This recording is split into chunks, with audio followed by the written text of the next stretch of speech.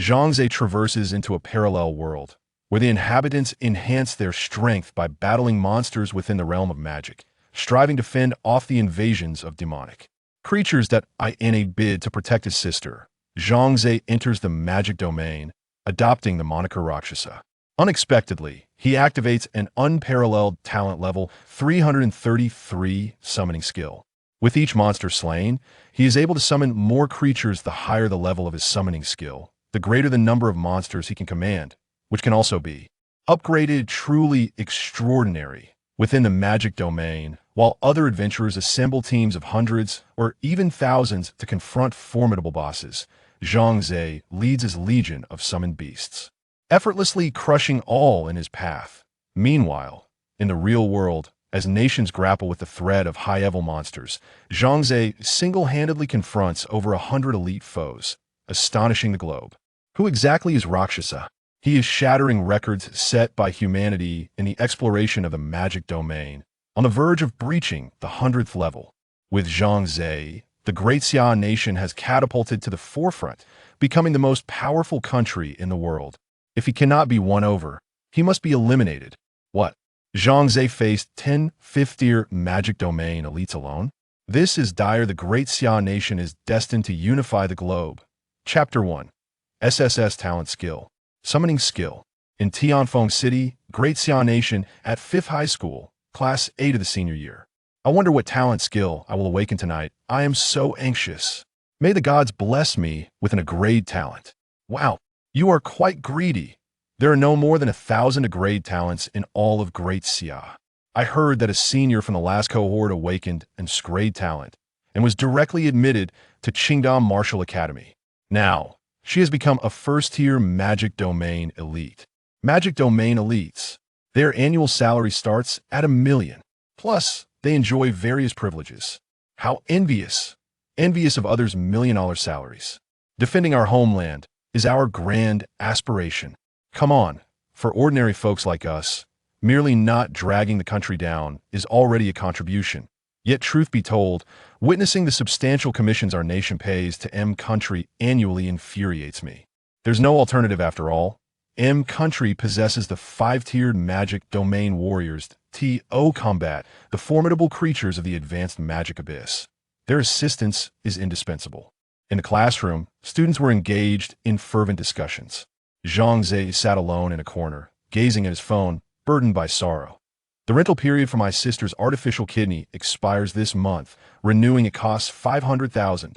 My parents' inheritance has been exhausted. I can only sell the house, but it may still fall short. Sigh. I thought that by living again, I would no longer worry about money. Yet here I am. Indeed, Zhang was not of this world. A decade ago, an unforeseen incident transported him from Earth to this realm, where he became the adopted son of the Zhang family. The Zhang couple treated him as their own, and his sister, Zhang Feng, regarded him as a true brother.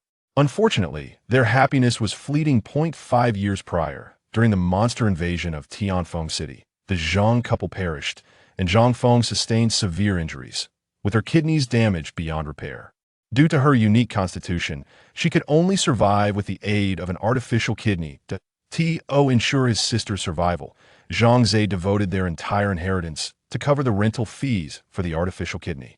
Purchasing one was out of the question. A single artificial kidney costs $5 million, and Zhang Feng required 2.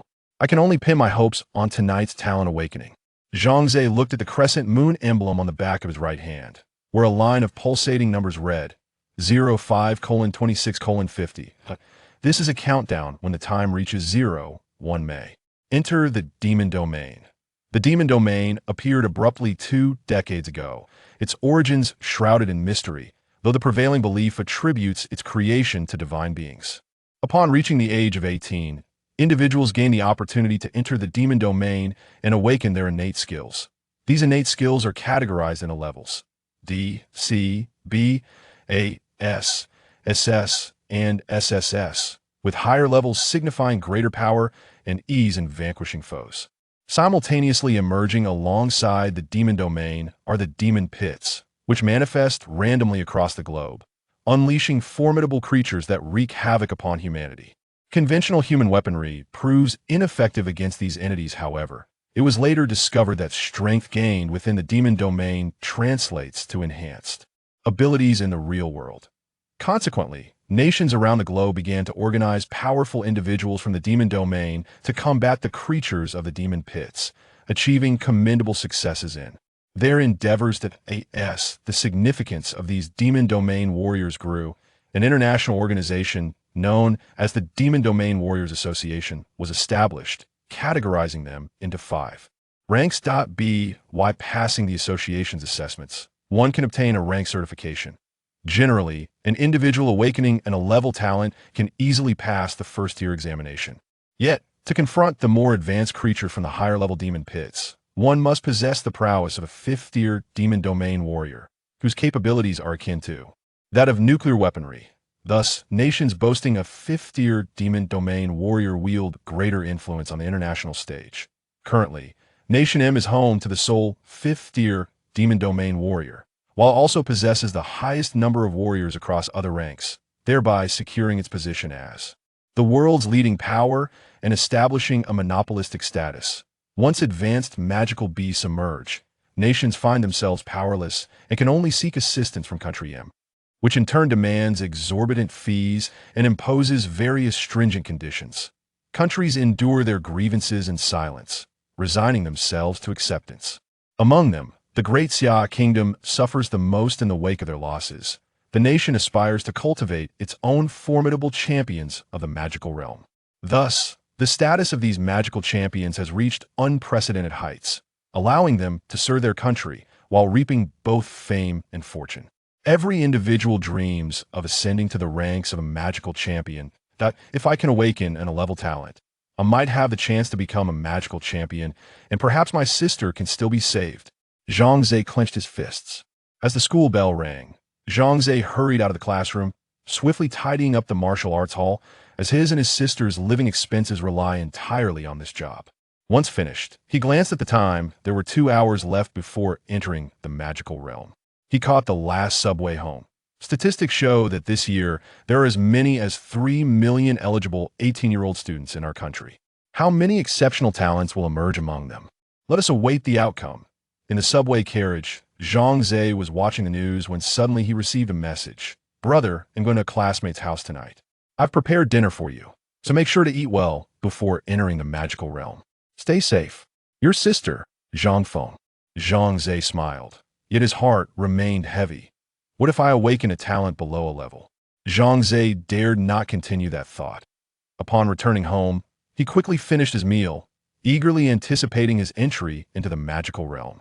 The global entrance into the magical realm is synchronized at precisely 8 o'clock in the evening.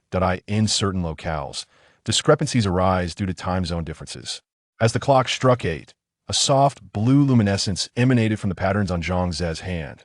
He had previously perused the guide to the realm of magic and was aware that he could now venture into the magical domain. To enter this realm, one merely needed to tap the crescent moon symbol 3 times consecutively. The same procedure applied for exiting, rendering it exceedingly simple. Zhang Xiao tapped thrice, and instantly, darkness enveloped him.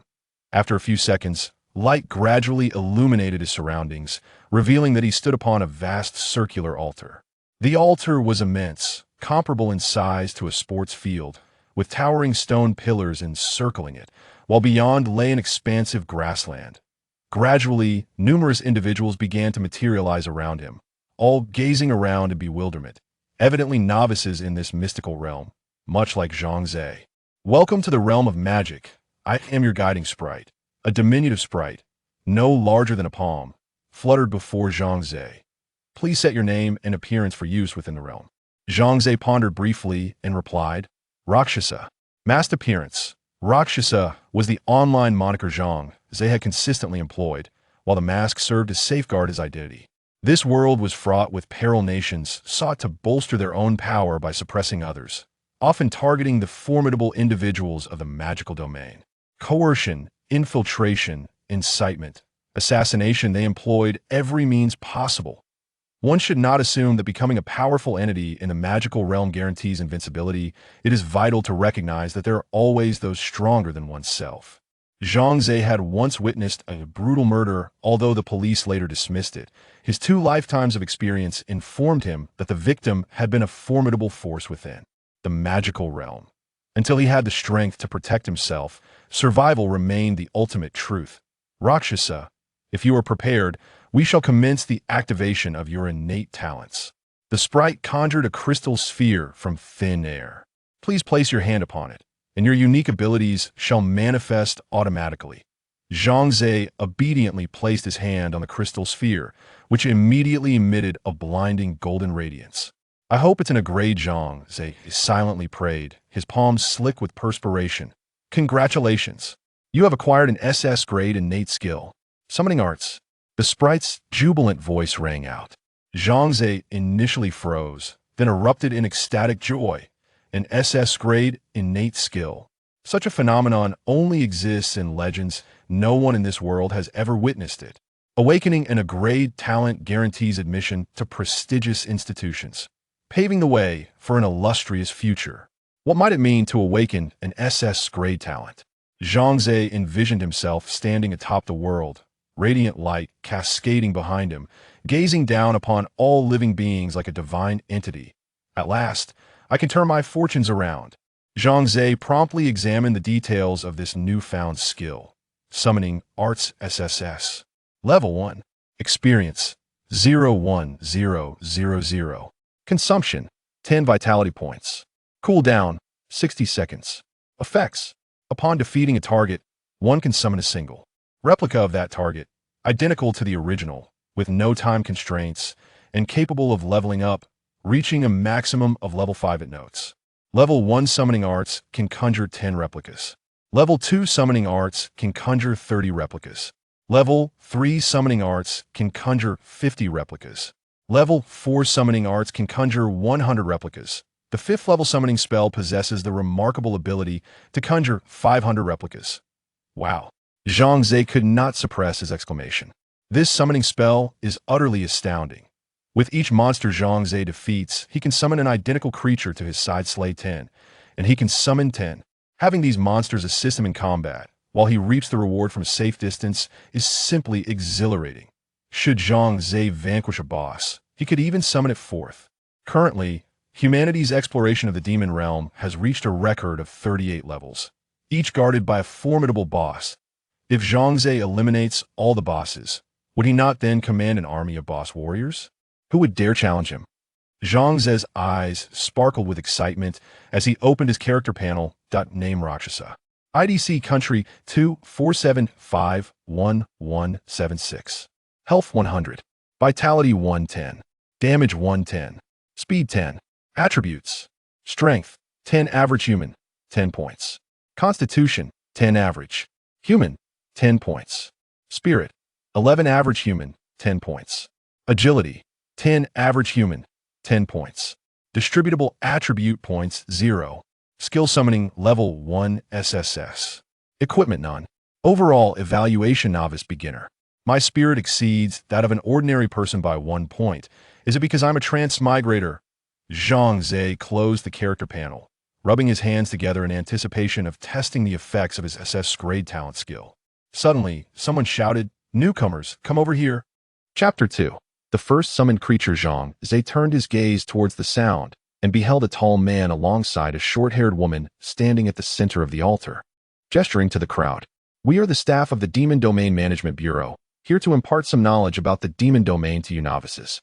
Additionally, we shall provide each of you with a weapon." The mention of weapons drew many curious souls closer. Zhang Xiao stood among the throng, listening as the man continued. "I know many of you believe that the demon domain is merely a game, but this is a grave misconception. In a game, if you die, you can be resurrected. However, in the demon domain, death is absolute. Not even a corpse remains, as you will vanish without a trace. You heard me correctly. There will be nothing left. It is indeed brutal.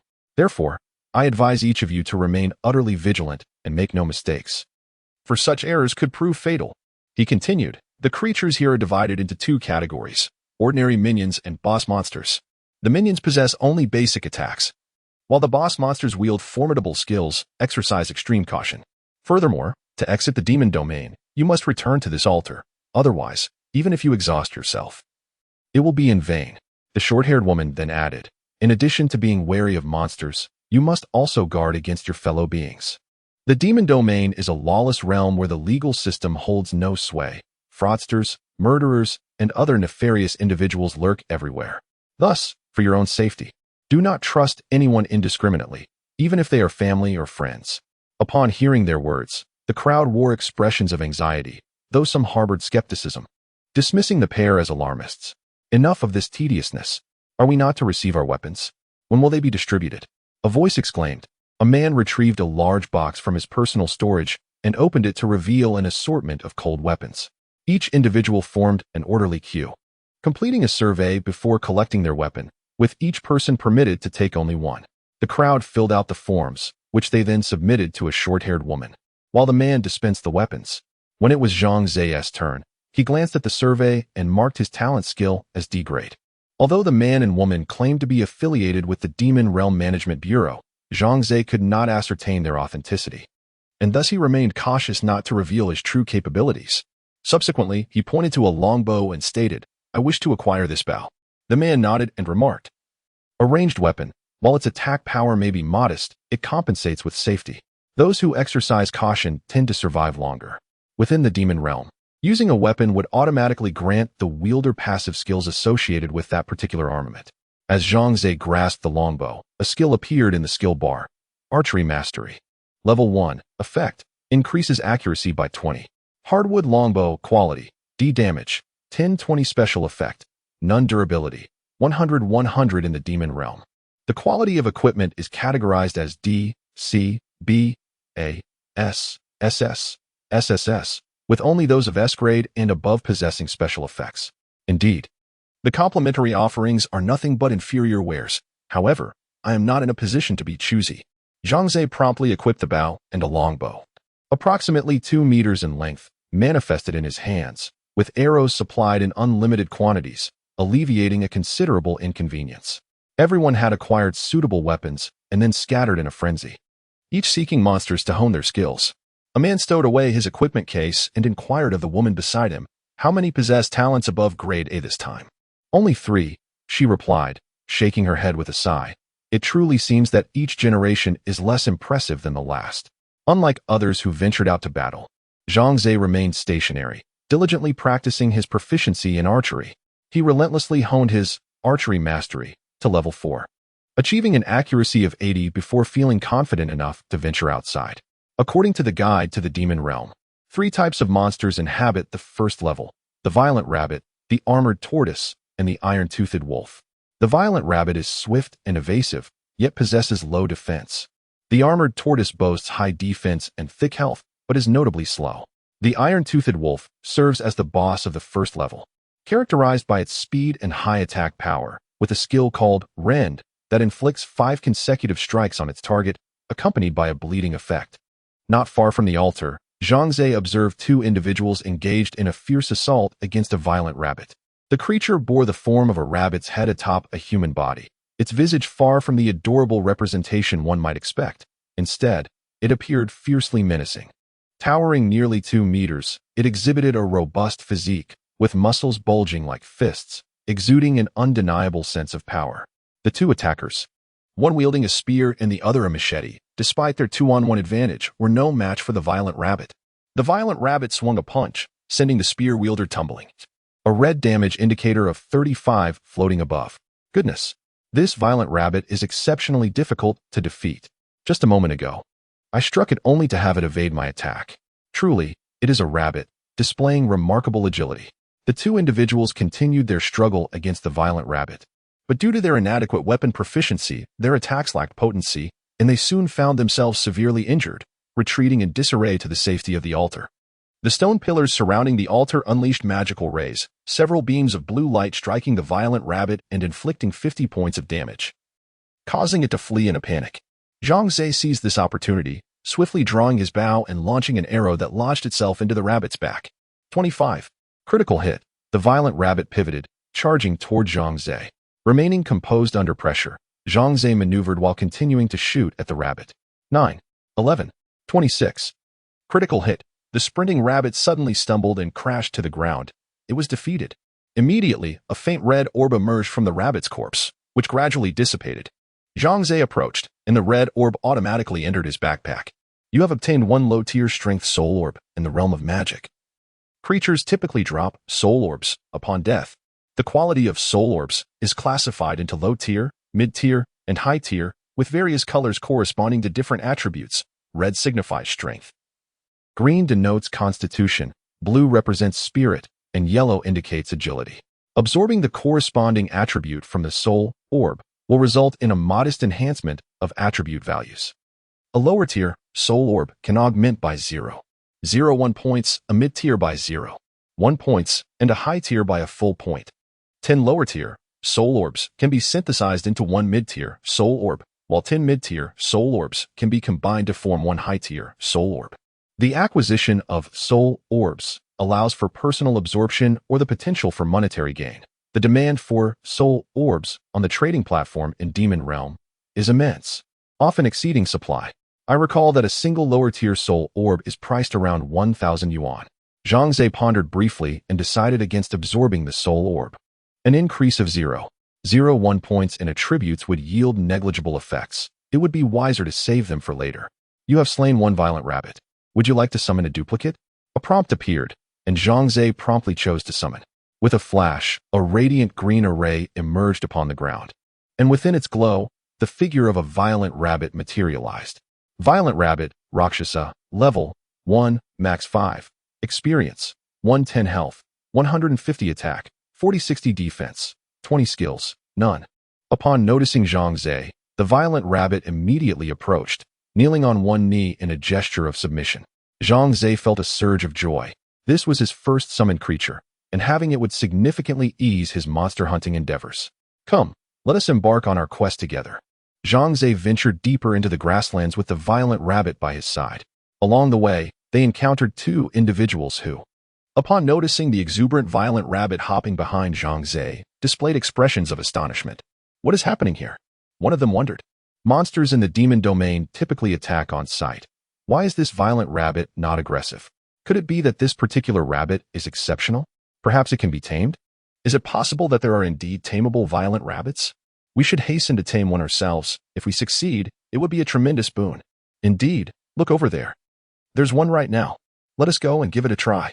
10 minutes later, the two individuals found themselves in disarray, howling in despair as they fled from the wrath of the violent rabbit. Zhang Xiao continued on, leading the violent rabbit to a pond, where he spotted a hard-shelled turtle. Chapter 3. The growing team. The armored turtle resembled a turtle with a human body, carrying a large gray shell on its back, moving sluggishly around the pond. This is the one. Violent Rabbit, go. With Zhang Xiao's command, the violent rabbit dashed forth like an arrow. When its fist struck the armored turtle's head, Zhang Xiao's arrow also flew. 13. Violent Rabbit, 2. Rascal, damn, my damage is still lower than the summoned monsters. Zhang Xiao pouted and continued to shoot. The armored turtle moved at an exceedingly slow pace. After Zhang Xiao and the violent rabbit landed several hits, it finally attempted to retaliate. However, its damage was indeed formidable. Bang! The armored turtle knocked the violent rabbit over with a single punch. A large red damage number floated up. 31. One punch took away a fifth of the violent rabbit's health. Seeing that the health bar above the armored turtle's head was still half full, Zhang Xiao urged the violent rabbit to stay in the front until they finally defeated the armored turtle. That was close. The violent rabbit was nearly defeated.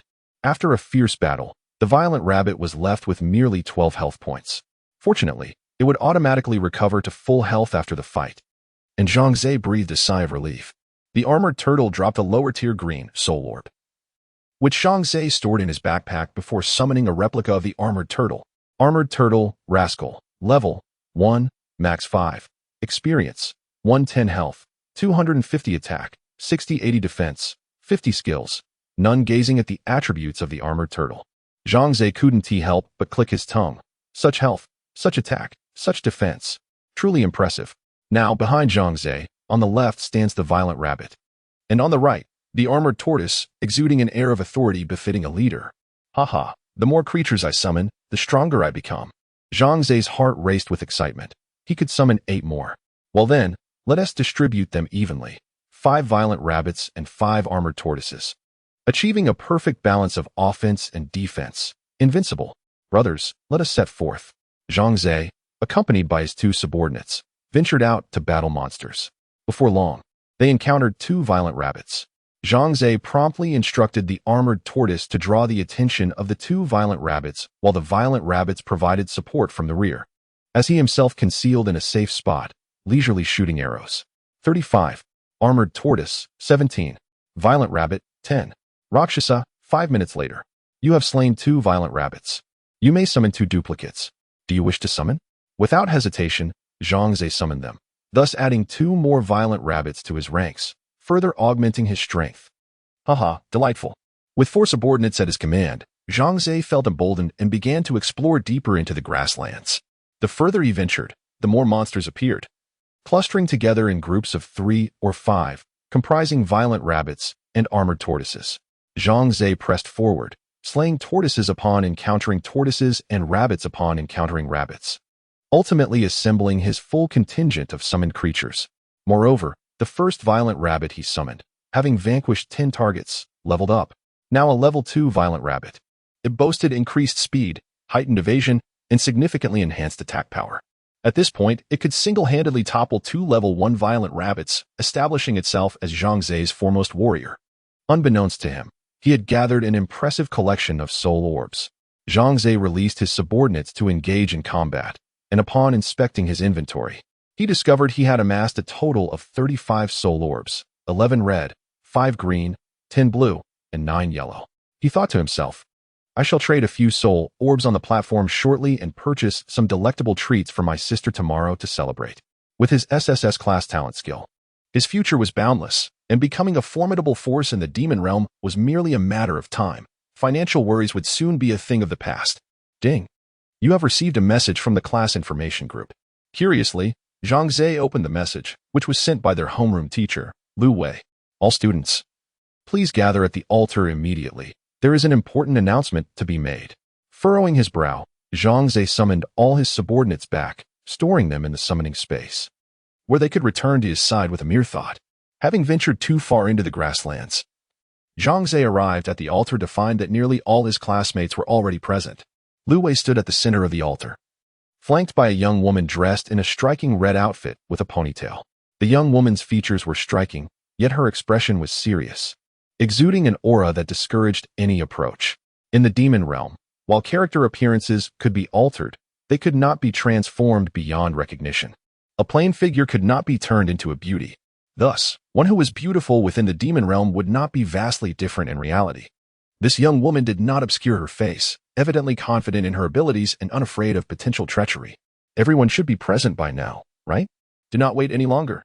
Lu Wei clapped his hands, signaling for silence among the crowd. You all must be familiar with the guide to the demon realm to ascend to the next level. One must vanquish the guardian of this tier, the boss. However, this boss poses a formidable challenge, particularly for novices like yourselves, rendering it exceedingly perilous. Hence, for your safety, the school has invited a formidable expert from the demon realm to assist you in defeating the first-tier boss, the iron-toothed wolf, and thus unlock the gateway to the second tier. Let us extend a warm welcome with our applause. The air was instantly filled with enthusiastic clapping. Isn't that the genius girl who awakened her S-grade talent skill in the last session? Someone inquired. You mean the one who was later granted admission to the prestigious Qing University Martial Arts School? Yes, precisely her. A school beauty and a genius, she seems to have it all. Upon overhearing the discussion, Zhang Xiao scrutinized the young woman closely. No wonder she dared to reveal her true self. She had indeed awakened an S-grade talent. The girl stepped forward and spoke calmly. Greetings, everyone. You may call me Moonshadow. I must emphasize a few points. Do not underestimate the first-tier boss. It is far more challenging than you might anticipate. All of you must heed my commands and refrain from acting independently. Failure to comply will result in dire consequences. Having concluded her statement, Moonshadow retreated, seemingly unwilling to elaborate further. Lu Wei then stepped up, stating, Next, Miss Moonshadow will lead you on your journey. I implore you all to follow her instructions and act cohesively. Exercise utmost caution in the demon realm, for the repercussions of negligence could be unimaginable. After speaking, the homeroom teacher nodded at Wei. She manipulated the luminous screen before her, and everyone present received a team invitation. Wei invites you to join the team. Do you agree? Zhang Xiao chose to accept and join the group, which operated on a system of free distribution. Although the allocation was free, there was no doubt that the rewards from the boss would belong solely to Wei Ying. After all, she was the primary attacker, and facing the boss posed significant danger. Zhang Xiao approached Wei Ying within the team, wishing to review her information. Name: Wei Ying, ID: C24751012. Health, Vitality, Damage, Speed, Attributes, Strength. The standard for an ordinary person is 10 points. Constitution. The standard for an ordinary person is 10 points. Spirit. The standard for an ordinary person is 10 points. Agility. The standard for an ordinary person is 10 points. Available attribute points. Skills. Equipment. Western Sword. Overall evaluation. Skilled swordsman. It appeared that Wei Ying had concealed this information, presumably to safeguard her privacy, thus obscuring the key details. Subsequently, Lu Wei nodded at Wei Ying and exited the game. Wei Ying led the way out of the altar, with the crowd trailing behind. Their assembly of over 50 individuals standing out prominently on the grassland. Along the way, they encountered a few aggressive rabbits and armored turtles, which Wei Ying dispatched effortlessly with a few swift strikes, eliciting admiration from the onlookers. Indeed, she was a proficient swordsman. Her swordplay was exquisite, Zhang Xiao mused to himself. Soon, the crowd arrived before a towering and ancient stone door. Beyond this portal lay the second layer of a demon realm. A 3-meter-tall, iron-toothed wolf stood with its back to the onlookers, and the sight of its scarred, muscular back evoked an overwhelming sense of ferocity and savagery. Chapter 4. Is this a desire for longevity? Wei Ying raised her hand, bringing the crowd to a standstill. Leave the iron-toothed wolf to me. Those who wish to live should maintain a safe distance and refrain from attacking the iron-toothed wolf on their own. Once I vanquish the iron-toothed wolf, each of you shall receive a key, which will grant you passage through the stone door to the second level. Having spoken, Wei Ying closed her eyes, inhaled deeply, and then strode confidently toward the iron-toothed wolf, leaving the crowd captivated by her striking silhouette. How impressive! Even I, a woman, am smitten. I must cling to the leg of this beautiful goddess. You're too heavy. The beautiful goddess cannot carry you. Wei Ying had already reached the 5th level of the demon realm. Having faced every boss at each level, the iron-toothed wolf posed no challenge for her, which is why she was invited to assist. Out of respect for her alma mater's invitation, she could not decline and agreed to help. As Wei Ying's footsteps echoed, the iron-toothed wolf became alert, turning its head to reveal its sharp fangs. Light slash. Wei Ying darted swiftly before the iron-toothed wolf, nimbly evading its outstretched claws. The glimmering blade in her hand flashed coldly as she struck. 3 blinding beams of white light were etched into the iron-toothed wolf's chest, the sword light piercing through its tough hide. 88, 176, 752. Critical hit. In an instant, the iron-toothed wolf's health was depleted, and it collapsed to the ground with a resounding thud. The light slash was Wei Ying's S-level talent skill, characterized by its overwhelming prowess. Light slash, S, level, 1 experience, 378, 1000 consumption, 10 vitality cooldown, 60 seconds effect. Executes a swordsmanship attack on the target, with each slash doubling the damage. On the final slash, it will deliver a critical hit based on the double damage, inflicting immense harm. Note: Level 1 light slash delivers a triple strike to the target. Level 2 delivers a quintuple strike. Level 3 offers a decuple strike. Level 4 inflicts a 20-fold strike. Level 5 unleashes a 50-fold strike. Wei Ying stood gracefully behind the iron-toothed wolf, her long sword slowly sheathing with an elegance that captivated onlookers once more. With a single move, she vanquished the boss. Truly a prodigy. Remarkable. Is this the power of an S-grade talent skill? Terrifying. Observing my D-grade talent skill, one cannot help but feel the weight of comparison. The iron-toothed wolf dropped 5 lower-tier red soul orbs, 3 lower-tier green soul orbs, 2 lower-tier yellow soul orbs, and additionally, a D-grade quality pair of gauntlets. As Wei Ying approached, all these rewards swiftly flew into her backpack. You should have obtained the key now. Make haste through the stone door. The boss will respawn in 1 hour. After addressing the group, Wei Ying opened her friend channel. Wei Ying, apologies, I was assisting someone with the 1st layer boss, and I've just concluded. I will promptly join everyone on the 5th layer. Colossal deity, no worries. We are still waiting for you at the 5th level boss. You are the main force and cannot be absent. Haha. Princess of Wealth, Sister Moonshadow is truly compassionate.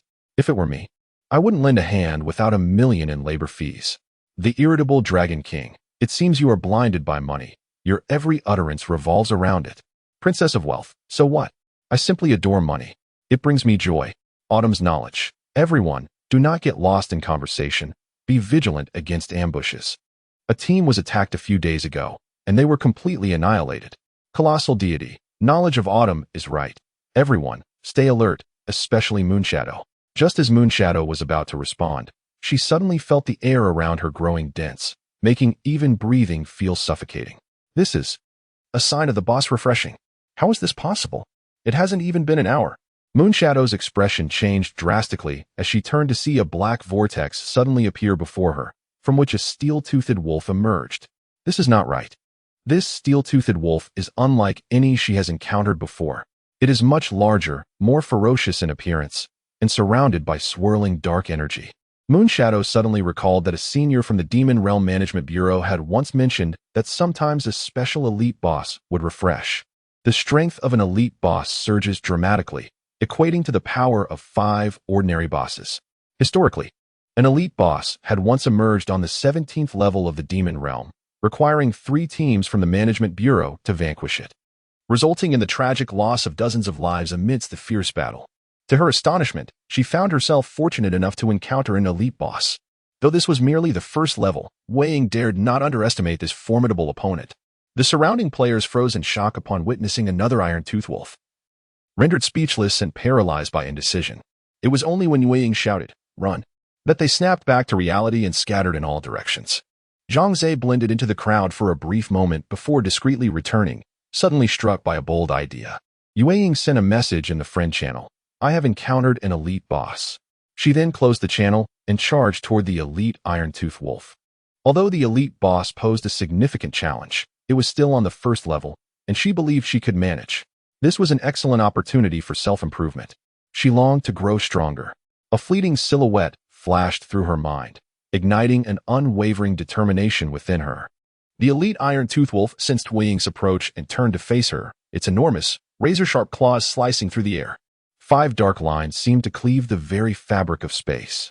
This was the iron-toothed wolf's skill. Tear. Wei Ying desperately evaded. But the elite iron-toothed wolf's attack speed surpassed her expectations. She narrowly avoided 3 strikes, but could not escape the remaining 2. 170. Elite iron-toothed wolf. 147. Elite iron-toothed wolf. You are bleeding. 115. Every 10 seconds, the Moonshadow loses 1 of her health. If the bleeding does not cease, it will inevitably lead to her demise. The agony causes her to break out in a cold sweat as she grits her teeth and continues to wield her sword. With a swift motion, she unleashes another strike of radiant slash, landing precisely on the elite Iron Fang Wolf. 33. 66. 199. Critical hit. The damage is dishearteningly low. A wave of despair washes over Moonshadow. Radiant slash is her most formidable technique, yet it inflicts less than 300 points of damage. How high could the defenses of this elite Iron Fang Wolf possibly be? With a fearsome roar, the elite Iron Fang Wolf charges at Moonshadow. She narrowly evades to the side, only to find herself directly in the wolf's path, suffering 5 additional vicious claw strikes. 139. Elite Iron Fang Wolf. 145. Elite Iron Fang Wolf. 166. Elite Iron Fang Wolf. 174. Elite Iron Fang Wolf. 167. Elite Iron Fang Wolf. Warning. Your health is critically low. Please heal promptly.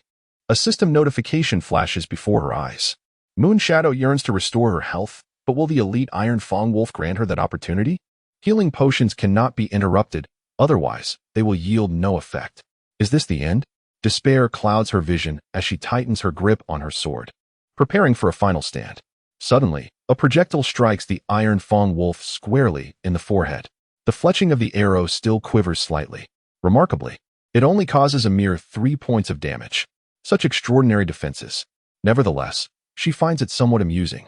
Zhang Xiao swiftly sheathes his bow and turns to flee, while the elite Iron Fang Wolf lets out a furious roar and begins to chase him relentlessly. Wei Ying was momentarily stunned. Could it be that he was attempting to save her? Anger surged within her. Nonsense.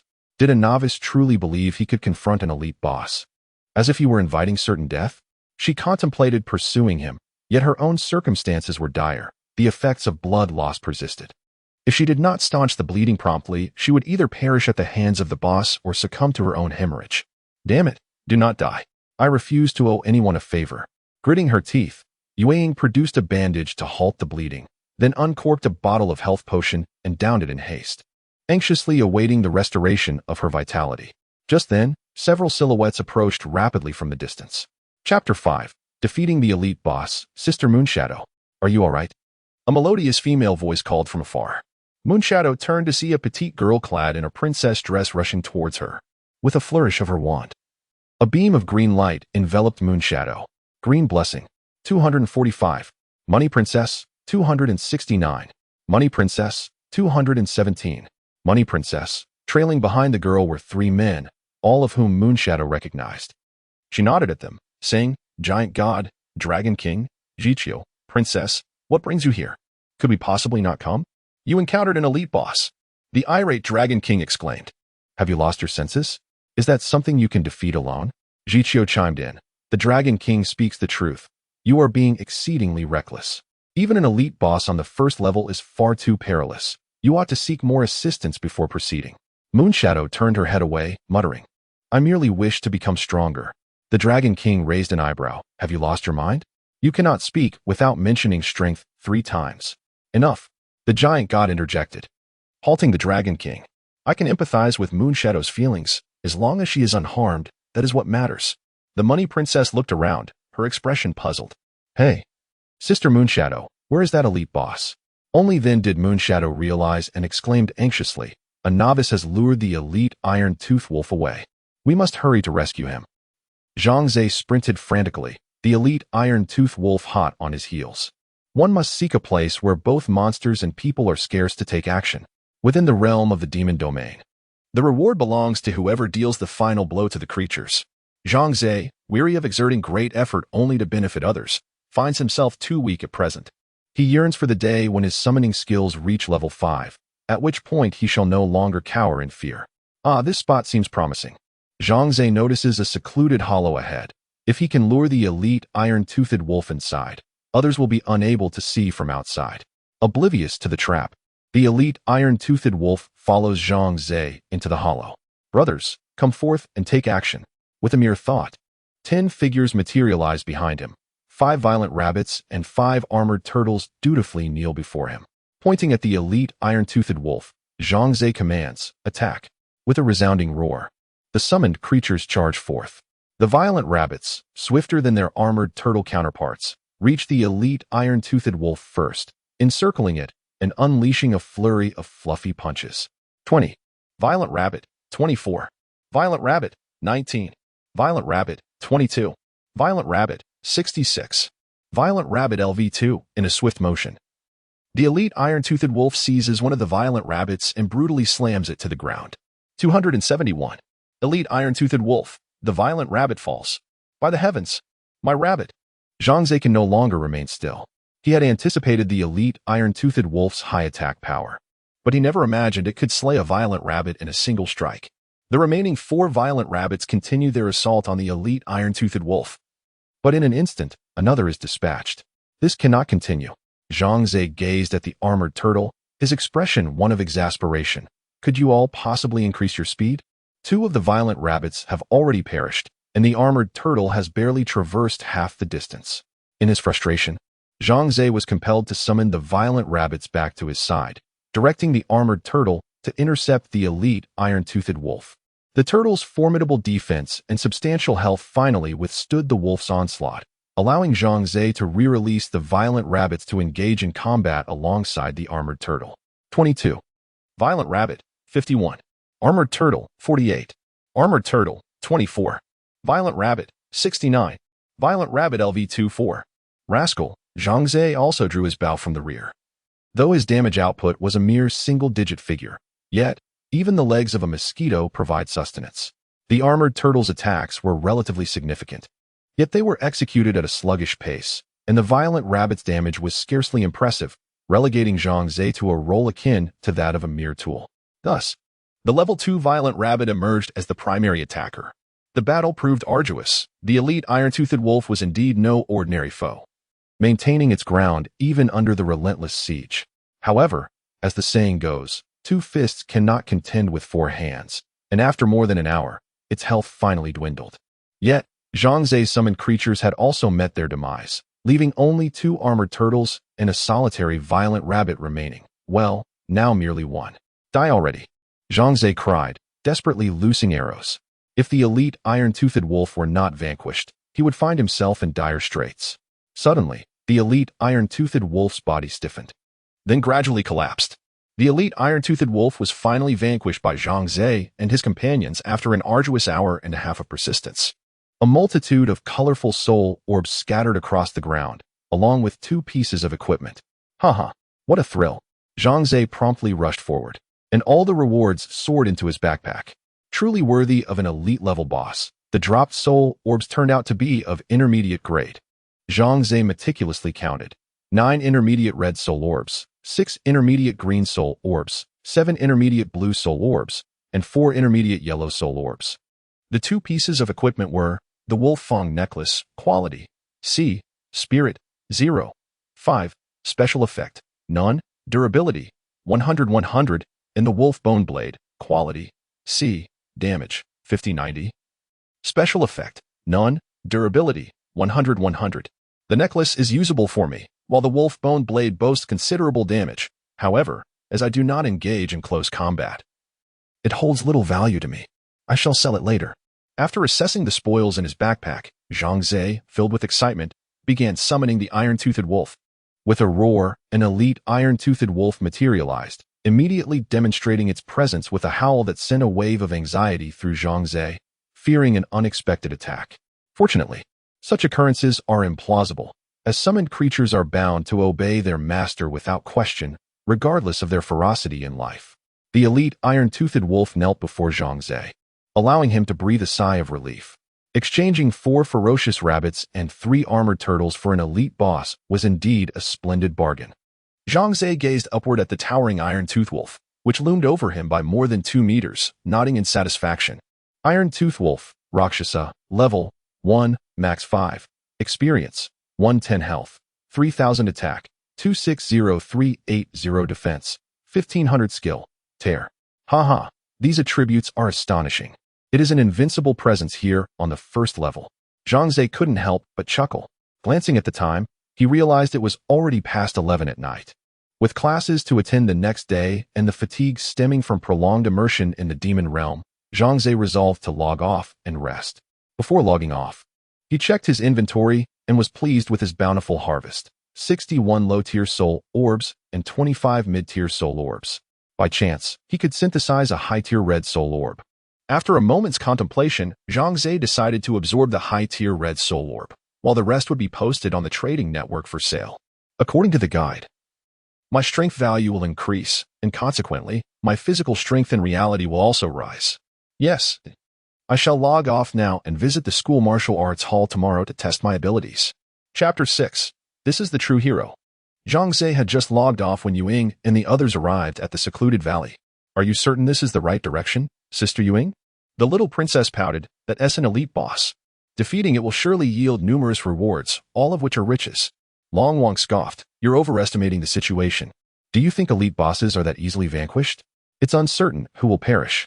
The little princess glared at Long Wang and retorted. With 2 S-class talents and 3 A-class talents, isn't our formation powerful enough? I refuse to believe that the 5 of us cannot conquer an elite boss.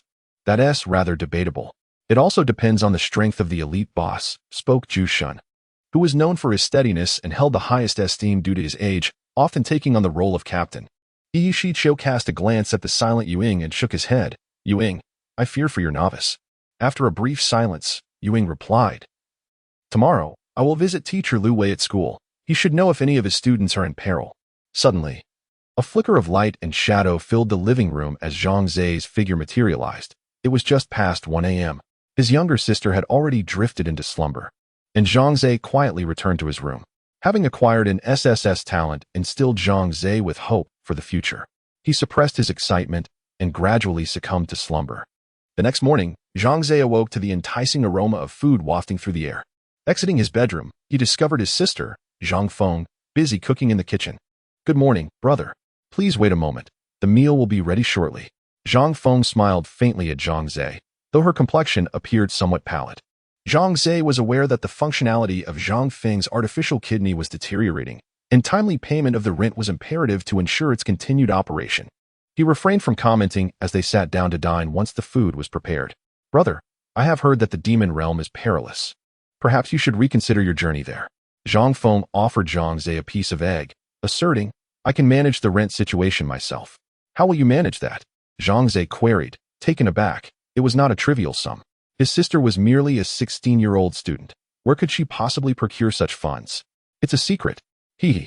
Zhang Feng teased, withholding details. "I have my own means to handle the rent. You need not worry." Zhang Xiao shook his head, insisting, "At your young age, focus on your studies." He had initially intended to share with his sister the fact that he had awakened an SSS-level talent, but upon reflection, he decided to keep it to himself. The fewer people who knew this secret, especially close friends and family, the better. Otherwise, they could become embroiled in danger. "Brother, do you trust me?" Zhang Feng implored anxiously. She had refrained from inquiring about the nature of Zhang Xiao's awakened talent, fearing it might bruise his pride. After all, among 10,000 individuals, fewer than 5 might awaken an A-level talent, while the rest possessed ordinary or even inferior talents. Zhang Feng did not look down upon her brother. But the odds were indeed disheartening. "That's settled then," Zhang Xiao declared as he polished off his meal and waved his hand, stepping out of their home. Upon entering the classroom, Zhang Xiao was immediately enveloped in the lively discussions among his classmates regarding their escapade in the demon realm the previous day. "Alas, I have awakened a D-grade talent, destined to live a life as an ordinary individual. Yet, there is nothing inherently wrong with being ordinary. A life of simplicity is indeed the truest form of existence. With such nonchalance, what talent did you awaken?" "B-grade.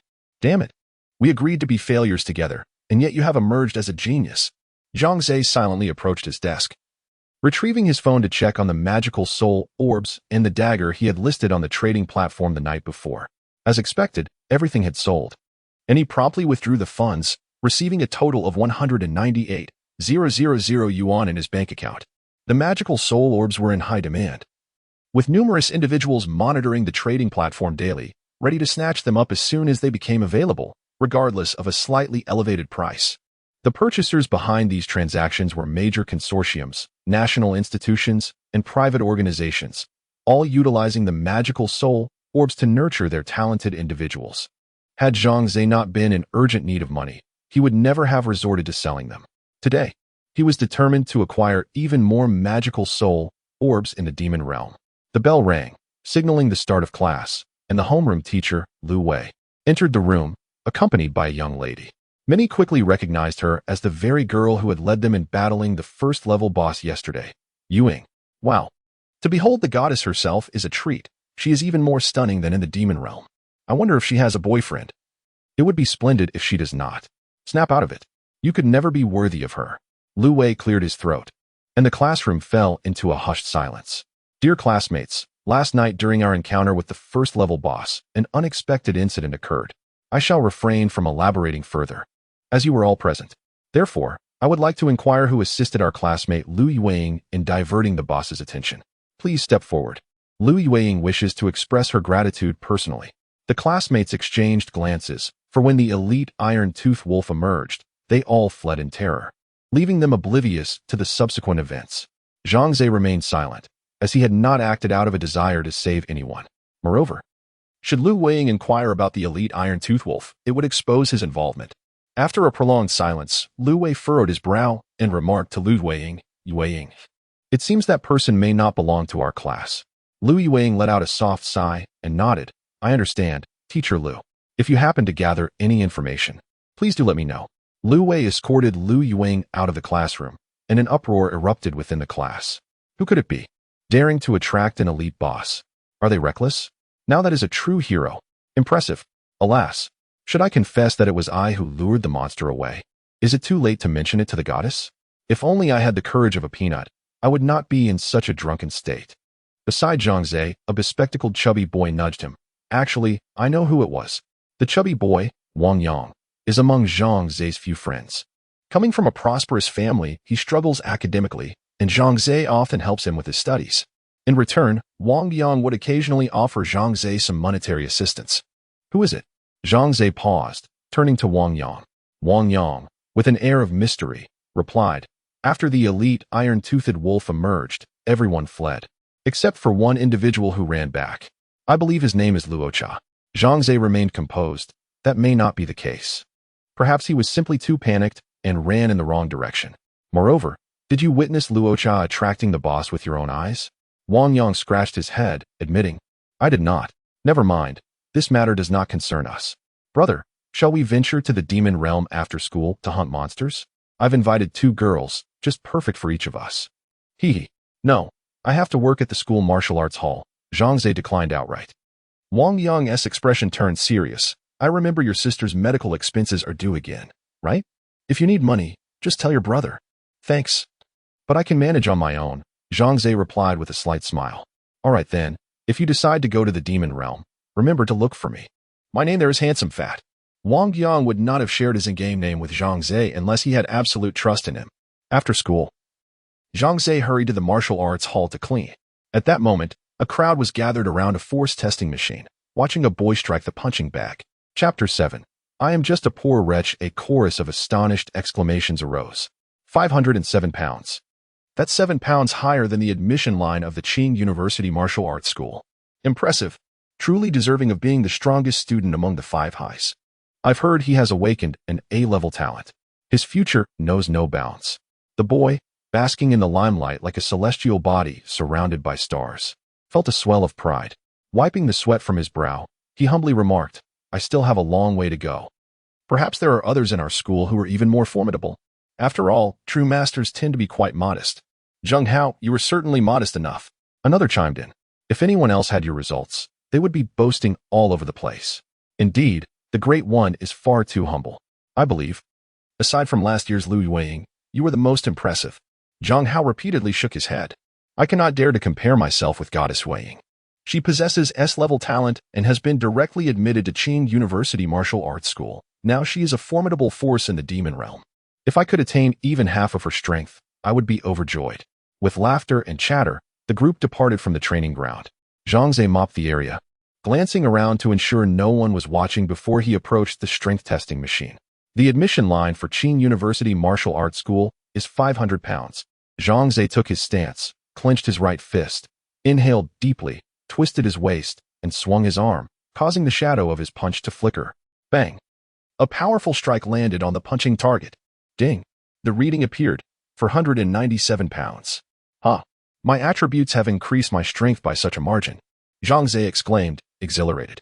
He recalled that his previous score was only around 390 pounds, a result of his daily training.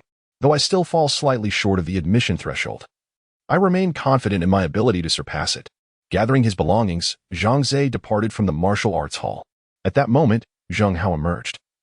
He was a senior member of the school's martial arts hall, possessing his own private lounge. As he passed by the force measuring machine, he instinctively cast a glance at it. Zhang Xiao halted in his tracks, noticing the striking figure left by Zhang Xiao, 497 pounds. His astonishment was palpable. He was merely 3 pounds shy of the admission line for Qingda Martial Arts School. The average individual's punching power hovers around 200 pounds, while those with superior talent, through rigorous training, may reach 300. However, achieving 500 pounds is exceedingly arduous. Just yesterday, Zhang Xiao himself had only managed to deliver a punch of approximately 400 pounds. Until a distant cousin, now a martial arts master, gifted him a high-tier red soul orb upon his entry into the demon realm, enhancing his strength attribute by 1 point and enabling him to achieve a remarkable 507 pounds. And yet, this individual managed to strike 497 pounds, just 10 pounds less than himself. Qingda Martial Arts School only offers 2 admission slots for our school. This person could very well become my rival. Who could it be? Zhang Xiao glanced around, finding himself alone in the hall. On his way home, Zhang Xiao received a text from his sister, informing him that she would be studying at a classmate's house and would return later. What on earth is this girl up to behind my back? Zhang Xiao shook his head. His sister was fiercely independent and reluctant to allow others to interfere in her affairs, which is why he seldom pried. Upon returning home, Zhang Xiao hastily took a bite to eat before entering the demon realm. Which layer of the demon realm would you like to enter? First layer, second layer, please make your selection. After some contemplation, Zhang Xiao ultimately opted for the first layer. He currently had 6 vacant positions in his summoned monster team and planned to fill these slots before venturing into the second layer, considering it a safer approach. However, since he had already unlocked the second layer, the likelihood of monsters in the first layer dropping soul orbs would diminish. This measure was implemented to prevent high-level adventurers from returning to seize monsters from newcomers. In a fleeting moment, Zhang Xiao found himself at the altar of the first layer. Surrounding him were a multitude of figures. Some immediately called upon their friends to join them in hunting, while others stood in bewilderment, clearly new to this realm. Each day, individuals turned 18, thus welcoming a fresh wave of newcomers. Zhang Xiao observed the duo from the Demon Realm Administration once again beckoning the new arrivals, reiterating the same words as the previous day, registering them, and distributing weapons. Departing from the altar, Zhang Xiao sought a secluded spot devoid of any presence. He summoned 2 armored turtles, a violent rabbit, and an elite iron-toothed wolf, preparing for battle. The monsters of the second layer proved significantly more formidable than those in the first. The violent rabbit, despite its swiftness, possessed relatively low attack and defense, rendering it insufficient against the disparity in strength. It would likely perish after just a few encounters. In contrast, the armored turtle boasted high defense, allowing it to withstand attacks and significantly increasing its chances of survival. The higher the level of the summoned monsters, the more formidable they became. Thus, only the strongest would prevail. The level 2 violent rabbit made Zhang Xiao realize that only high-level summoned creatures could prove useful. Thus, the sturdy and resilient hard-shelled tortoise was far more suitable than the violent rabbit. With this understanding, Zhang Xiao resolved to reserve all remaining positions in his team for the hard-shelled tortoise. As he proceeded, he would not overlook any opportunity to encounter the hard-shelled tortoise, dispatching all his summoned creatures to engage in battle. With the elite iron-toothed wolf by his side, the skirmishes became considerably simpler, often resolving the fate of a hard-shelled tortoise within mere minutes. Once the fights concluded, Zhang Xiao promptly summoned the hard-shelled tortoise to bolster his ranks of summoned beasts. After more than an hour, his team of summoned creatures was fully assembled. Excellent. He was ready to advance to the next level. Zhang Xiao felt invigorated. At the stone door of the first level, there were often numerous players engaged in battling the boss, so to avoid drawing attention, Zhang Xiao decided to retract all his summoned beasts until he reached the second level. As he sprinted towards the stone door, he suddenly noticed 5 men pursuing a man and 2 women. The man leading the charge was named Shui Peng. Could it be Wang Yang? Zhang Xiao paused, recognizing that there could be no other with such a shameless name. The 2 girls beside Wang Yang were likely the companions he had summoned. But what reason did those 5 men have to chase them? Breathless and with his heart racing, Wang Yang shouted as he fled, "Big brother, sir, please don't kill us. We are merely novices, and we possess nothing of value." A cold, mocking laugh echoed from behind. "I am aware that you are novices, and I do not expect to derive anything of value from you. However, we can certainly abduct you and extort money from your loved ones in the real world." Ha ha. The malicious laughter was jarring, leaving Wang Yang and the 2 girls pale with fright. Such occurrences were not unprecedented. Kidnappers had used the guise of the virtual realm to facilitate their nefarious deeds, making it exceedingly difficult to resolve even if the authorities were alerted. What was even more sinister was that even upon the payment of a ransom, the chances of rescuing the hostage were slim, as kidnappers typically eliminated their captives to prevent the leakage of sensitive information. "Big brother, my family is incredibly poor. I am but a destitute soul. Please spare me." In a moment of desperation, Wang Yang attempted to deceive them. "Do you think you can fool me? Did you not just boast to those 2 girls about living in a mansion and driving luxury cars?" Wang Yang mentally berated himself for his earlier bravado, which had now ensnared him in this predicament. With no other options available, he felt compelled to flee, hoping to encounter a benevolent soul who might aid him. Otherwise, his fate appeared dire. "Little brat, think you can escape?" Into the murky mire. No sooner had the words left their mouth than Wang Yang felt the ground beneath him suddenly give way, his feet sinking into the soft earth, rendering him immovable. The 2 girls beside him were equally ensnared, their terror manifesting in frantic cries. Wang Yang's expression changed drastically. Is this a latent skill? 5 robust men encircled 3 individuals, among whom one was named Blood Red Right Hand. A long-haired man, wearing a mask, approached Wang Yang with a sinister grin and said, "If you wish to avoid death, you will obediently disclose your family's contact information." Chapter 8. Eliminate them. Although Wang Yang was terrified, he understood that speaking would undoubtedly lead to his demise. Thus, he resolutely kept his mouth shut.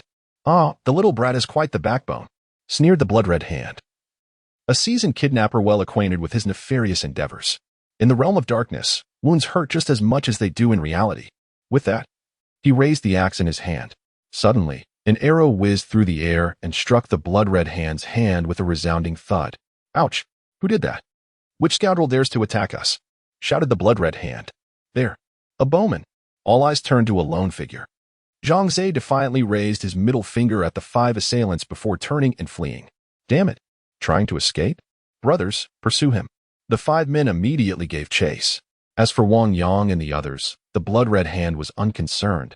His innate skill, Muddy Swamp, could easily handle a bowman for an entire hour. Zhang Xiao was relentlessly pursued by the 5, encountering others along the way, yet no one intervened.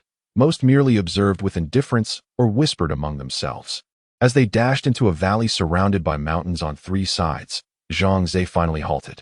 The terrain was favorable. With a single exit to guard, no one could escape. Having resolved to take action, Zhang Xiao had no intention of leaving anyone alive. "Damn it, keep running. Haha, the fool has run into a dead end.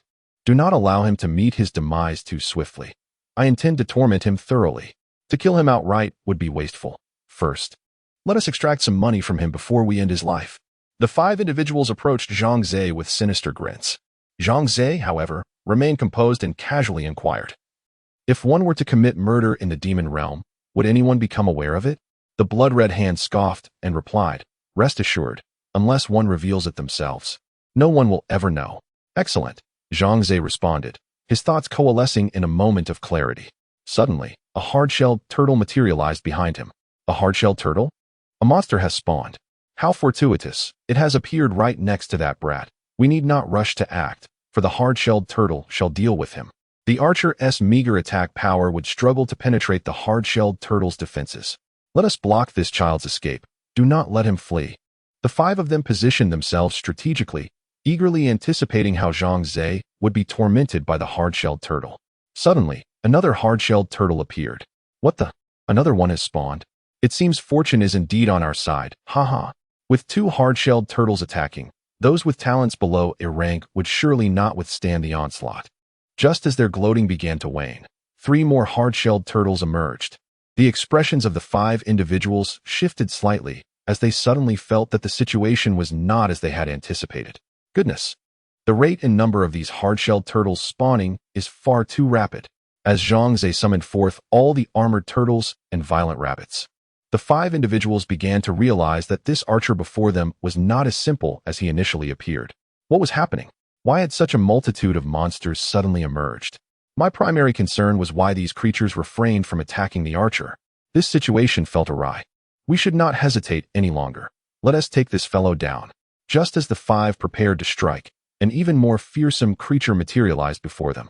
With a chilling howl, the elite iron-toothed wolf appeared, its formidable presence causing the 5 to halt in their tracks, their faces paling in terror. "BB boss. Why was the first layer's boss? The iron-toothed wolf, present here? It should be guarding the stone door. Brothers, this is no ordinary boss. It is an elite boss."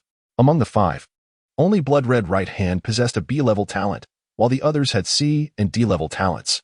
Despite having navigated the demon realm for several years, their lackluster talents relegated them to the status of mere ordinary adventurers, slightly above novices. While they could barely contend with a standard boss, encountering an elite boss would undoubtedly spell doom.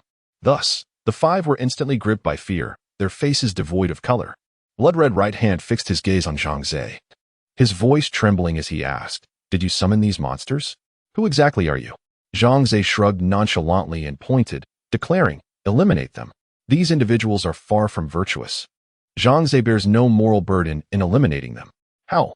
The iron-toothed wolf emitted a deafening roar, charging forward accompanied by a host of armored turtles and violent rabbits. "Ah, they are upon us. What shall we do? We cannot contend with the elite boss. Flee. Our lives are at stake." The 5 turned to escape, only to find a violent rabbit suddenly blocking their path, its level glaringly marked as LV2. This was a cunning trap set by Zhang Xiao, devised to thwart any attempts at flight. How could this be? A level 2 violent rabbit? I've been in this first layer for so long, and this is the first time I've encountered one. Do not stand idly by. Let us all charge forth and vanquish that rabbit. The five shrieked as they lunged at the violent rabbit, yet their assaults were effortlessly evaded. With a resounding thud, a short-haired man was sent flying by a single punch from the rabbit. 96. Violent rabbit LV2. Good heavens. The damage from this rabbit is astonishing. The short-haired man's face turned pale as he realized a third of his health had evaporated. In desperation, he activated his talent skill, Basic Recovery, restoring 100 health points.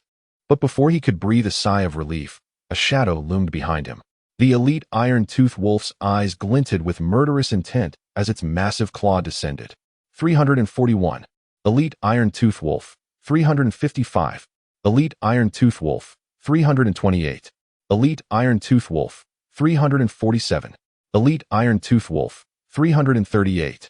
With a piercing scream, the short-haired man's life force was instantaneously extinguished, causing him to vanish without a trace. In his absence, a collection of items fell to the ground. 15 low-tier soul orbs, 1 mid-tier soul orb, and a pair of shoes of D-grade quality. When adventurers perish in the realm of magic, their gear and belongings are left behind. Zhang Xiao approached and gathered the items into his backpack. The other four individuals gazed at the iron-toothed wolf in terror, one of them collapsing to the ground in fear, his legs giving way. A single strike had been sufficient to eliminate him. There had been no opportunity for retaliation. This exemplifies the terrifying nature of elite bosses. If they, with their meager talents, felt such dread, how could they expect to stand against an elite boss when even the S-rank gifted Lu Yueying had suffered greatly in such encounters? The man known as Bloodied Right Hand remained relatively composed as he shouted, "Daba, utilize your talent skill, Earth Wall, to block the iron-toothed wolf. The rest of you, join me in eliminating this accursed rabbit." The savage creature obstructed the soul exit. Without dealing with it, Bloodied Right Hand and his companions would find it impossible to escape. Though reluctant, the man named Daba recognized there was no better alternative and steeled himself to confront the iron-toothed wolf. Earth Wall. Daba invoked his talent skill, and a towering wall of earth, 10 meters high and 5 meters thick, rose instantaneously, isolating the iron-toothed wolf beyond its confines. Bloodied Right Hand then unleashed his own talent skill, Muddy Swamp, ensnaring the savage rabbit, and prepared to lead his companions in a hasty retreat from the valley. At that moment, they were suddenly startled by the furious roar of the iron-toothed wolf behind them, accompanied by the chilling and anguished cries of the bus. Chapter 9. Entering the second layer, the crowd turned in astonishment, witnessing the earthen wall erected by Daba effortlessly obliterated by the iron-toothed wolf. Daba had also been dispatched by the creature's claws. He was dead. What a terrifying elite boss. Who exactly is that being known as Luocha? Why is he capable of summoning monsters? Could it possibly be his innate skill? Panic surged within several individuals, rendering them oblivious to the sudden disappearance of the violent rabbit, which had been ensnared in the mire. In the next moment, the violent rabbit reappeared beside a tall, slender man, delivering a punch that sent him flying. The unfortunate fellow landed right at the feet of the iron-toothed wolf, letting out a horrific scream as he was dispatched to the afterlife. What is happening? Wasn't that rabbit trapped by my mire? Bloodied Right Hand pondered in confusion. Are you curious? Zhang Xiao emerged slowly from behind the iron-toothed wolf, a smile gracing his lips. I retrieved the violent rabbit. All negative effects have dissipated. As Bloodied Right Hand gazed upon Zhang Xiao's smiling visage, an unfamiliar dread gripped his heart. Watching the encroaching iron-toothed wolf, he trembled. If anyone discovers that you have killed us, your life will be over. Now, spare us. Name your price. Zhang Xiao sneered in disdain, replying, I recall you mentioning that unless I disclose it myself, no one would ever know. Bloodied Right Hand found himself momentarily at a loss for words. He had assumed Zhang Xiao to be a novice, easily deceived, only to find himself outmaneuvered. With death looming on both sides, he resolved to fight back. The three individuals gritted their teeth, determined to fight to the bitter end, only to be swiftly surrounded by the iron-toothed wolf, the hard-shelled tortoise, and the violent rabbit. Amidst the cacophony of their anguished cries, the lives of these three wicked souls came to a tragic conclusion. Their self-inflicted demise was inevitable. Zhang Xiao shook his head in dismay as he approached to collect the items dropped by the Bloodied Right Hand and the others, stowing them away in his backpack. Ah, these fellows possessed quite a treasure trove. 36 low-tier soul orbs, 4 mid-tier soul orbs, 3 pieces of D-grade equipment, 1 piece of C-grade equipment, and an item known as the Fury Talisman.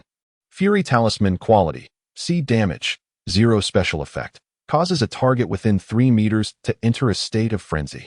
Lasting for 100 seconds. Durability. When this item is quite useful, it may prove invaluable in a critical moment. Zhang Xiao nodded in satisfaction. On his way back, he encountered Wang Yang and his 2 female companions once more. "My brother, you're alive. What wonderful news!" Wang Yang exclaimed, overflowing with gratitude. "Thank you for rescuing us earlier. Kind-hearted individuals like you are a rarity these days." Wang, well, I shall surely repay your kindness. If you need anything, just say the word, and I will do my utmost to assist you. If it's money you require, would 1 million suffice? Zhang Xiao waved his hand dismissively, responding, "There is no need for that. I merely wish to prevent those scoundrels from causing harm. Please be more cautious next time." With that, he turned and departed. Zhang Xiao could not accept Wang Yang's money, as it would risk revealing his identity. In this world, electronic currency was the norm, and transferring funds required a real name. A simple inquiry could lead to his exposure. Zhang Xiao arrived at the stone gate on the first level, where he noticed several individuals engaged in a fierce assault on the iron-toothed wolf. Without hesitation, he traversed through the gate and entered the second level. The scenery before him transformed once more into a vast subterranean cavern, shrouded in darkness and dampness, with a foul, fishy odor wafting through the air. A multitude of adventurers congregated around the altar, some calling upon allies. A skilled leader ensures safety. Only those with talents rated B or above are welcome. If your talent level falls short, surrender 10 low-tier magic soul orbs to join. Hurry, we seek companions. I possess a C-level talent, specializing in support, those in need. Please add me. Zhang Xiao perused the guide to the demon realm, which detailed the creatures inhabiting this level: the poison spider, the giant mosquito, and the formidable final boss, the devouring frog. According to the guide, the poison spider was adept at using venomous stingers and could spin webs. Once ensnared, movement would be hindered for a time. The giant mosquito, though not particularly powerful in attack, was elusive and capable of draining life. The boss, the devouring frog, was colossal, with tough skin that rendered ordinary attacks ineffective. Its skill, Shockwave, could induce a state of dizziness in targets within a certain radius while inflicting area damage, making it quite a challenge to confront. Zhang Xiao resolved to hunt a poison spider first. Leaving the altar, he navigated the labyrinthine underground cavern in search of the spider. Soon spotting one, he summoned the armored tortoise and the brutal rabbit, keeping the iron-toothed wolf as his secret weapon, not to be revealed easily. Eliminate that poison spider. Zhang Xiao issued a command, and the armored turtles and violent rabbits immediately charged towards the venomous spider. Upon detecting the approaching foes, the venomous spider promptly unleashed a web, ensnaring the foremost violent rabbit. It then arched its rear, launching a barrage of poisonous stingers. The damage inflicted was recorded as follows: 25. Venomous spider, 20. Poison damage, 23. Venomous spider, 19. Poison damage. Though the venomous spider's overall damage was not particularly high, its toxic assault proved to be lethal, inflicting a staggering 15-20 points of damage per second. The violent rabbit, with its meager health, succumbed within a mere 7 to 8 seconds, with a level 1 violent rabbit meeting its demise. However, Zhang Xiao felt no remorse. The violent rabbit was too frail, and it was better to relinquish the precious summoning slot to the venomous spider. Furthermore, the venomous spider was a ranged attacker, capable of luring enemies, thus alleviating Zhang Xiao from the need to wait for the sluggish armored turtles to engage the foes. As the second violent rabbit fell, the venomous spider was finally overwhelmed and slain. Zhang Xiao received 2 low-tier blue magic orbs and summoned another venomous spider. Venomous spider, Rakshasa, level 1, max 5, experience, 110 health, 300 attack, 100 to 150 defense, 200 skills, none truly, as a creature of the second layer. Its attributes surpassed those of the violent rabbits and armored turtles. Zhang Xiao continued his exploration deeper into the cave with his summoned minion squad, adopting a strategy of attacking any creature encountered. The demise of the violent rabbits and armored turtles was inconsequential, as he could effortlessly replace them with venomous spiders and giant mosquitoes. Should any of the ferocious rabbits or armored turtles fortuitously survive and gain a level, they shall continue to occupy a summoning position. In essence, the capable shall rise, while the inept shall fall. Suddenly, a colossal mosquito appeared, and under Zhang Xiao's command, the summoned creatures surged forward. The mosquito's defenses were rather feeble, and its attacks lacked potency. However, its evasion was superior to that of the ferocious rabbit, and it possessed the ability to siphon life. For nearly 20 minutes, 4 armored turtles, 1 ferocious rabbit, and 1 venomous spider besieged the giant mosquito before finally vanquishing it. Truly, the survival capability of this mosquito was remarkable. Whenever its health dipped below 50, it would regain vitality. Perhaps this mosquito could maintain its summoning position indefinitely.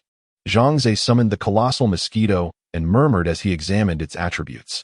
Colossal mosquito, Rakshasa, level 1, max 5, experience, 110 health, 350 attack, 90 to 120 defense, 250 skills, none. With 2 vacant summoning slots remaining, he resolved to fill them and enhance the combat prowess of his summoned creatures. Determined, Zhang Xiao and his summoned allies continued their quest for monsters. After 2 hours, his team was fully assembled. Through the ebb and flow of battle, Zhang Xiao's team had undergone a transformation. 3 armored turtles, 1 of which had leveled up to LV2. 1 LV2 ferocious rabbit, 2 venomous spiders, and 3 colossal mosquitoes. It was time to venture forth and behold the appearance of the second layer S boss, the devouring frog. Chapter 10. This boss is ours. Upon reaching the second-level stone gate, Zhang Xiao found himself amidst a throng of agitated individuals. Their voices raised in a cacophony of indignation. To engage the boss, one must join their ranks and surrender 10 soul orbs. Had these people lost their minds? The boss was a public entity. When had it become their possession? We had been striving to bolster our strength for the sake of homeland defense against the monsters of the abyss. Yet, these ruffians were profiting from our national crisis. How outrageous! Was there truly no one to intervene? Where were the experts?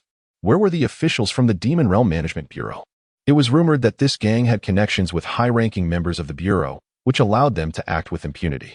The seasoned players had ascended to higher levels of the Demon Realm, leaving us novices to fend for ourselves and our plight. Zhang Xiao furrowed his brow and peered through the crowd, where he indeed spotted a dozen men blocking the way, preventing anyone from advancing to confront the boss.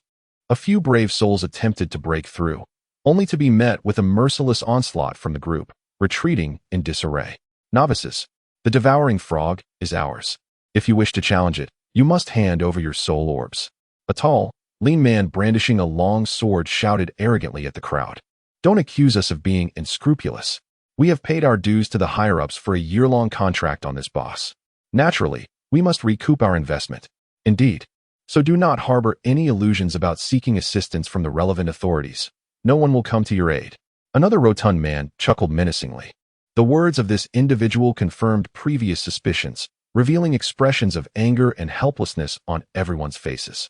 Some were unwilling to surrender their soul orbs, as each one was a hard-won prize obtained at the peril of their lives.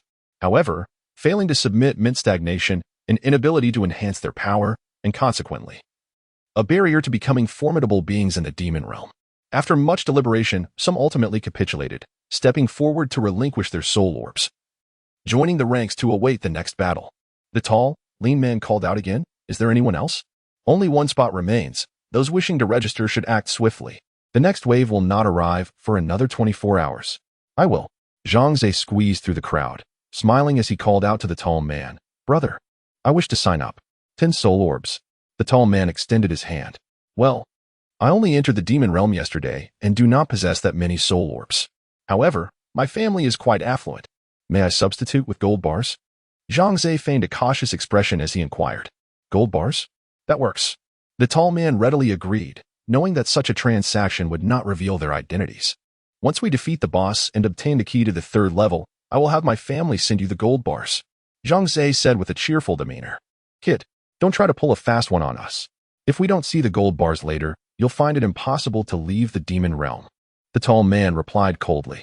Having been accepted into the team, Zhang Xiao glanced at the leader, whose name was Money Superman, and whose evaluation read, "Skilled fighter."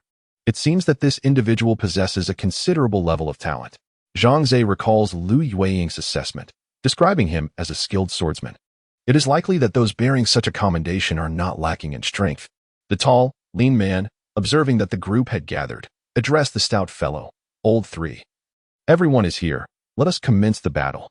He instructed, "Stay close, each of you, for when our captain engages the foe, you shall remain obediently by the sidelines." As they proceeded, Old 3 offered his reminders. The group followed him to the stone gate leading to the 3rd level, where they beheld a colossal red toad sitting regally before the entrance, its bulging eyes and ample belly giving it an amusing appearance, yet it concealed a perilous nature. A robust man, with a back like a tiger and the build of a bear, sat with his back to them, seemingly in a meditative state. Zhang Xiao noted that the man's name was indeed Money-Making Superman. Old 3 approached him respectfully, stating, "Captain, the team is assembled and ready to engage the creature." Money-Making Superman replied with a nod, rising without glancing back at the group, striding purposefully toward the devouring toad. Money-Making Superman possessed an A-grade talent skill, Flame Charge Fist. Flame Charge Fist, A. Level, 1 experience, 612-1000 cost, 10 vitality points cooldown, 60 seconds effect, executes multiple attacks on the target within a brief period. Remarks: Level 1 Flame Charge Fist delivers 10 attacks within a short span. Level 2 delivers 30 attacks. Level 3 delivers 50 attacks. The 4th level Flame Punch unleashes 100 strikes upon the target in a mere instant. The 5th level Flame Punch escalates this to 300 attacks within a short span. Armed with this A-grade skill, the extraordinary moneymaker steadily enhanced his prowess, ultimately attaining a proficient level of expertise. Initially, he intended to pursue certification as a formidable force in the demon realm. However, due to his prior indiscretions, he was summarily denied entry. Consequently, he succumbed to despair, veering further down a treacherous path. After finishing this one, I will have slain 39 devouring frogs. The mighty warrior inhaled deeply and dashed towards the devouring frog, deftly sidestepping a fireball hurled in his direction. He closed the distance to the creature and activated the Flame Punch skill. One fist transformed into a multitude of 10. Bang, bang, bang. 171, 199, 165. With a single skill executed, the devouring frog's health plummeted to roughly 1/3. Despite my personal disdain for this individual, I cannot deny his formidable strength. Thankfully, we refrained from a direct confrontation earlier. Had we faced such a skilled adversary, we might have met our demise. Witnessing the extraordinary prowess of the moneymaker instilled a sense of trepidation among the onlookers. Zhang Xiao fixated on the devouring frog's dwindling health, calculating his next move. As the creature's vitality dipped to a mere 10, Zhang Xiao seized the opportunity. Whoosh! An arrow struck the devouring frog's eye. 52. Critical hit. Though the damage was modest, the attack targeted a vital spot, igniting the creature's fury as it turned and leaped towards Zhang Xiao with a vengeance. Damn it! Wasn't I told not to intervene? The third brother immediately erupted with fury. His anger stemmed not only from Zhang Xiao's disregard for rules, but also from the fact that whoever slays the boss claims the rewards. Naturally, they did not wish for Zhang Xiao to obtain the spoils. The Prophet Master wore a grim expression, yet he refrained from pursuing. A mere novice daring to challenge the boss? This is nothing short of suicidal. No one should interfere. I want to witness how he meets his demise at the hands of the boss. Instantly, the crowd distanced themselves from Zhang Xiao, while the third brother and the Prophet Master's group wore expressions of schadenfreude, and the rest merely observed with cold indifference. How overconfident can one be? A mere archer thinks he can single-handedly confront the boss? He must truly be tired of living. This fellow is doomed. His insatiable greed will be his undoing. Is it worth risking his life for the chance to claim a boss? Even if he somehow manages to defeat the boss, does he truly believe he can escape unscathed? The Prophet Master and his entourage would not let him go. The crowd buzzed with speculation, eagerly awaiting Zhang Xiao's tragic fate. Zhang Xiao, however, maintained a calm demeanor as he immediately invoked a summoning spell, calling forth all creatures except for the iron-toothed wolf. In an instant, a horde of monsters appeared behind Zhang Xiao, charging toward the sky-swallowing frog. What? This fellow can summon monsters? The third brother's eyes widened in disbelief. The Prophet Master also displayed a look of astonishment. He had never witnessed such a talent, the ability to summon creatures. The others were equally flabbergasted, their jaws nearly dropping in shock. Zhang Xiao's summoned creatures had engaged in a fierce battle with the devouring frog. The venomous spider ensnared the frog with its web, while the armored tortoise relentlessly delivered powerful punches from the front. Meanwhile, the giant mosquito hovered at the rear, voraciously siphoning blood, swiftly leaving the devouring frog with but a sliver of health remaining. With a swift thrust of his sword, Zhang Xiao obliterated the frog's health bar. You have defeated the devouring frog, Lord. A cascade of soul orbs and equipment erupted forth, and Zhang Xiao promptly collected these treasures into his backpack. As he turned around, he found himself encircled by the likes of Money Superman and the others. Chapter 11. The inspector, no wonder they dare to act boldly and steal monsters. It turns out they possess genuine prowess. The third one chuckled sinisterly, brandishing his iron hammer. Hand over everything you have, along with 10 pounds of gold bars, and we shall let this matter rest. Otherwise, heh. The others slowly advanced, their eyes gleaming with malice. Zhang Xiao glanced at his summoned beasts. After the recent skirmish, 1 armored turtle and 1 venomous spider had perished, as well as 2 giant mosquitoes. He was left with 2 armored turtles, 1 violent rabbit, 1 venomous spider, and 1 giant mosquito. The casualties had nearly halved his forces. Kid, is your innate skill summoning? Quite intriguing, the money-making superhero remarked. But it is of little consequence. No matter how many minions you conjure, they are merely trifling pests in the presence of true experts. As he spoke, he suddenly darted towards one of the giant mosquitoes, executing a flame fist that obliterated it instantly. Cheers erupted from the third one and his companions. Well struck, boss. A mere swarm of minions is hardly enough to fill our boss's teeth. Wise up, kid, and surrender quickly, lest you endure suffering. Your giant mosquito has been slain by the money-making superhero. A notification flashed before Zhang Xiao's eyes, prompting him to raise an eyebrow. Originally, not to interfere. I could simply vanquish the boss and claim the key. Yet, it seems you are intent on courting your own demise. A cold smile graced Zhang Xiao's lips. Then allow me to oblige you. Just a moment. Suddenly, someone dashed before the two sides, shouting at the money-making superhero, Lao San, and others. I am an inspector from the Demon Domain Management Bureau. Do not act recklessly. This individual, named Tian Wang Hui, bore a name befitting his role. Zhang Xiao recognized him from before. He had been part of their team but had remained inconspicuous, surprisingly revealed to be an undercover agent of the Bureau. Inspector?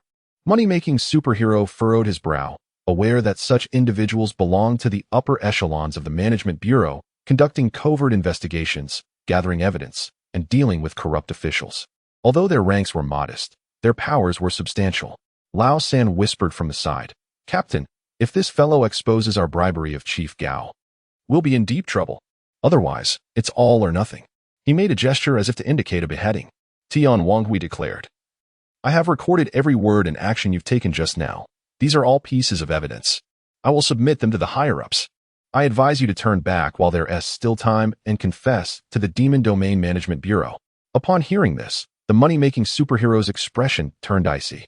Regrettably, you shan't return. Eliminate both of them.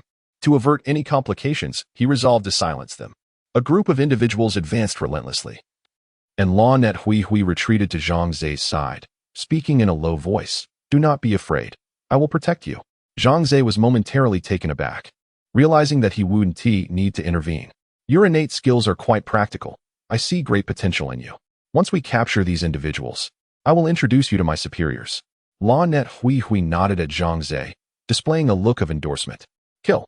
Lao San, accompanied by 2 companions, charged forward, while another 2 flanked from behind, attempting to encircle Fa Wang Hui in a tactical maneuver. Do not underestimate me. Fa Wang Hui brandished a wand, directing it at one assailant and unleashing a frost ray. This represents Fa Wang Hui's A-class talent skill, capable of freezing the target for 30 seconds while inflicting 100 to 300 points of damage.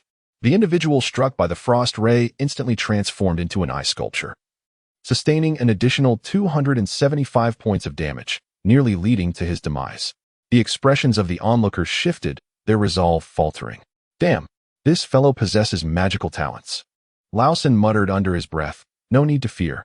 The cooldown for his talent skill is 60 seconds, ample time for us to eliminate him. Fa Wang Hui scoffed, declaring, beyond magic, my martial prowess is equally formidable. As he spoke, Fa Wang Hui swiftly subdued one man, rendering him unconscious. In the realm of magic, striking specific points can yield corresponding damage. For instance, targeting vital areas, such as the heart or eyes, inflicts significant harm while drawing considerable enmity. Conversely, assaulting weaker points, such as joints or arteries, can result in slowed movements and various states of unconsciousness. Fa Wang Hui had just targeted the carotid artery of his opponent, inducing a state of unconsciousness that would last for 30 seconds. After bringing down another man who attempted to attack him, Fa Wang Hui clapped his hands and proclaimed with pride, I am an exemplary graduate of Tongchuan Martial University. Do not underestimate me. Although Tongchuan Wudao may not possess the same level of fame as Qingdao Wuxiao, it still ranks among the top 10 in the Great Xia Kingdom, establishing itself as a prestigious institution. My companion will be arriving shortly. Do you still refuse to surrender? The imposing figure of Law Net glanced at the money superhero and the others, his voice cold and commanding. Surrender? Huh. What a ridiculous notion. Old 3 grinned widely, suddenly casting a magical skill towards the money superhero. A yellow aura materialized beneath the money superhero's feet, granting him a beneficial buff, magic resistance. This was Old 3's Belevel talent skill, which could reduce all magical effects on the target by 100 for a duration of 10 seconds. Well done, Old 3. The money superhero surged towards Law Net, who wore a grave expression. He swiftly raised his staff to unleash an ice ray. 141. You have been struck by the ice ray and frozen for 3 seconds. Seeing the money superhero immobilized, Law Net urgently called out to Zhang Xiao, run. This opponent is rather troublesome. He had just witnessed the money superhero's formidable talent skill, which was quite powerful among melee talent types. Even the second-level boss could not withstand the money superhero's skill attacks. With his current defensive capabilities and health, he would undoubtedly be grounded to the earth. How careless of me. Had I known an A-level talent adventurer was among this group, I would not have come alone. Law Net silently lamented, yet alas, regret is not a remedy in this world. Zhang Xiao glanced around. The two of them were already surrounded by the money superhero subordinates with no means of escape. Prepare to meet your end. As the time for the money-making superhero to freeze came to an end, he immediately launched an assault against the formidable law enforcer. Despite law enforcer's impressive martial prowess, he was unable to withstand the overwhelming innate abilities of his opponent and soon found himself severely weakened. Just as it seemed the money-making superhero was poised to deliver the final blow, a hard-shelled turtle charged forward, using its shell to block the impending attack. What? The money-making superhero was taken aback, only to suddenly find a web descending upon him. As he struggled within the confines of the web, Law Enforcer realized that Zhang Xiao had come to his rescue. Zhang Xiao patted Law Enforcer on the shoulder and said, "Leave the rest to me." "Are you going to fight him?" Law Enforcer shook his head vigorously. "No way. His attacks are too fierce, and you are a novice. You won't be able to withstand it." Although Law Enforcer was considered a beginner mage, he was still significantly stronger than the average adventurer. However, he could only endure 2 fiery punches, while Zhang Xiao, a fresh novice, stood no chance against such an opponent. "Who said I was going to fight him?" A subtle smirk played on Zhang Xiao's lips. "I am not battling him. It is they who will engage." At that moment, 2 enormous dark figures materialized behind Zhang Xiao. Chapter 12. The rampaging iron-toothed wolf, the elite iron-toothed wolf, and the devouring frog loomed ominously behind Zhang Xiao, their simultaneous emergence sending shockwaves through the crowd. Heavens! What is happening? How could the bosses from the first and second levels manifest here at the same time? Is there a malfunction in the demon realm? You fool. Clearly, it was that archer who summoned them. Goodness, I thought he could only call forth minor creatures, yet he can summon bosses too. This is utterly outrageous. What kind of talent skill is so formidable to be able to summon bosses? I suspect this archer's talent skill is at least A grade. No, it must be above S grade. The one known as the Law Net's mouth struggled to find words, finally exclaiming, "Brother, your talent skill is not merely practical. It is nothing short of miraculous." The money-making superhero and the others, equally incredulous, had their expressions darken as they recalled how Zhang Xiao had previously summoned monsters. The revelation that he could also summon bosses was beyond their comprehension. "Captain, what should we do? That kid has summoned 2 formidable bosses." Old 3, feeling a surge of fear, anxiously glanced at the money-making superhero. The money-making superhero's countenance was grim as he declared, "Our actions have already been recorded by that Law Net's mouth. If we allow them to escape, not only will we face dire consequences, but we will also drag Director Gao down with us, leading to an even worse fate. There is no retreat now. We must eliminate those 2 at all costs." With a fierce glint in his eyes, the money-making superhero proclaimed, "Leave the 2 bosses to me. You must ensure the elimination of the Law Enforcer and the Rusalka. Absolutely no evidence must be left behind." Lao San, fully aware of the gravity of the situation, clenched his teeth and nodded, declaring, "I understand, Captain." The Law Enforcer observed that Lao San, along with the remaining individuals, silently surrounded them once again, realizing that these individuals were cornered and desperate. The situation was dire. "My brothers, these fiends had gone mad."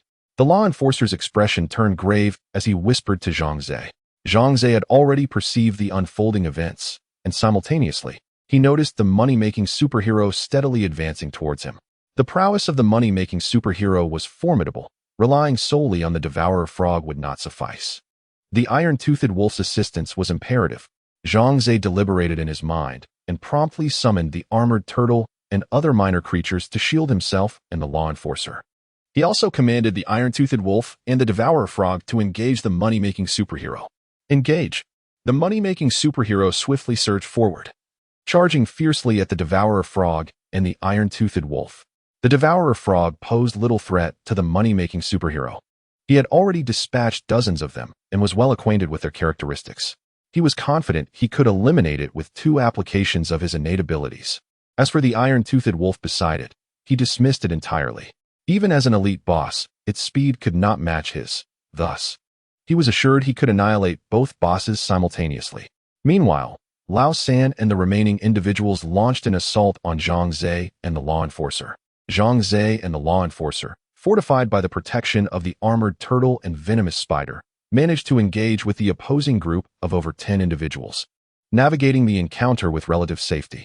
During the battle, Zhang Xiao remained vigilant, closely observing the situation with the money-making Superman. This individual indeed possessed formidable strength.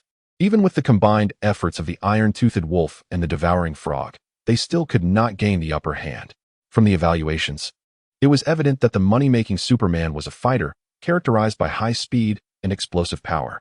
Thus, when faced with the onslaught of the devouring frog and the iron-toothed wolf, he navigated the situation with remarkable agility. Fire Fist, yet another display of his innate skill, reducing the devouring frog's health to a mere 20. Zhang Xiao squinted, contemplating. This money-making Superman is quite astute. He recognizes the low defensive capabilities of the devouring frog, along with the cooldown required for its fireball attack, hence he focuses his assault solely on it. His strategy appears to be to eliminate the devouring frog first before turning his attention to the iron-toothed wolf. What a clever tactic of taking them down one by one. This cannot continue. Suddenly, Zhang Xiao recalled that he possessed a frenzy talisman in his backpack. He resolved to give it a try and see what effect it might yield. Without hesitation, Zhang Xiao retrieved the frenzy talisman from his system backpack, contemplated briefly, and then cast it directly onto the iron-toothed wolf. How? Upon contact, the frenzy talisman transformed into a cascade of golden light, merging seamlessly with the iron-toothed wolf's form. Almost instantaneously, it felt as if the iron-toothed wolf's body expanded significantly. Simultaneously, a more violent and bloodthirsty aura erupted from the iron-toothed wolf. What is happening? The money-making Superman was poised to deliver a fatal blow to the sky-swallowing frog when he suddenly sensed an overwhelming aura of menace emanating from beside him, prompting him to retreat in alarm. His gaze shifted toward the frenzied iron-toothed wolf. A state of rage? How could the iron-toothed wolf suddenly fall into such a condition? The money-making Superman was taken aback upon witnessing the wolf's transformation, fully aware that entering a berserk state would significantly amplify all attributes. Particularly, its attack power and speed would become astonishing. He vividly recalled the 5th level when he had witnessed the boss there enter a berserk state, effortlessly annihilating a 20-member team. That scene remained etched in his memory. Today was exceedingly ominous. Not only had he encountered an inspector, but he also found himself face-to-face with an adventurer capable of summoning bosses. And now, the boss had gone berserk. The money-making Superman's thoughts raced, and he began to reconsider his course of action. A wise man does not court immediate disaster. It would be prudent to retreat. With this thought in mind, he turned to flee, yet he underestimated the speed of the iron-toothed wolf in its frenzied state. In an instant, a shadow darted before him, the imposing figure of the iron-toothed wolf blocking his path. Damn! Behind him loomed the sky-swallowing frog. If he turned back to confront it, the wolf, with its swiftness, would surely eliminate him before he could deal with the frog. Reluctantly, he gritted his teeth and charged at the iron-toothed wolf. With a swift motion, the wolf unleashed its skill, rending. 10 strands of dark energy wove together to form an intricate web of death. The speedster, despite his swiftness, found himself ensnared. Struck by the malevolent net. 211, 256, 223. A cascade of crimson damage indicators floated above his head. Help. The speedster watched in despair as his health plummeted to 0, his hands falling helplessly to his sides, and gradually, his form began to dissipate into nothingness. The captain has fallen. The third member and others received the system notification, their faces contorted with fear. The speedster was the mightiest among them. With his demise, their courage to continue the battle evaporated. In an instant, they prepared to scatter in all directions. The pressure on Zhang Xiao and the cunning trapper lifted. As the trapper observed the fury of the iron-toothed wolf, pondering with trepidation, this demon's innate abilities are extraordinarily formidable. Such talent must be harnessed by the state, or the consequences could be dire. At that moment, a commotion erupted from outside the crowd. The trapper glanced at the chat channel and smiled at Zhang Xiao, saying, "My comrades have arrived. None of these individuals escaped. They have all been captured." Chapter 13. Something happened to my sister. Zhang Xiao nodded and approached, collecting all the items dropped by the money-making superhero. It was quite a substantial haul: 2 high-grade soul orbs, 18 medium-grade soul orbs, and 77 low-grade soul orbs. Additionally, there were 2 potions for health restoration, 1 invitation letter, and 3 pieces of equipment. Truly, as a high-level adventurer, he possessed quite a fortune. A smile graced Zhang Xiao's face. Although this battle had been perilous, it concluded splendidly, yielding such valuable rewards. Among the 3 pieces of equipment, there was a C-grade shoulder guard, a D-grade pair of trousers, and a C-grade hat. Just what I needed to enhance my gear. Zhang Xiao donned all 3 items, and his appearance subtly transformed. What could this invitation letter be? Zhang Xiao examined the missive. Invitation letter, domain of death, quality. See note, a pass to enter the domain of death. Durability, 1 the domain of death? What sort of place is that? Zhang Xiao flipped through the guide to the demon realm, finding no mention of the domain of death. He placed the invitation letter into his backpack and absorbed all the high-grade soul orbs within. His attributes now read: Strength 1, Speed 2, Brothers of the Rakshasa. Your performance just now was truly commendable. Would you be interested in joining our Demon Realm Bureau to serve the nation? The law enforcer stepped forward, extending his hand towards Zhang Xiao. Zhang Xiao shook his hand briefly but replied, "I appreciate the offer, but I currently have no intentions in that direction." Indeed, the vast net of the law is ever present, and with a contemplative nod, he stated, "Very well. Each person has their own aspirations, and I shall not impose upon you. Please note my communicator number. Should you come to a realization, feel free to seek me out." Zhang Xiao diligently recorded the number. The man continued, "Brother Luocha, allow me to impart one final thought, regardless of how formidable you may become in the future. I hope you remember that the blood of the great Xia flows through your veins. Do not engage in actions that betray your country and people." "I understand." Zhang Xiao solemnly nodded. Although he had traversed through time, he had already integrated into the great Xia, and he would never betray his homeland or its people. Crossing the stone gate, Zhang Xiao entered the 3rd level. The entire 3rd tier was enveloped in a dense tropical rainforest, the temperature becoming warm and humid. The thick foliage obscured the sky, while rays of sunlight filtered through the gaps in the leaves, casting dappled patterns on the forest floor. The number of individuals at the altar on this level was fewer than in the previous 2, as one ascended the tiers of the demon realm. The number of adventurers diminished. Due to insufficient strength, many were unable to defeat the gatekeeping bosses, thus failing to obtain the keys necessary to progress to the next level.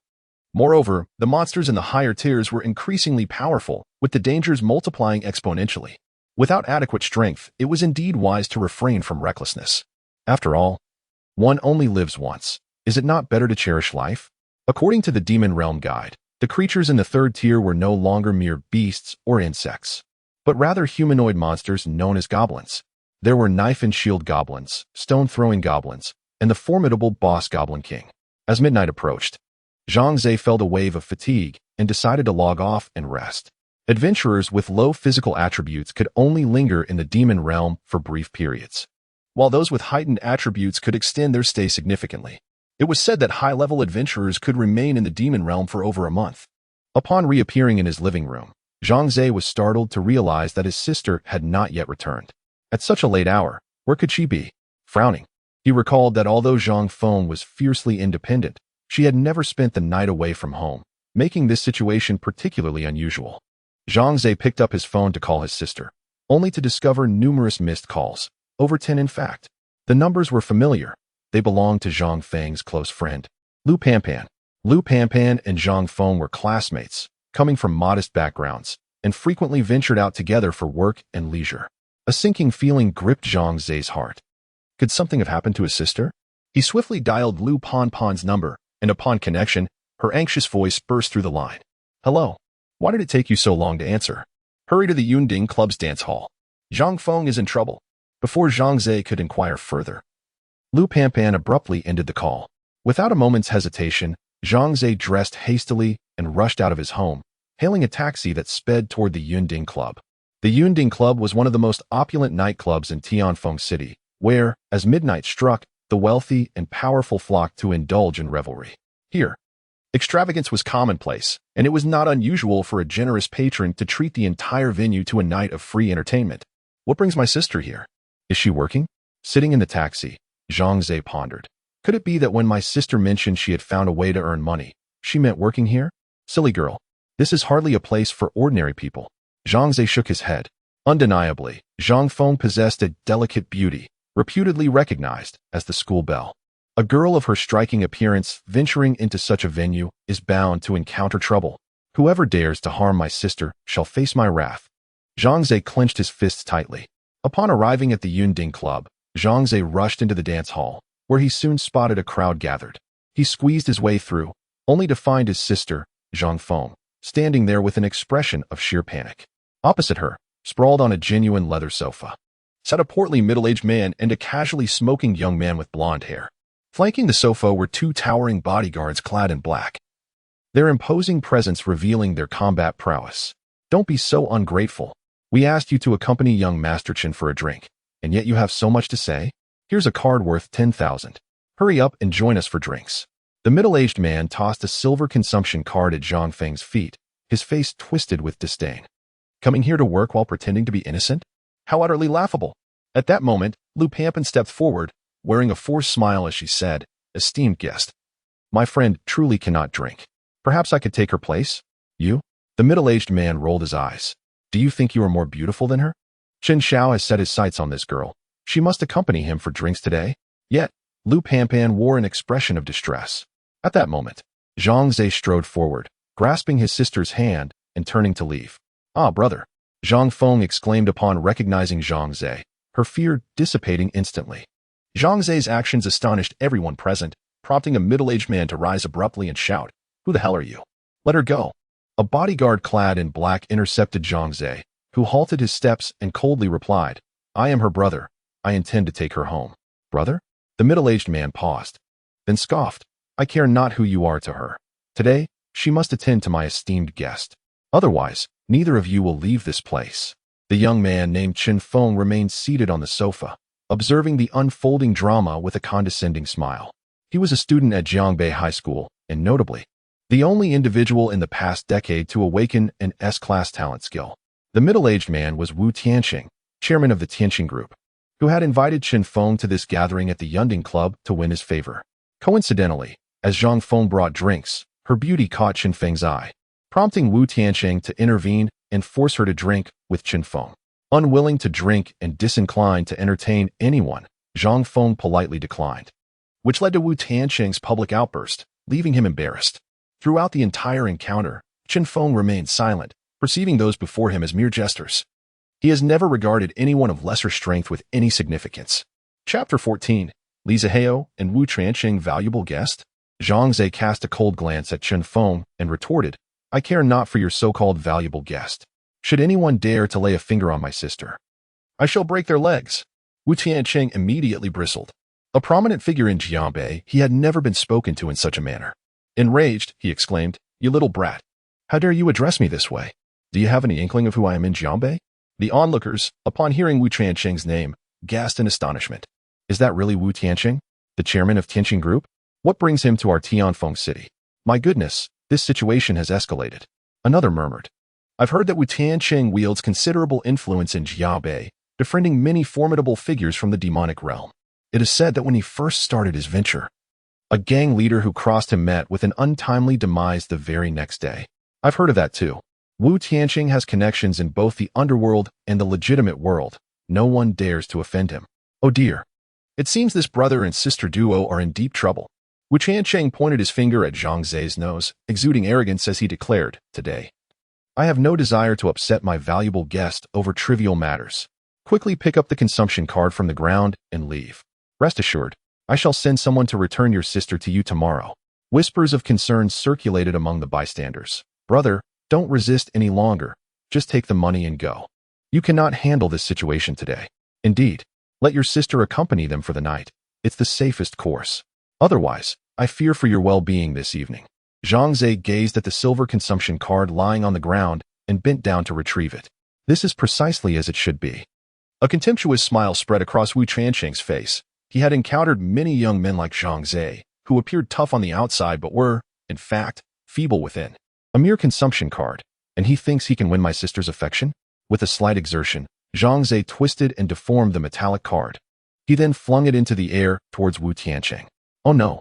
Wu Tianqing, startled, quickly shielded his face, only to discover moments later that nothing had struck him. Upon opening his eyes, he found Qinfeng standing beside him, effortlessly catching the metallic card Zhang Xiao had hurled. Zhang Xiao narrowed his eyes. Although he exerted his full strength, his speed was remarkable, making it difficult for an ordinary person to react. Yet, Qinfeng had caught it with ease. He was clearly not an ordinary individual. Damn it! Break this kid's legs! Enraged and humiliated, Wu Tianqing kicked over the table in front of the sofa. The 4 black-clad bodyguards accompanying him rushed towards Zhang Xiao, causing the onlookers to scatter in fear, eager to avoid being caught in the fray. At that moment, someone from the edge of the crowd shouted, "What is happening here? Stop it!" The crowd parted, revealing a tall and stunning woman clad in a black qipao, accompanied by a man in a suit, who appeared to be in his 50s. Upon seeing the beautiful woman, Lu Panpan exclaimed, "Sister Jiang." Sister Jiang nodded at Lu Panpan and approached Wu Tianqing with a smile, inquiring, "Is it not Mr. Wu? What has caused you such distress? Please, do share." Wu Tianqing raised an eyebrow and retorted angrily, "The young lady at your establishment lacks decorum. I requested her to join my guest for a drink, yet she outright refused. Furthermore, she summoned her brother for support. That very scoundrel just now dared to hurl something at my face, nearly disfiguring me. When has Wu Tianqing ever suffered such humiliation?" Sister Jiang furrowed her brow, aware of Wu Tianqing's formidable reputation. Yet, upon glancing at Zhang Feng's pitiful expression, she hesitated to cast the young woman into the inferno of conflict. What transpired? At that moment, a man in his 50s, who had been standing silently nearby, stepped forward and exclaimed, "Ah, it is Mr. Wu. Do you still remember me? Li Zihao from Shana Group. You are Li Zihao?" Wu Tianqing was momentarily taken aback. Before recollecting that Yunding Club was indeed Li Zihao's enterprise, making his presence here unsurprising. The history between Li Zihao and Wu Tianqing was fraught with animosity. Years prior, Li Zihao had invested a fortune in an attempt to establish a foothold in Jiangbei by acquiring land for a grand entertainment venue. However, Wu Tianqing had obstructed his plans, resulting in a loss of over $1 billion. Since then, a deep-seated enmity had brewed between them. Today, Li Zihao was taken aback to see Wu Tianqing at his own entertainment venue. After all, Wu Tianqing possesses his own entertainment empire in Jiabei, with establishments of the caliber of Yunding Club not being uncommon. Why has he suddenly ventured to Tianfeng City? Additionally, what is the origin of that young man with the yellow hair sitting beside him? From Wu Tianqing's demeanor, it seems he is regarded as an esteemed guest. Oh, it is Boss Li.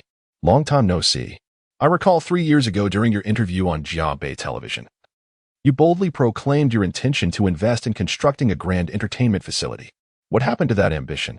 Why have you vanished without a trace? Wu Tianqing, with a mocking expression, chuckled. So you slink back home with your tail between your legs. Ha ha.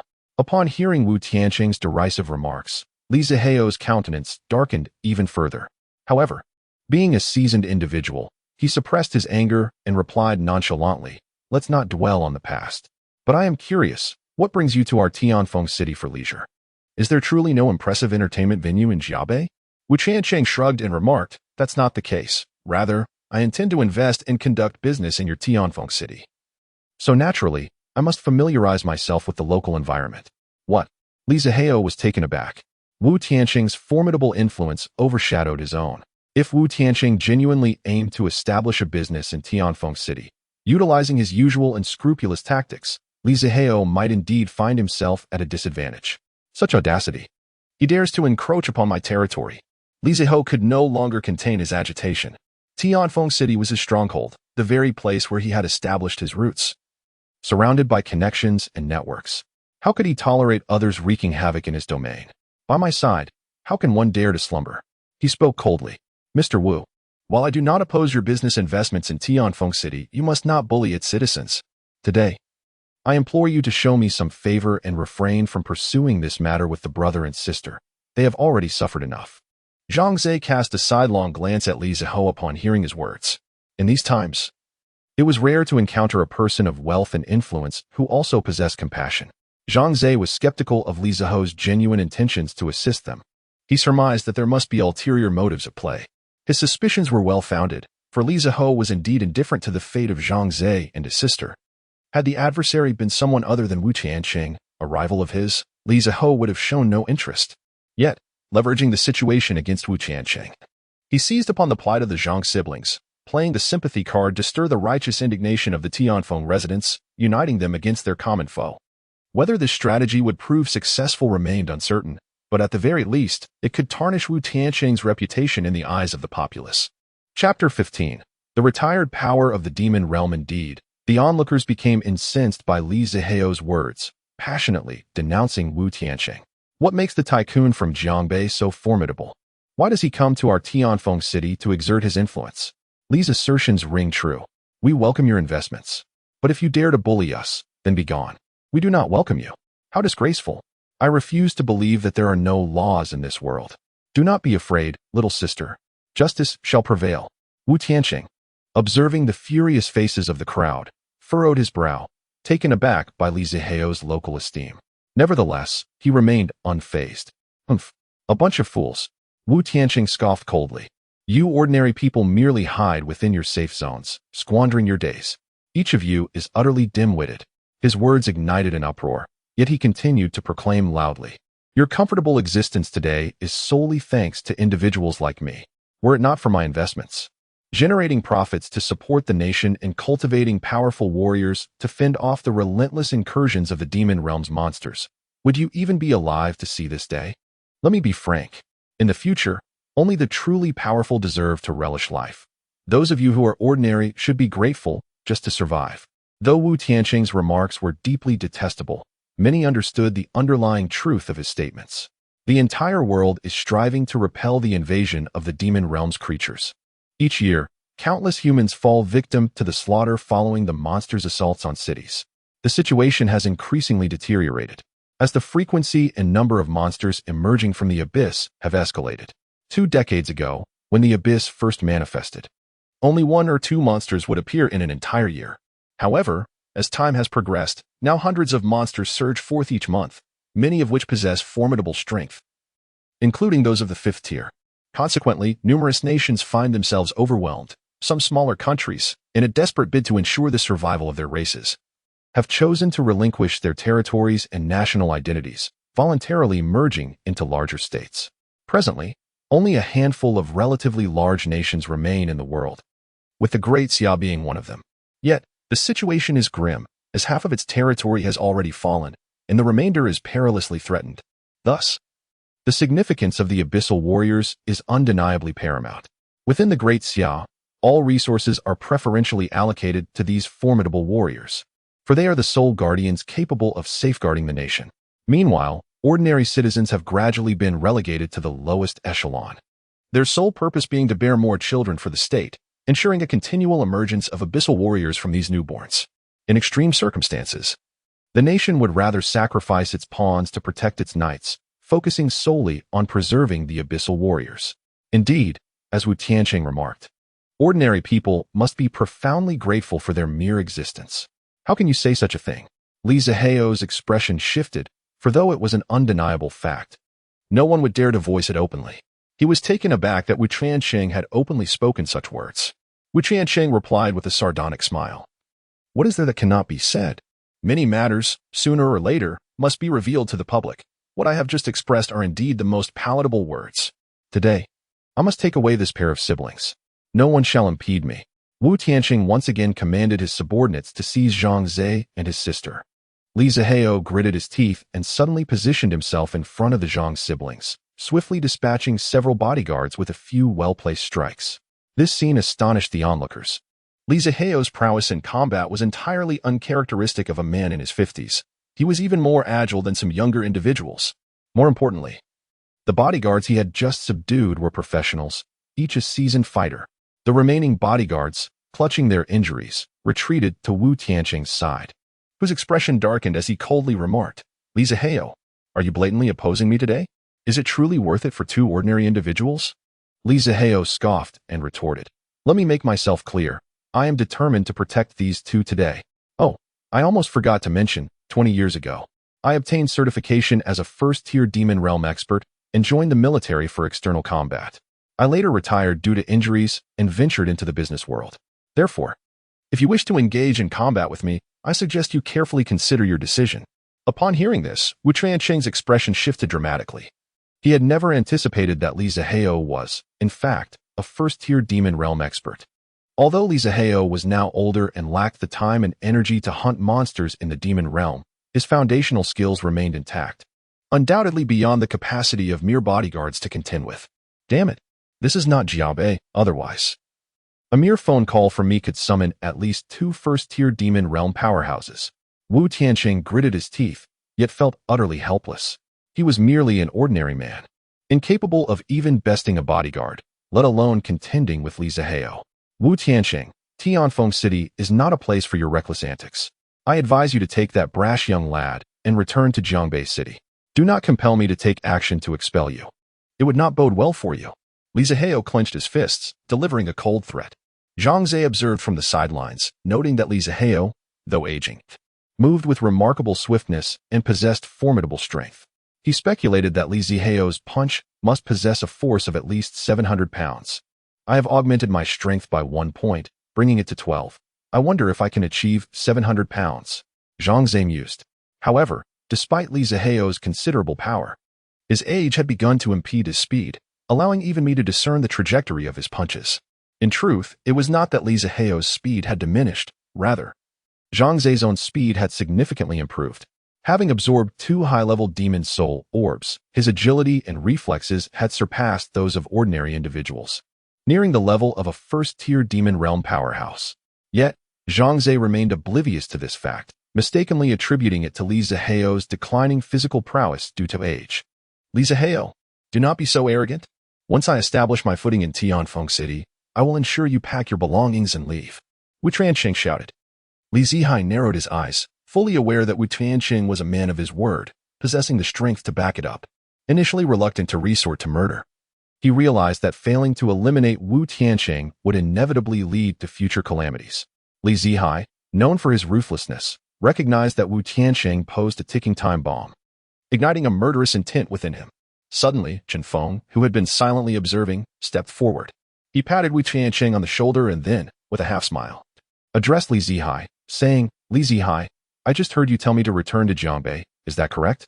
Li Zihai raised an eyebrow, dismissing the 16 or 17-year-old boy before him with contempt. He retorted, "Youngster, this is a matter for adults. Children should stay out of it. Go away." Chapter 16. I hope you can surprise me.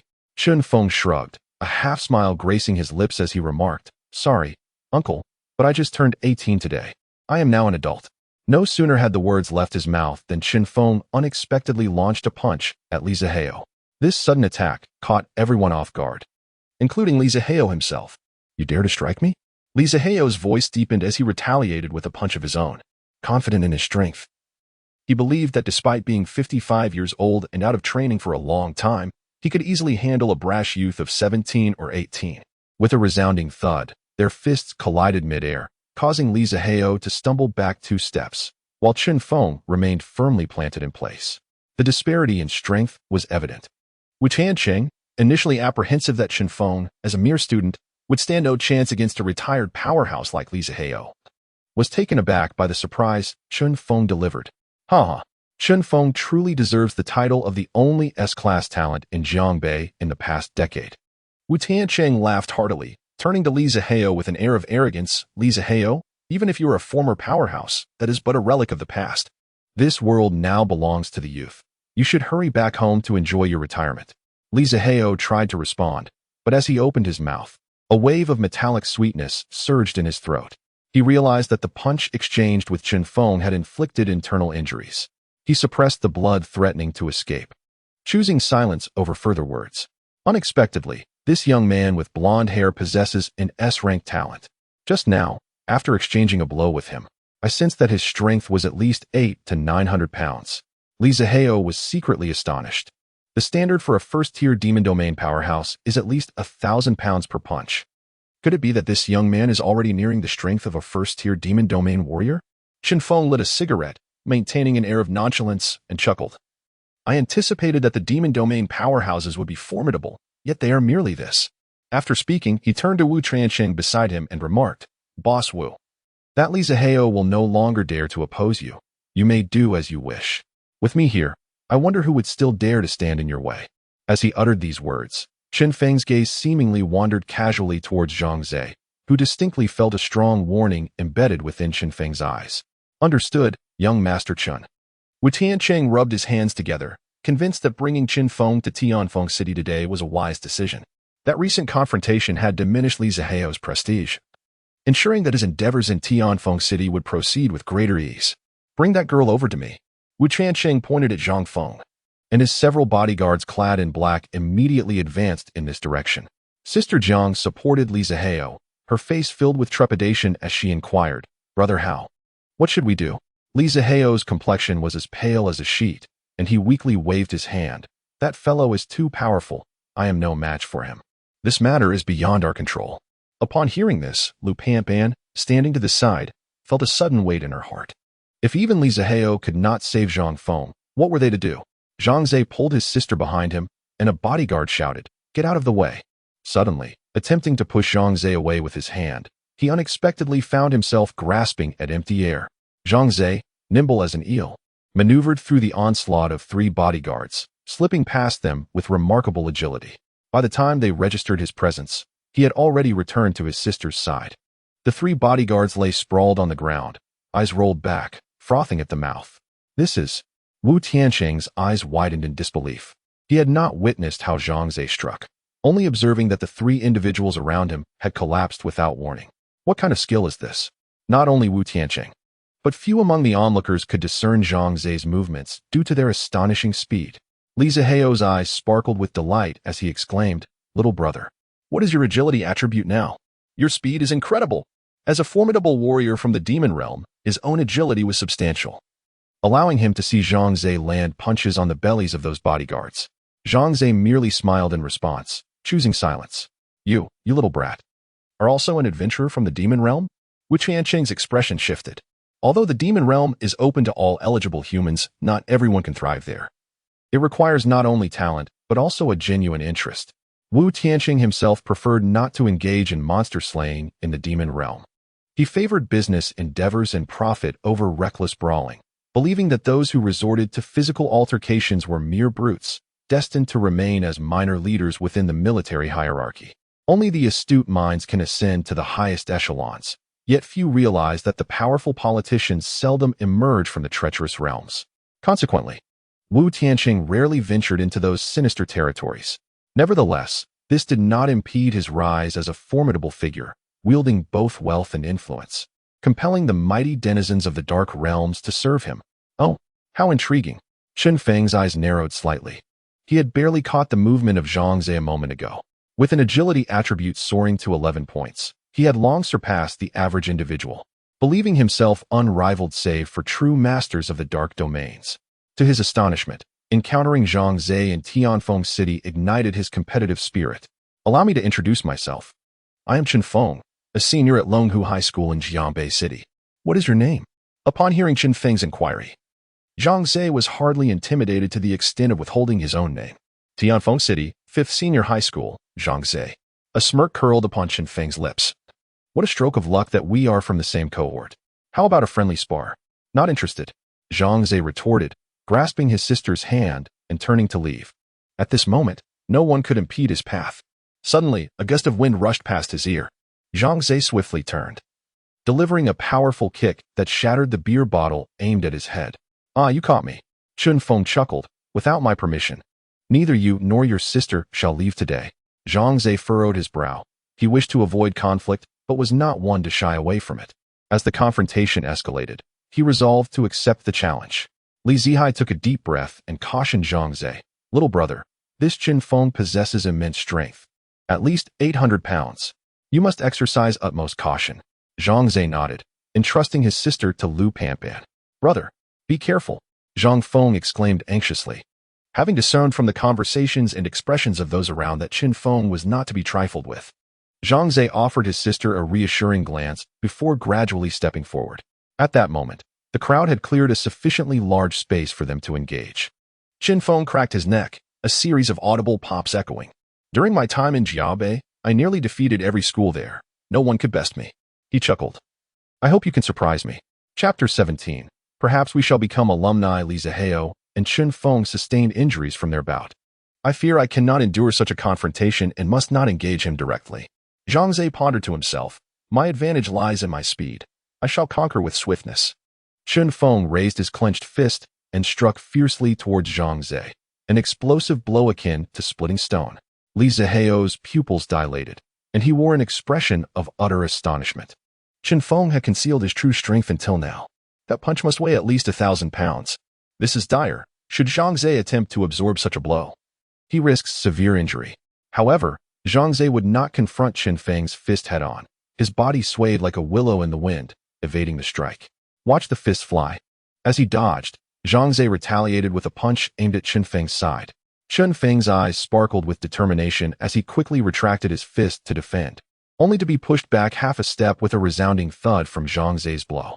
The force of the punch, approximately 700 pounds. Comparable to Li Zihao.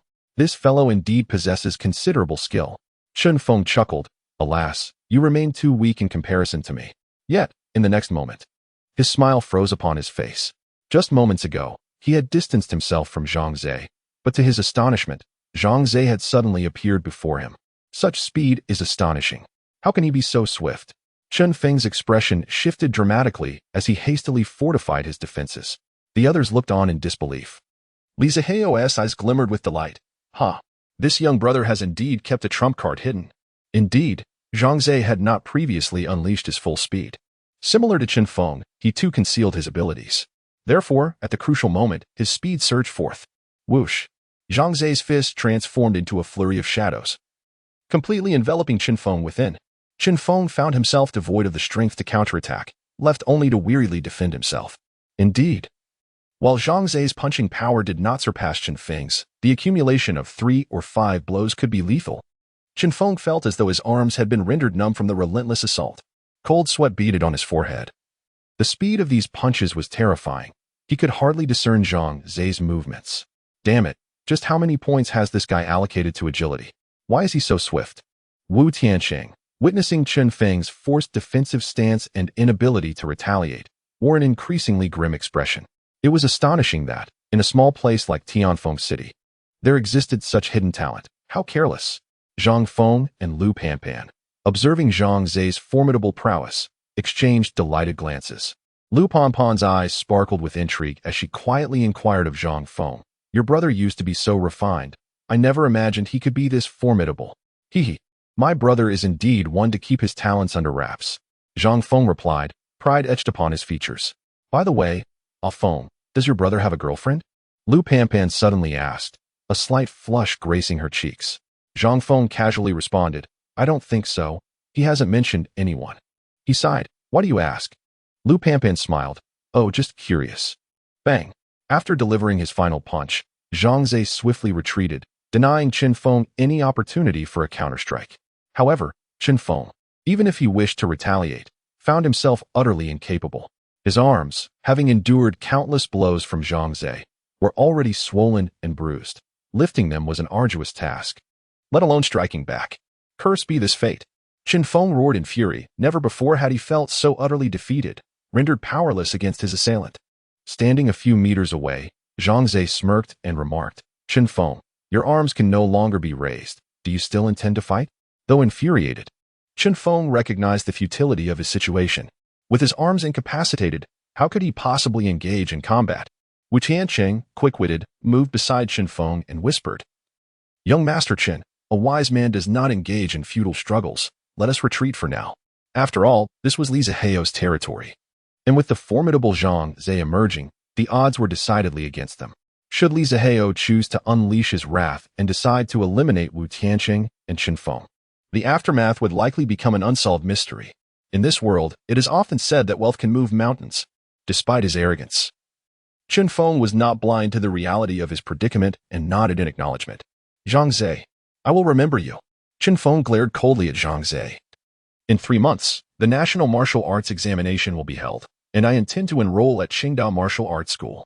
Once the exams are concluded and I achieve success, I shall personally seek you out. Zhang Xiao raised an eyebrow and replied with a smile, what a coincidence. I also aspire to join Qingdao Martial Arts School. Perhaps we shall become classmates. Is that so? Huh. Chen Feng scoffed derisively, shaking his head. Your speed may be impressive, but relying solely on speed is insufficient. The admission requirements for the Qingdao Martial Arts School are exceedingly stringent, second only to the standards set for first-tier demon domain powerhouses. In addition to speed, there are specific demands for strength, physique, and mental fortitude. Failing to meet any one of these criteria means one cannot pass. It is exceedingly difficult for an ordinary person to excel in all these areas unless they possess a formidable backing that provides ample resources. I see that you are merely an ordinary individual. Otherwise, your sister would not be working in such a place. Therefore, you should abandon your dreams. Chen Feng, with an air of arrogance, was indeed born into a prestigious family, with most of his relatives being powerful figures in the demon domain. His most formidable uncle currently serves as a senior advisor to the Demon Domain Bureau, holding the rank of a third-tier powerhouse. With such a strong familial foundation, Chen Feng's journey has been remarkably smooth.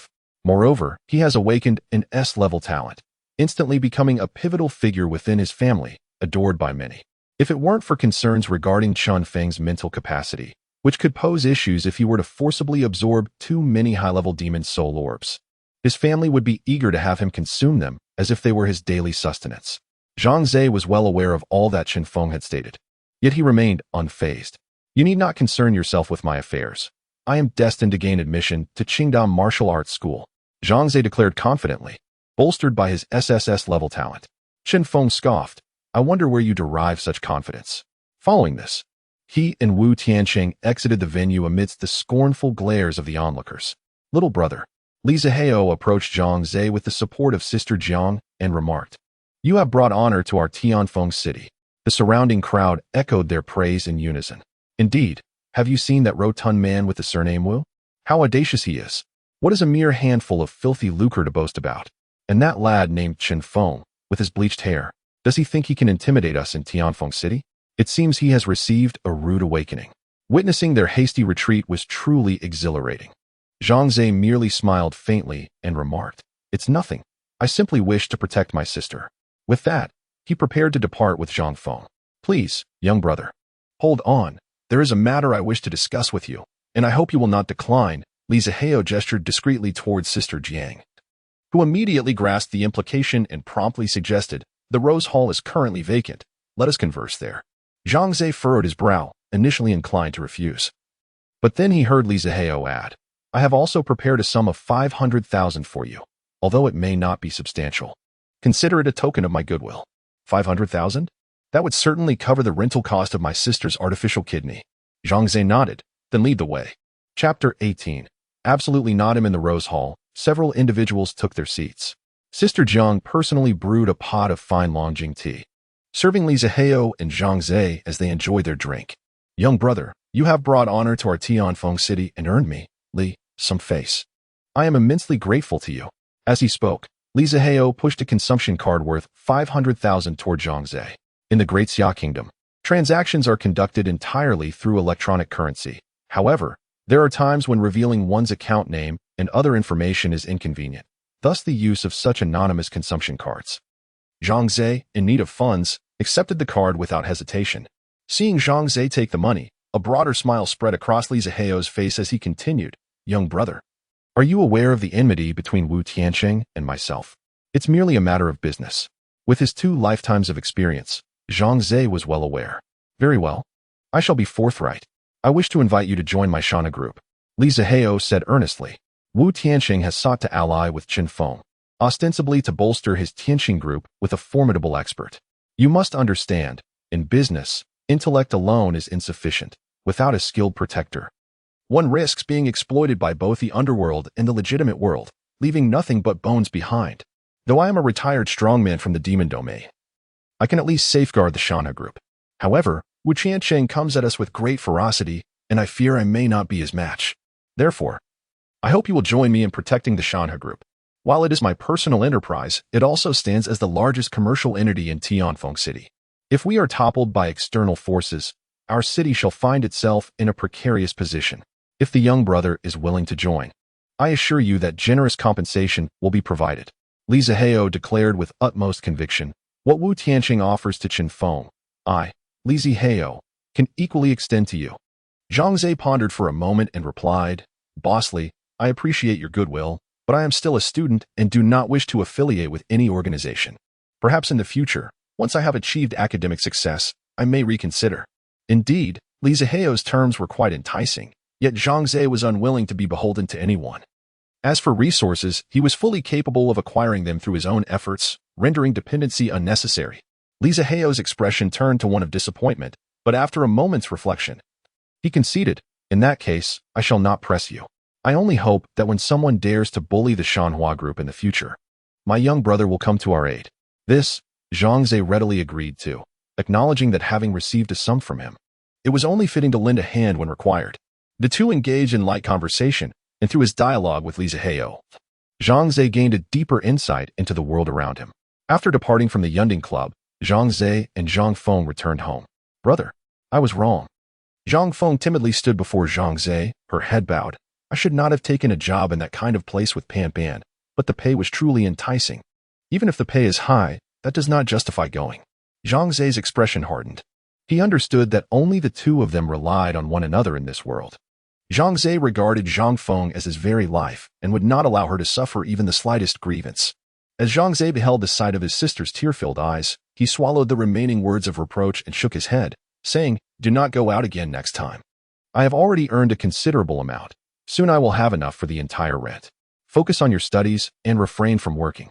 Understood, brother, Zhang Feng replied obediently, her face lighting up with a smile as she playfully exclaimed, Brother, you were so dashing when you fought at the club today. What fighting? That was merely sparring. Zhang Xiao retorted with a roll of his eyes. The following day, upon arriving at school, Zhang Xiao encountered Wang Yang at the entrance. Zhang Xiao, my good brother, you almost didn't see me today, Wang Yang exclaimed, rushing forward with a face full of relief and embracing Zhang Xiao as he wept loudly. Zhang Xiao pushed him away and, with an impassive expression, inquired, What happened? I was nearly kidnapped yesterday, Wang Yang recalled, still shaken. If it weren't for a hero who saved me, I would surely have been a victim. Regrettably, that hero chose to remain anonymous. Otherwise, I would have devoted myself to repay his act of salvation. Zhang Xiao found amusement in his friend's plight, but maintained a stoic demeanor, replying, You are indeed fortunate. He patted Wang Yang on the shoulder and added, Come, we must head to class. Wait a moment, I just remembered. Wang Yang's eyes brightened suddenly as he exclaimed, That hero's name in the realm of MOU is Rascal. I recall he was involved in the incident with Lu Yueying as well. Zhang Xiao thought to himself, This chubby fellow has an excellent memory. Zhang Xiao, should you encounter the formidable master Luochan next time, please notify me immediately. I wish to seek him as my mentor. Wang Yang exclaimed, his face alight with excitement. We shall discuss it when the time comes, Zhang Xiao replied, shaking his head as he and Wang Yang entered the teaching building. As the day's classes concluded, Zhang Xiao made his way to the school martial arts hall for work. With the weekend approaching, he planned to venture out to see if he could earn some additional income. Upon entering the martial arts hall, he spotted Zhang Hao inquiring with several students who were practicing within. Hello, fellow student.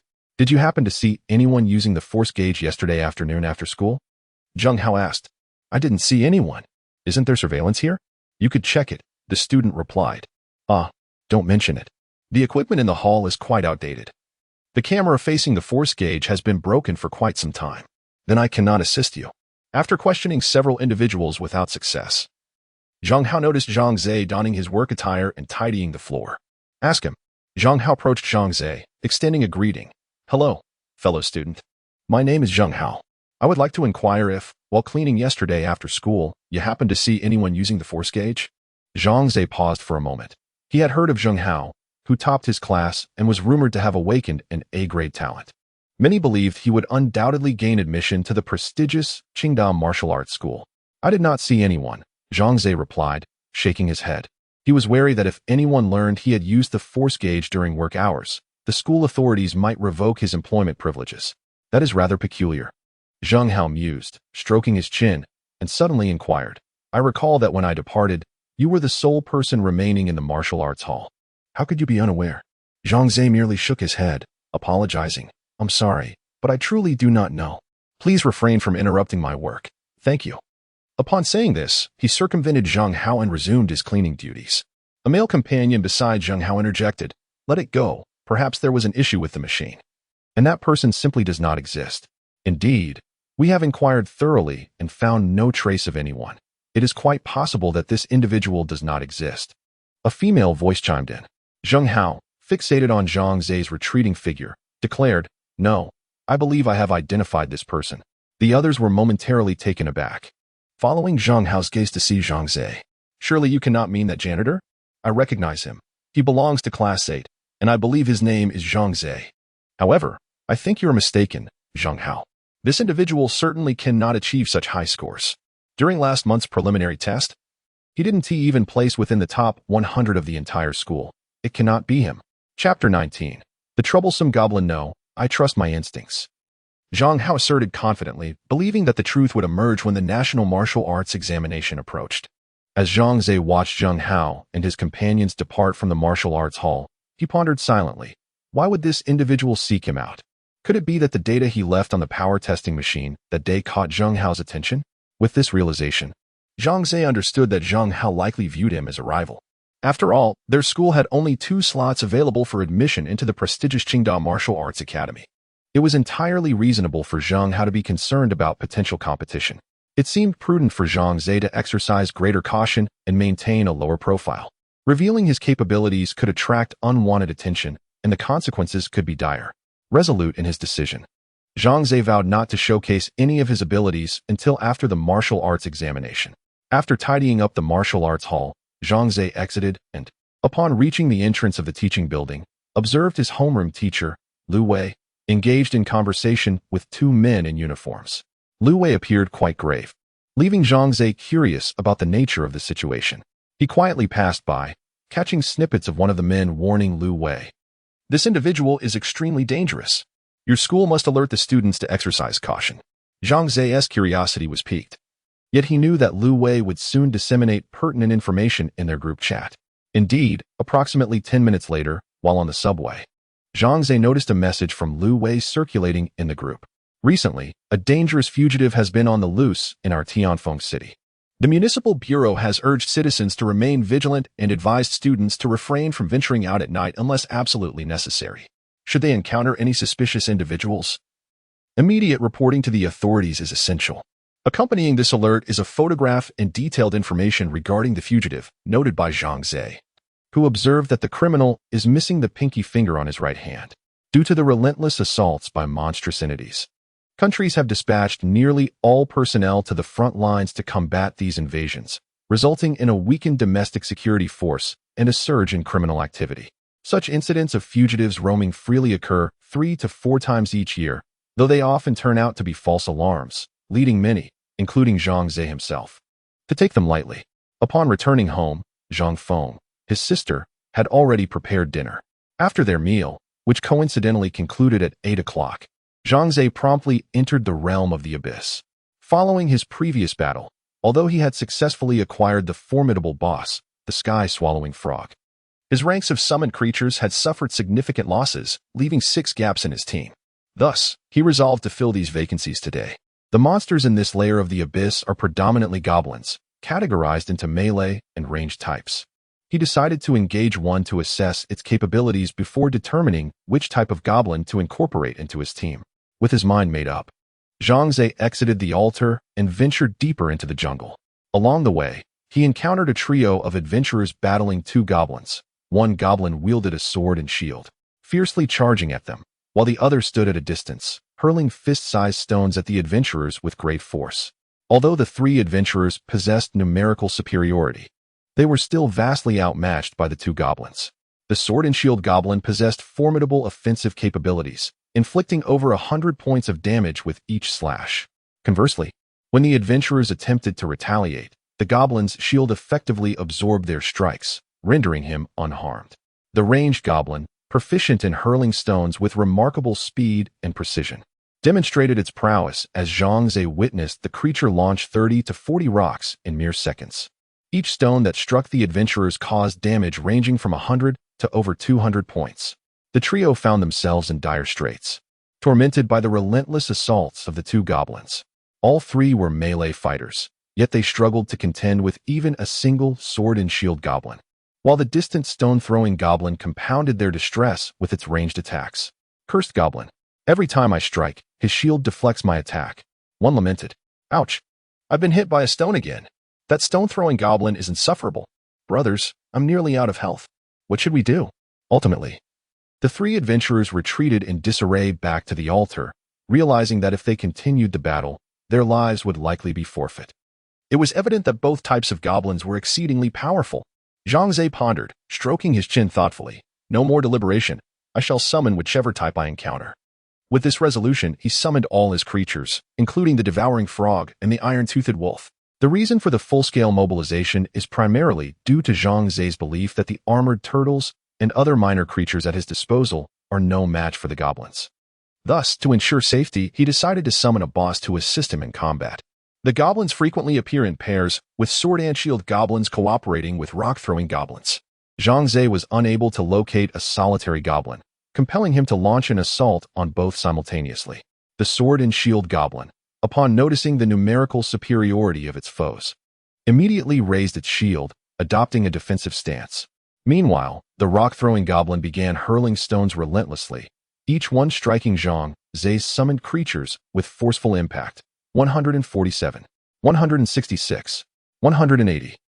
Damn, the stones thrown by the rock-throwing goblin are truly formidable. Zhang Xiao watched in dismay as the health of his armored turtle plummeted, feeling a pang of concern.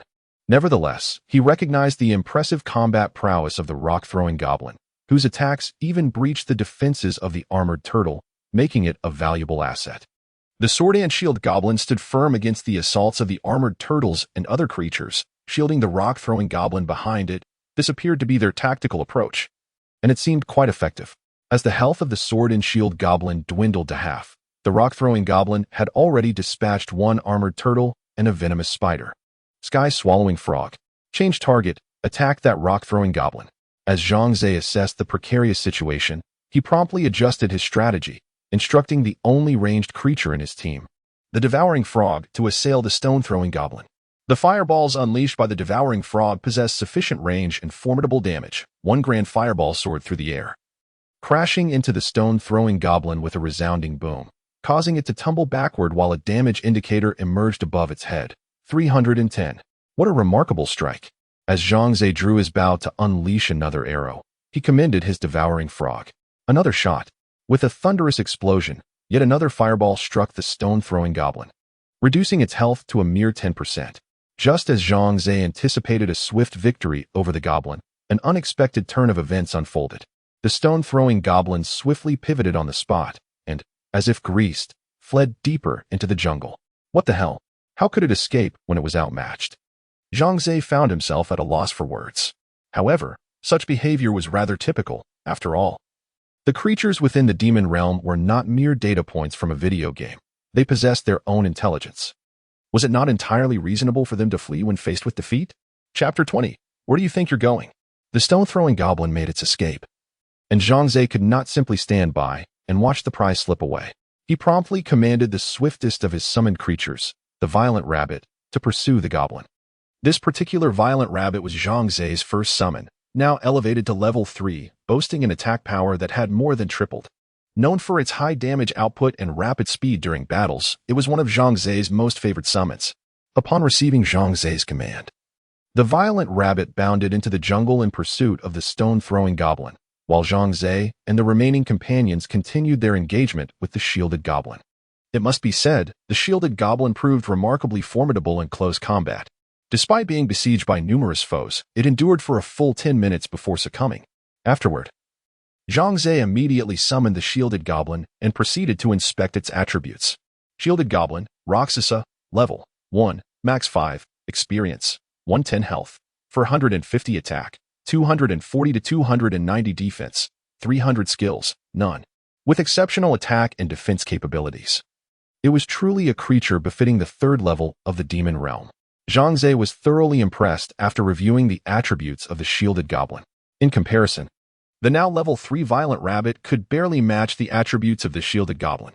However, the summoned creatures can only attain a maximum level of 5, indicating that the potential of the violent rabbit is rather limited, akin to a mere baseline for high-tier demonic domain creatures. Consequently, as the game progresses, the significance of low-level demonic entities like the violent rabbit diminishes considerably. Zhang Xiao predicts that even if the violent rabbit reaches its maximum level, it would merely equate to a creature of the 5th tier of the demonic realm. Any further ascension would render it little more than cannon fodder. Speaking of the violent rabbit, why has it not returned after such a long time? Zhang Xiao gazes into the depths of the forest with a hint of unease creeping into his heart. Suddenly, a system notification materializes within his line of sight. Your violent rabbit has perished. Zhang Xiao is instantly taken aback, bewildered by the occurrence. How could my rabbit have died? Just as he grapples with his confusion, a cacophony of footsteps reverberates from the opposite thicket. Moments later, a horde of goblins bursts forth from the underbrush, charging towards Zhang Xiao with fierce intent. Oh no, that stone-throwing goblin has summoned its comrades. A wave of dread washes over Zhang Xiao as he realizes the intelligence of these goblins far exceeds his expectations. Not only can they flee, but they can also rally their allies for assistance. Faced with the onslaught of dozens of goblins, Zhang Xiao understands that his current strength is insufficient to withstand the assault. Without hesitation, he turns and flees, swiftly recalling all of his summoned creatures.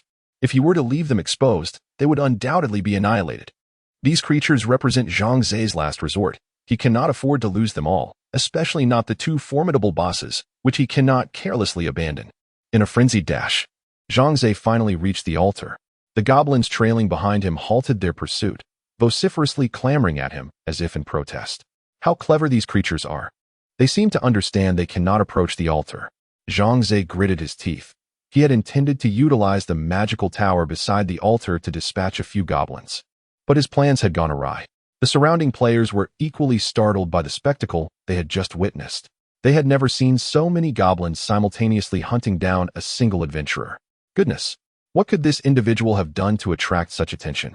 Had he perhaps stolen the wife of a goblin? Surely, his tastes could not be that peculiar. Zhang Xiao chose to ignore the surrounding jeers and malicious speculations. He seated himself upon the altar, recuperating while contemplating his next move. These goblins were exceedingly cunning. They would flee at the first sign of danger and summon reinforcements. The most prudent strategy would be to deny them the chance to escape. Zhang Xiao pondered deeply, seeking a way to ensure their entrapment. Suddenly, an idea sparked in his mind, illuminating his thoughts. He promptly rose and dashed towards the stone door. To which level of the demon realm would you like to proceed? First level, second level, third level. Without hesitation, Zhang Xiao selected the second level, the damp caverns. As the surroundings transformed, Zhang Xiao found himself upon the altar of the second layer of the demon realm. Without hesitation, he dashed forth, scanning the area for monsters. Eureka! In a corner, he spotted 2 venomous spiders. He promptly summoned the remaining creatures at his disposal and charged towards the spiders with fervor. After a fierce battle, Zhang Xiao vanquished the 2 venomous spiders and immediately incorporated them into his team. With a hard-shelled turtle, a sword-and-shield goblin, 2 venomous spiders, and 2 bosses, there were still 4 vacancies in his roster. Zhang Xiao contemplated that 2 venomous spiders would suffice. Subsequently, he returned to the 3rd layer of the demon realm. This time, there would be no escape for you. Zhang Xiao brimmed with confidence as he led his team into action once more. Soon, he encountered a pair of goblins in the dense forest, comprising a sword-and-shield goblin and a slingshot goblin. The hard-shelled turtle, sword-and-shield goblin, and iron-toothed wolf advanced to engage in close combat, while the venomous spiders and swallowing frog provided ranged support. Zhang Xiao issued the attack command, and the summoned creatures let out a cacophony of battle cries as they surged forward to clash with the 2 goblins. Drawing from the experience gained in previous skirmishes, Zhang Xiao now commanded with greater finesse. The hard-shelled turtle and sword-and-shield goblin coordinated their efforts against the enemy's sword-and-shield goblin, while the iron-toothed wolf launched an assault on the slingshot goblin. Meanwhile, the rearguard venomous spiders and swallowing frog offered ranged assistance, swiftly shifting the tide of battle in Zhang Xiao's favor. Before long, the shield-wielding goblin fell first, while the health of the stone-throwing goblin dwindled to a mere 10th. Alarmed by the dire situation, the stone-throwing goblin turned to flee. Zhang Xiao let out a cold chuckle. I've been waiting for this. He commanded, poison spiders. Ensnare him in your webs. This was Zhang Xiao's strategy. Since the goblins had a propensity to flee, he summoned 2 poison spiders specifically to prevent their escape. Upon receiving Zhang Xiao's command, the poison spiders arched their tails and swiftly unleashed a massive web, ensnaring the goblin within. No matter how he struggled, escape was futile. All the monsters concentrated their strength to eliminate the stone-throwing goblin. With a wave of his hand, Zhang Xiao signaled the monsters to charge, and in no time, they vanquished the stone-throwing goblin. Phew, at last, they were all eradicated. Zhang Xiao exhaled deeply, then summoned the fallen stone-throwing goblin to join his ranks. Stone-throwing goblin, Rakshasa, level 1, max 5, experience, 110 health, 300 attack, 290330 defense, 280 skills, none. This creature possesses an astonishingly high range of damage. Zhang Xiao marveled at the attributes of the stone-throwing goblin, noting that its damage values were nearly on par with those of the iron-toothed wolf. No wonder a single hit was so excruciating. Chapter 21. I prefer solitude. The venomous spider played an indispensable role in this battle. Had it not been for its intervention, the stone-throwing goblin would have surely fled, summoning a horde of goblins in its wake. Subsequently, Zhang Xiao employed the same strategy. As soon as the stone-throwing goblin made its escape, he commanded the venomous spider to ensnare it with its web, a tactic that proved consistently effective. Although an unexpected incident occurred during a later engagement, Zhang Xiao ultimately turned the peril into triumph. At that moment, Zhang Xiao was besieging a pair of goblins when another duo unexpectedly appeared. With no other option, he found himself battling 4 goblins simultaneously. In the midst of this struggle, the now 3rd-level armored turtle, being at the forefront, became the target of concentrated fire from the 4 goblins and ultimately met a heroic end. The venomous spider also faced its demise, but in the end, Zhang Xiao emerged victorious, claiming 4 goblins as spoils. Presently, Zhang Xiao's entourage consisted of 4 sword and shield goblins, 3 stone-throwing goblins, 1 venomous spider, and 2 formidable bosses. Completing his ranks, he surveyed his summit team and felt a sense of satisfaction with this formation. It was time to venture to the 3rd level and ascertain the nature of its boss. Guided by the map, Zhang Xiao proceeded towards the location of the 3rd-level boss, the Goblin King. This 3rd tier of the demonic realm differed significantly from the previous 2. The Goblin King resided within a stronghold constructed of tree stumps, surrounded by countless goblins, all devoted to safeguarding their king from encroaching foes. In this realm of magic, it is exceedingly challenging for adventurers to venture forth alone. Hence, forming a team is imperative. Zhang Xiao arrived at the periphery of the stronghold, where numerous adventurers were congregating to assemble their parties. Among them, one particular group stood out due to its considerable number of members.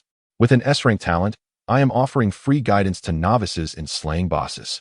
Hurry and join before the 100-member team reaches capacity. This opportunity is fleeting, exclaimed a man clad in a purple robe, his voice resonating through the crowd. Many novice adventurers were drawn to him, primarily due to the allure of the word free. As awareness of the significance of this magical realm grew, an increasing number of individuals embarked on their own adventures, while many others recognized lucrative opportunities. Particularly, the more formidable adventurers capitalized on this by escorting novices to defeat monsters and bosses in exchange for appropriate rewards. However, the absence of regulation often led to disputes in these private transactions, with novices frequently bearing the brunt of such conflicts. Yet, hope lingered among some for these so-called experts, as not everyone possessed the strength to vanquish a boss. This situation inadvertently provided opportunities for charlatans to exploit, engaging in deceitful practices for monetary gain and even more nefarious acts. Zhang Xiao observed the flock of inexperienced novices being lured and shook his head slowly. Another batch of unwary victims. The Goblin King's stronghold boasted 4 entrances, and Zhang Xiao resolved to circumvent the heavily populated eastern entrance, opting instead to infiltrate through one of the lesser-used paths. With his summoned creatures by his side, he believed that with a modicum of caution, entering should pose little challenge. "Ah, my archer friend, would you care to join my team? We are merely 5 members short of our full complement." Suddenly, the man in the purple robe called out to Zhang Xiao, "It's entirely free. Any loot dropped by monsters will belong to you. I ask for nothing in return." Zhang Xiao glanced at the purple-robed man and replied with a shake of his head, "No, thank you. I prefer to tread my own path." With that, he turned and walked away. The purple-robed man let out a soft sigh, a look of regret upon his face. Surrounding novice players began to murmur among themselves, and their comments regarding Zhang Xiao were decidedly disparaging. What an inflated ego. A skilled player personally invites him, and he spurns the offer. Indeed, an archer attempting to infiltrate a bandit stronghold alone? That's tantamount to courting disaster. If he chooses to risk his life, what concern is it of ours? When he's besieged by goblins, he'll surely regret his choice. Someone is offering to guide me for free, and I would be profoundly grateful. This fellow is just too arrogant. Isn't he? Does he intend to pay someone for assistance? Perhaps he hails from a wealthy family. Let us not trouble ourselves with his affairs. As Zhang Xiao circled the bandit stronghold, he observed that the entrance to the north was less frequented by adventurers. Thus, he resolved to make his entrance through that very opening. With a mere thought, a myriad of summoned creatures materialized behind him, and he strode boldly into the stronghold, flanked by his formidable companions. Within this fortress lies a labyrinthine structure resembling the character, flanked by towering wooden stakes. Goblins roam in pairs, and it is not uncommon to encounter a couple or even clusters of 2 or 3 together. For a lone adventurer, penetrating this maze could prove perilous, as one might easily fall into a trap, rendering escape impossible. However, Zhang Xiao harbored no such trepidation. He commanded a retinue of 10 subordinates, 2 of whom were of boss caliber.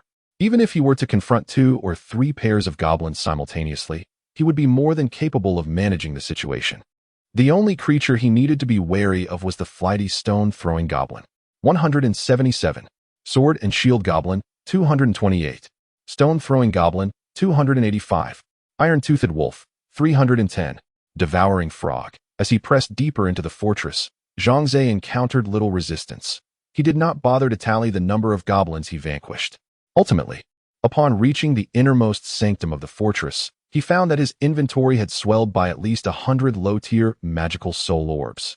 At last, he arrived at the innermost chamber, where the 3rd-tier boss, the Goblin King, awaited.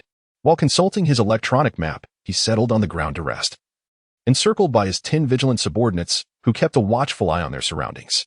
Once he had recuperated, Zhang Xiao and his followers advanced further inside. Suddenly, he halted, noticing the presence of others who had arrived before him. Quite a number, in fact, engaged in battle with the Goblin King. Yet, the situation seemed amiss, for those adventurers were being ruthlessly slaughtered by the Goblin King and his minions. The battlefield unfolded as a one-sided affair, confronted by the ferocious and formidable Goblin King. Along with his multitude of subordinates, the novice adventurers found themselves utterly defenseless, being slaughtered mercilessly and forced to retreat in disarray. Yet, they were now ensnared in a web of encirclement, with rows of knife and shield-wielding goblins sealing off their escape routes, rendering any attempt to break free exceedingly arduous. Thus, one after another, the novice adventurers met their grim fate, their screams echoing as they were slain, vanishing into thin air, leaving only their belongings and equipment strewn upon the ground. Zhang Xiao furrowed his brow, recognizing the faces of those being hunted. They were none other than the very novice adventurers who had previously joined the ranks of the cloaked man in purple. What was transpiring? Where had that purple-cloaked figure vanished to? Why did he not come to their aid? Zhang Xiao's mind was a tempest of questions. He refrained from recklessly charging into the fray, for the goblins numbered in the hundreds. Even a valiant charge on his part would yield little result, saving only a handful, and could very well cost him his own life. Moreover, he bore no obligation or responsibility to assist these individuals, especially considering their prior derision towards him. At this moment, Zhang Xiao's foremost concern was the whereabouts of that enigmatic figure in purple. Chapter 22. The treacherous kiss of death. He claimed to possess an S-level talent, suggesting that he should be impervious to demise. However, what of others? As Zhang Xiao pondered this perplexity, the surrounded adventurers had already been slaughtered to near extinction by the Goblin King and his minions. The Goblin King erupted with a cruel, maniacal laughter before returning to his throne, while the remaining goblins dispersed, restoring an eerie tranquility to the scene. The ground was strewn with an array of colorful soul orbs, alongside various pieces of equipment and items. These soul orbs and items would vanish if left unattended for a period, thus Zhang Xiao, noticing the dwindling number of goblins around him, cautiously approached and began to collect the loot into his backpack. Most of the soul orbs were of the lower tier, and the equipment and items were similarly rudimentary, as their previous owners were mere novice fledglings, incapable of possessing anything of significant value. Nevertheless, these items could still fetch a considerable sum if sold. As Zhang Xiao busied himself with the collection, the Goblin King took notice of him, leaping from his seat, brandishing two cleavers, and pointing at Zhang Xiao while emitting a cacophony of shrieks. This immediately summoned over a dozen goblins. Unperturbed, Zhang Xiao swiftly commanded the shield and sword goblins to hold the front line, instructing the stone-throwing goblins to provide ranged support from the rear. He, along with the poison spider, the devouring frog, and the iron-toothed wolf, two formidable bosses, remained at the core of his forces, strategizing and orchestrating their next moves. To facilitate his command, Zhang Xiao assigned numbers to the goblins, thereby enhancing the efficiency of his leadership. The venomous spider ensnared the Goblin King in its web, while Goblin 1 and 2, armed with sword and shield, held the line against the enemies on the left. Goblin 3 and 4 took their positions on the right, while the remaining stone-throwing goblins and the devouring frog concentrated their firepower to eliminate all the minor foes surrounding them. As commands were dispatched, the battlefield gradually stabilized. With each diminutive adversary vanquished, Zhang Xiao initiated a counteroffensive against the Goblin King. 411. Goblin King, 402. Goblin King, 398. Goblin King. As a formidable boss of the third tier, the Goblin King's prowess was unquestionable, wielding his dual blades with a velocity akin to a whirlwind. Each strike inflicted over 300 points of damage, a manifestation of his skill, the whirlwind slash. The two sword and shield goblins defending against him could scarcely endure his tempestuous onslaught. Even with their shields raised in defense, their health plummeted. In a matter of moments, the two goblins fell to the ground, lifeless. Zhang Xiao promptly dispatched two more sword and shield goblins to the front lines, and then, leading the remaining minions, he continued the assault on the Goblin King. 157. Sword and shield goblin. 177. Stone-throwing goblin, block. Block. 162. Sword and shield goblin, block. The level of defense was utterly astonishing. Moreover, he astonishingly wielded dual daggers to block attacks. Aside from being unable to withstand the fireball spell of the Devourer Frog, he could negate over half of the remaining physical assaults. Truly, he was a boss-level monster. Zhang Xiao knocked an arrow, simultaneously shooting while observing the Goblin King's condition. After such a prolonged battle, his health had merely dwindled to 70%. Zhang Xiao shook his head. In the heat of combat, I cannot utilize summoning spells. Our side has already lost 3 shield goblins, with only one still persevering. If the situation worsens, I must devise a means of retreat. Just as Zhang Xiao contemplated his strategy, he suddenly felt a searing pain in his back. 399. Kiss of death, fatal blow. Zhang Xiao's heart jolted, and he hastily dashed away while glancing back, only to see a figure materializing behind him, the man in the purple robe. It's you. Zhang Xiao narrowed his eyes, having previously overlooked the purple-robed man's demonic name, now realizing that this individual was named Kiss of Death. He chuckled darkly. I never anticipated that you would survive my ambush. It seems your attributes are remarkably high. Kiss of Death brandished a sharp dagger, a chilling smile adorning his face. With only 20% of health remaining, Zhang Xiao cast a glance at his own life force, then turned to regard Kiss of Death with a cold stare. Intoning, was that your innate skill? The ability to become invisible? Indeed, my innate skill is stealth. As long as I refrain from launching an attack or sustaining damage, I can remain invisible indefinitely, eluding detection by anyone. Quite impressive, isn't it? Death's Kiss wears a smug expression. This talent system proves to be moderately effective for slaying monsters. However, when paired with others, it exhibits commendable synergy. Yet, for the art of assassination, it is undeniably top tier. Utilizing this skill, Death's Kiss undertakes various assassination contracts to earn his keep. However, such tasks are fraught with peril and are not always readily available, prompting Death's Kiss to devise another, more lucrative venture. Indeed, he resorts to deceiving novice players. Under the guise of being a seasoned expert, he lures these inexperienced souls into his party, subsequently leading them to the depths of a lair inhabited by the Goblin King. Once they arrive, Death's Kiss instructs the novices to attack the Goblin King, while he himself vanishes into thin air, biding his time. This locale teems with monsters and presents considerable danger. The novices, oblivious to the need for unity, resemble a scattered heap of sand, lacking any guidance on how to counterattack or escape amidst the onslaught of hundreds of goblins. By the time they realize the gravity of their predicament and seek out Death's Kiss, he has already vanished without a trace. Thus, The ultimate outcome is the utter annihilation of these novice players, who find themselves engulfed in despair. The magical soul, orbs, and equipment they drop subsequently find their way into Death's Kiss's possession. Regardless, he possesses stealth skills. As long as he remains cautious and avoids those monstrous beings, he can traverse this place with freedom by eliminating a wave of novice players. He could accumulate hundreds of magical soul orbs, along with a plethora of diverse equipment and items, earning tens of thousands in an instant.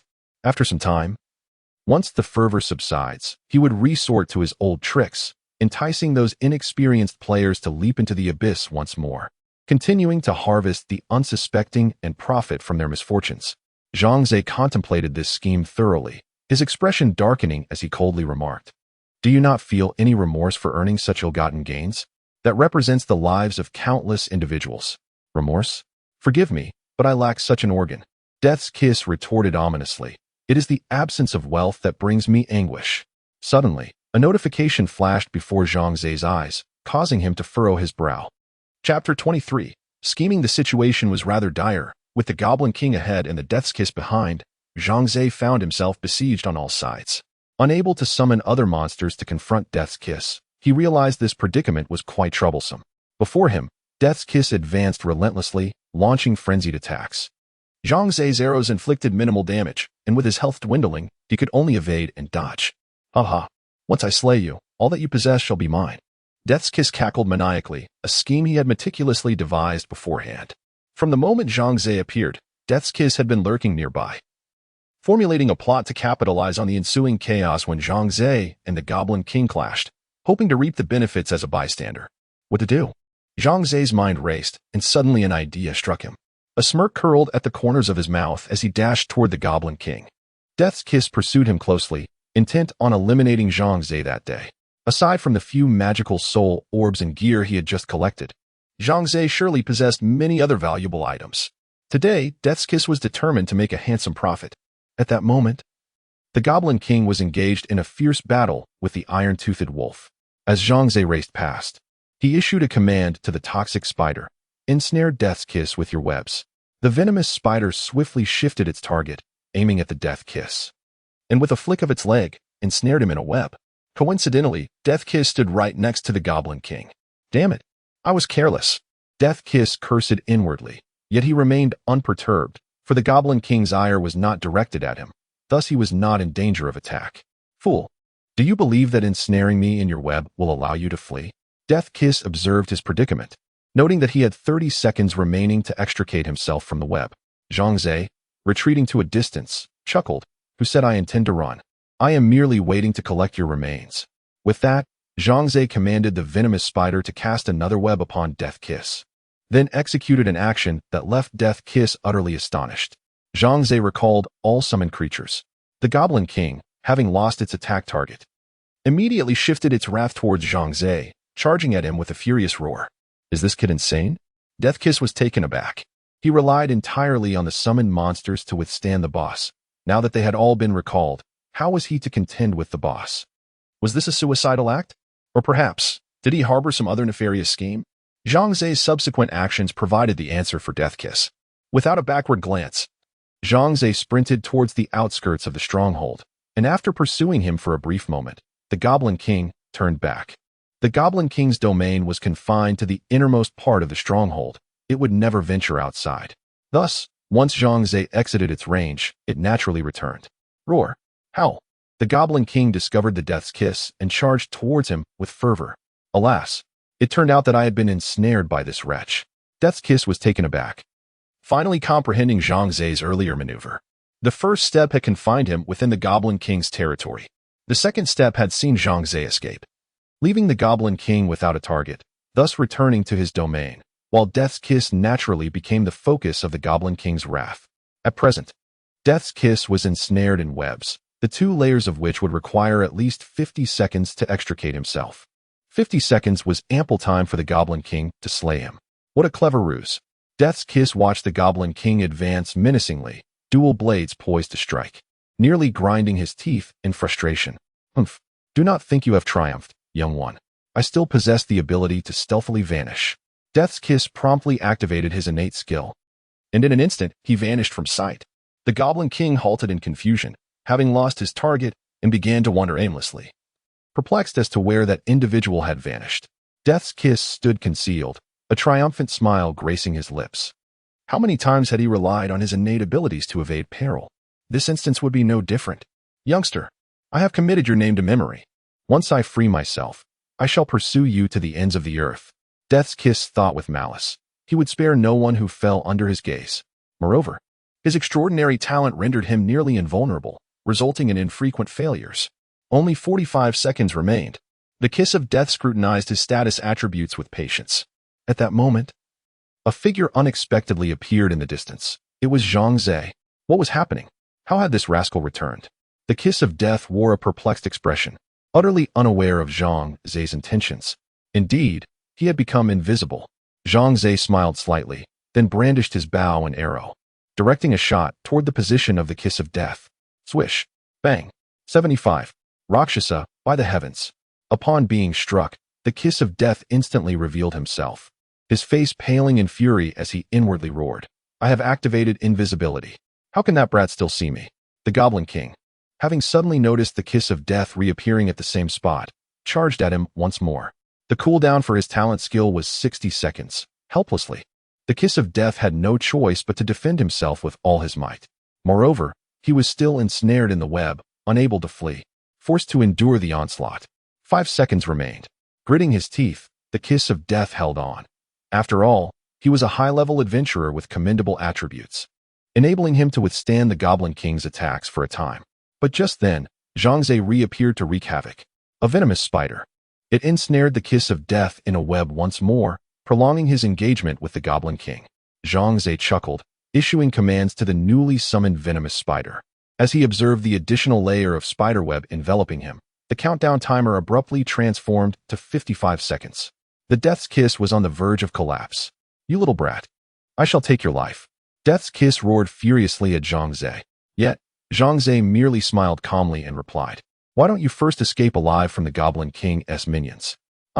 Death's Kiss watched in despair as his health plummeted from 80% to 60, and then to 40. In a desperate bid for survival, he consumed every healing potion from his backpack, barely managing to restore his health back to 60%. Wonderful. My skill cooldown is finished. I can once again vanish into stealth. Death's Kiss felt a sigh of relief within, swiftly activating his innate ability, causing him to disappear from sight. Chapter 24. The consequences of one's own misdeeds. The Goblin King halted his actions, yet did not wander far. Instead, he remained rooted in place, scanning his surroundings in search of the elusive figure known as the Death's Kiss. That was close. Death's Kiss breathed a sigh of relief, only to find Zhang Xiao once again aiming his bow and arrow directly at him. Surely not. Could it be that he has spotted me again? How could that be possible? A look of shock filled Death's Kiss's eyes. Logically, as long as he employed his innate skills, others should be utterly oblivious to his presence. Yet, how could this lad named Luosha pinpoint his location with such precision? Swish. With a sharp sound, another arrow struck Death's Kiss, instantly revealing him. As he collapsed, he glanced down and saw the web beneath his feet, and in that moment, realization dawned upon him. So it was this. I became invisible, but the web remained in place. This time, it seems I am doomed. Despair etched across his face. Death's Kiss gazed desperately at the Goblin King charging towards him, his countenance ashen. Even in death, I shall ensure you do not have it easy. With a fierce glare directed at Zhang Xiao, he sent out a final message. As Death's Kiss met his end at the hands of the Goblin King, his body was reduced to a scattering of magical soul orbs and equipment, before disintegrating into a wisp of ash. Zhang Xiao merely smirked. One reaps what one sows. With the demise of Death's Kiss, the Goblin King returned to his seat, settling down comfortably once more. Zhang Xiao did not immediately retrieve the soul balls and equipment dropped by the Kiss of Death, for his summoned creature team had suffered significant casualties. Even when at full strength, they found it arduous to confront the Goblin King.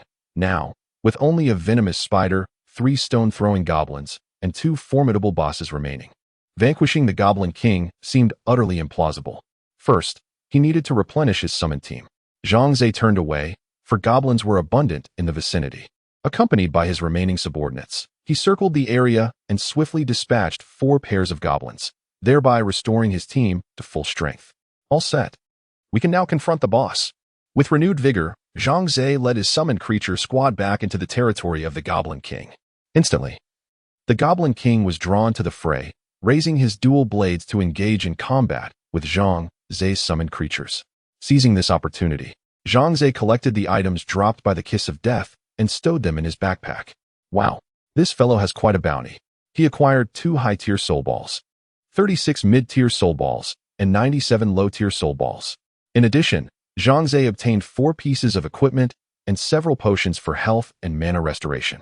Gazing into his backpack, his spirits soared, especially upon discovering that the Kiss of Death had yielded an A-class piece of equipment, further elevating his joy. The white silk gloves possess remarkable quality, attribute, damage 50 points, special effect, none, durability, 100. Such formidable equipment was immediately donned by Zhang Xiao, who then joined the fray, drawing his bow against the Goblin King. 38. Rakshasa, my attack power has finally surged. Zhang Xiao wore a wry smile. Previously, he had devoted all his energy to summoning monsters, neglecting to procure equipment to enhance his own strength like other adventurers. Consequently, his attack damage had remained rather low.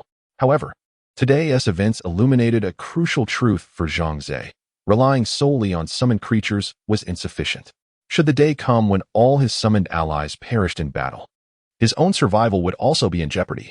Therefore, it became imperative for him to bolster his own capabilities to augment his chances of survival in the realm of magic.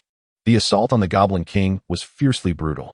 Zhang Xiao exerted his utmost command skills, striving to minimize casualties among his summoned team.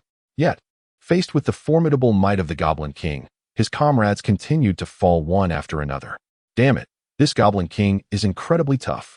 Watching as his last stone-throwing goblin was slain, Zhang Xiao could not help but curse.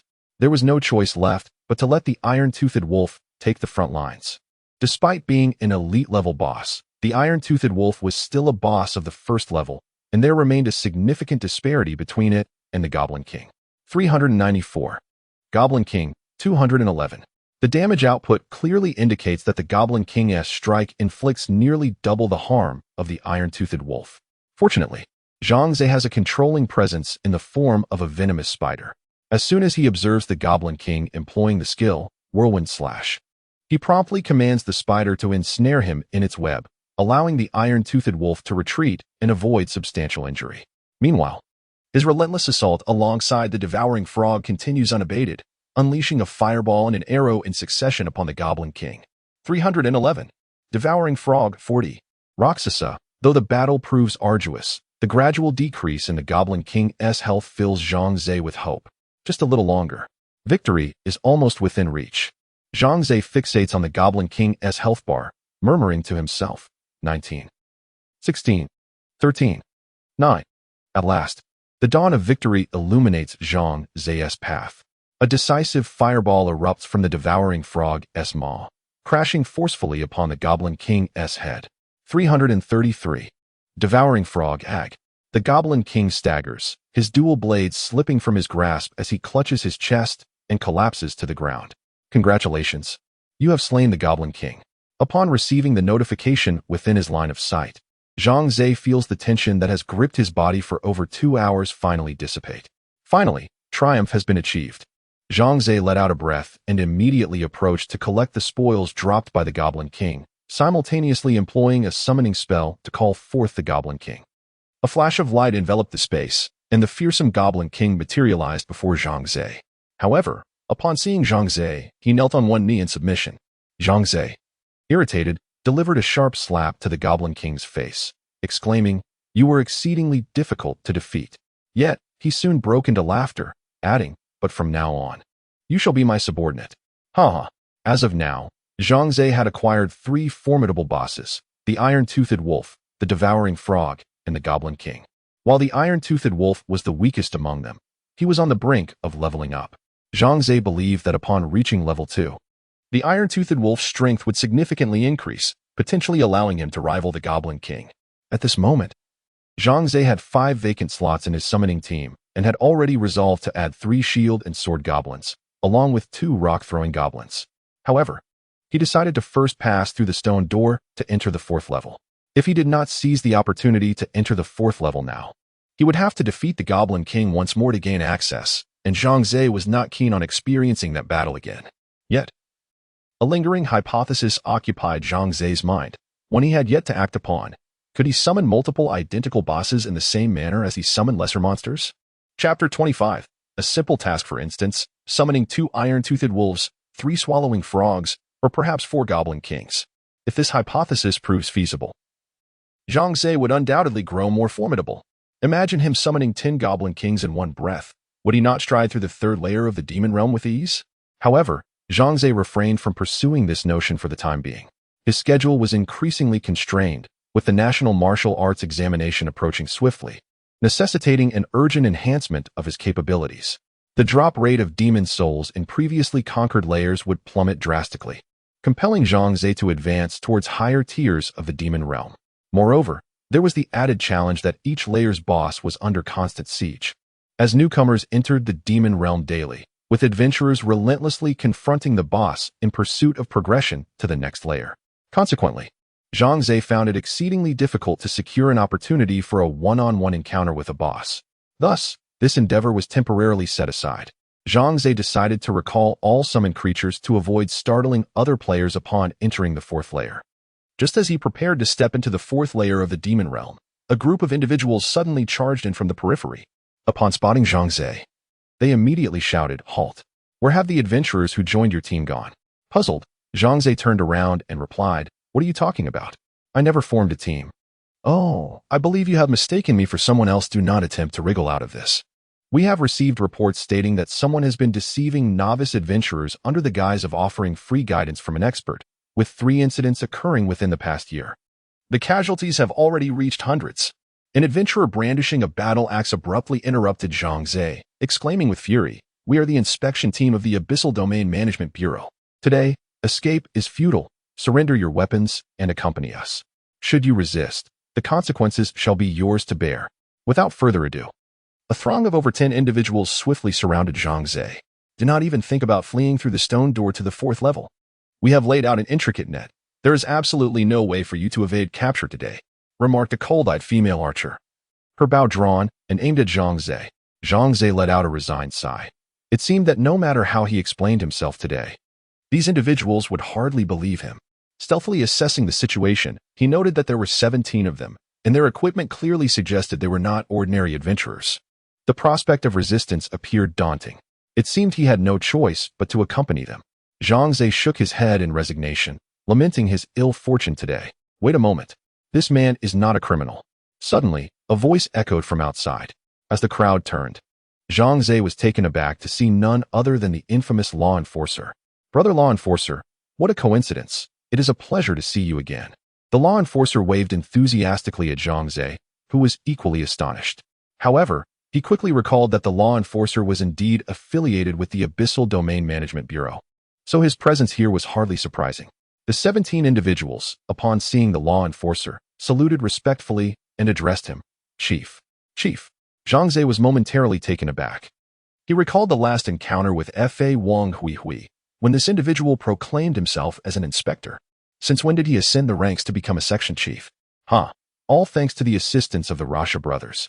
Fa Wang Hui, beaming with delight, approached Zhang Xiao and extended his hand for a handshake, exclaiming, "During our last collaboration on that case, the higher-ups were quite pleased with my performance, and as a result, I have been exceptionally promoted.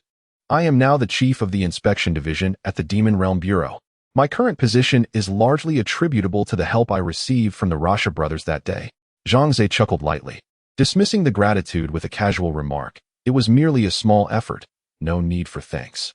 At that moment, a team member, puzzled, inquired of Fa Wang Hui, "Chief, when we arrived here, he was the only one present. How can you be certain he is not the criminal?" Fa Wang Hui responded, "First and foremost, the Rasha brothers and I share a friendship, and I trust he is not a criminal. Furthermore, according to the descriptions provided by the victims, the perpetrator targeting novice adventurers in the demon realm is known as the Kiss of Death. Coincidentally, he is also on the wanted list, which is why I assert that the Rasha brothers are not criminals." Upon hearing this, the group of over a dozen individuals silently sheathed their weapons. "By the way, Rasha brother, have you encountered the Kiss of Death or any of the novice adventurers he has deceived since your arrival here?" Our goal today is to bring the kiss of death to justice while rescuing those novice adventurers. Fa Wang, Hui inquired of Zhang Xiao. Zhang Xiao shook his head and candidly replied, "You have arrived too late. By the time I got here, those novice adventurers had already been encircled by the Goblin King and his minions, ultimately meeting their tragic fate." What? The expression of Fa Wang Hui darkened immediately, a surge of fury overtaking his features. Another 100 lives lost. This death's kiss is utterly despicable. Fa Wang Hui gritted his teeth. Brother Luocha, do you have any idea where this death's kiss has fled? Please inform me. Even if he has run to the ends of the earth, we must bring him back. I fear you shall never find him, for I have already dealt with him. Zhang Xiao shrugged, nonchalantly declaring. Is that true? Fa Wang Hui's face reflected astonishment. It was not that he doubted Zhang Xiao's words, but this death's kiss was no ordinary character. The records from the Demon Domain Bureau indicated that this death's kiss boasted an S-grade innate skill and was a seasoned high-level adventurer with years of experience in the demon realm. It was said that he held the title of a proficient assassin. A character of such caliber, even with Zhang Xiao's remarkable innate skills, would be a formidable opponent to vanquish. Indeed, it is true. Observing the puzzled expressions on their faces, Zhang Xiao contemplated for a moment before opening his attributes panel. He navigated to the section labeled Kill List, opened it, and shared a screenshot with Fa Wang Hui. This so-called kill list records the names of all the enemies that adventurers have slain within the demon realm. You truly killed him. After witnessing the unfolding events, the group finally came to believe in Zhang Xiao, for the records on the adventurer's attribute panel are undeniably authentic. The others were equally astonished, as Zhang Xiao was merely a novice adventurer who had just recently surpassed the 3rd level. Yet he managed to eliminate an opponent rated as a seasoned expert in a one-on-one confrontation. Even they, with their experience, would not dare claim they could vanquish the likes of Death's Kiss alone. It is truly astonishing. Are novice adventurers now this formidable? I recall my own early days as a fledgling, trailing behind the seasoned veterans, pleading for their guidance. Comparisons are futile. One must acknowledge that Zhang Xiao might indeed be the legendary prodigy.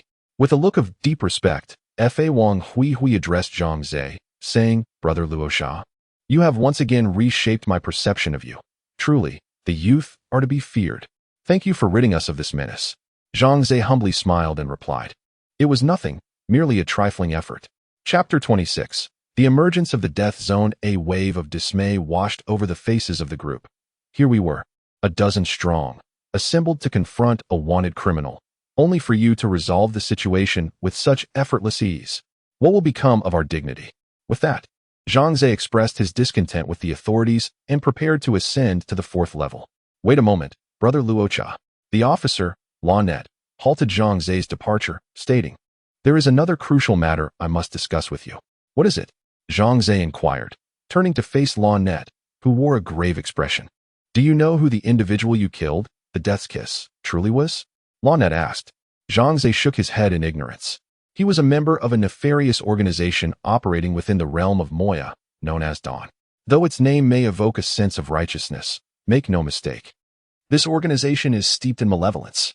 Kidnapping, robbery, assassination, any crime you can conceive, they have committed.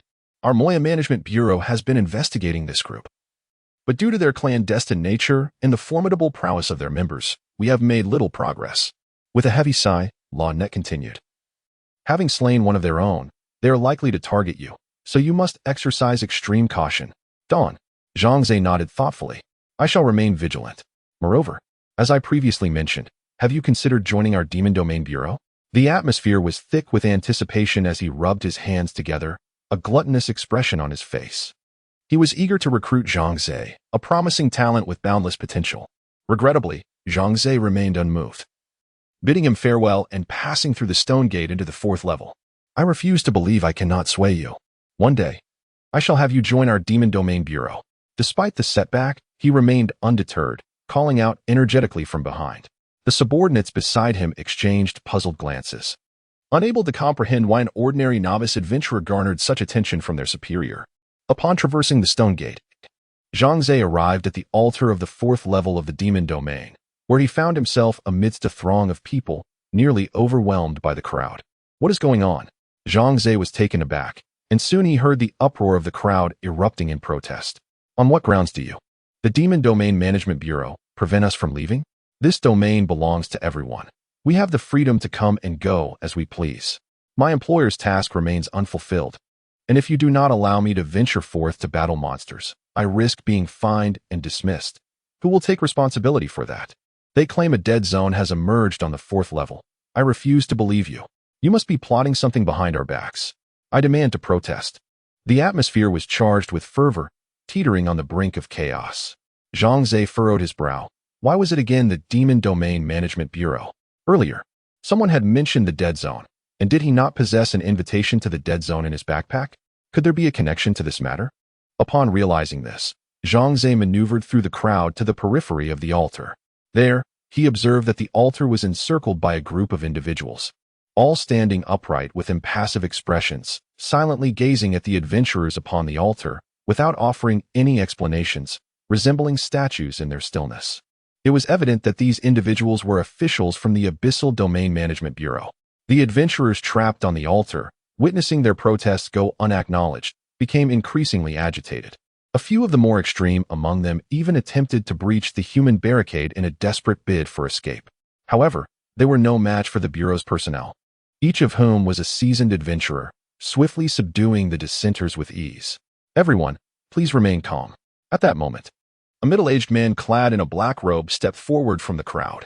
He raised his hand to address the assembly, saying, "The Abyssal Domain Management Bureau has always strived to maintain harmony and stability within the Abyssal Domain, as well as to ensure your personal safety.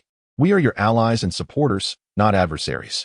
The reason we cannot permit entry to the 4th layer of the Abyssal Domain today is due to the imminent emergence of a dead zone within this layer. I understand that many of you may be unfamiliar with the concept of a dead zone, as it is not documented in the Abyssal Domain Guide. Allow me to enlighten you." Zhang Xiao regarded the middle-aged man, recognizing him as someone known in the Abyssal Domain by the name of Fine Wine and Coffee. The Fine Wine and Coffee spoke leisurely. The so-called dead zone is, in fact, akin to another realm, a space whose intricacies we have yet to thoroughly explore. What we do know is that it manifests unpredictably and randomly within a certain layer of the demon realm.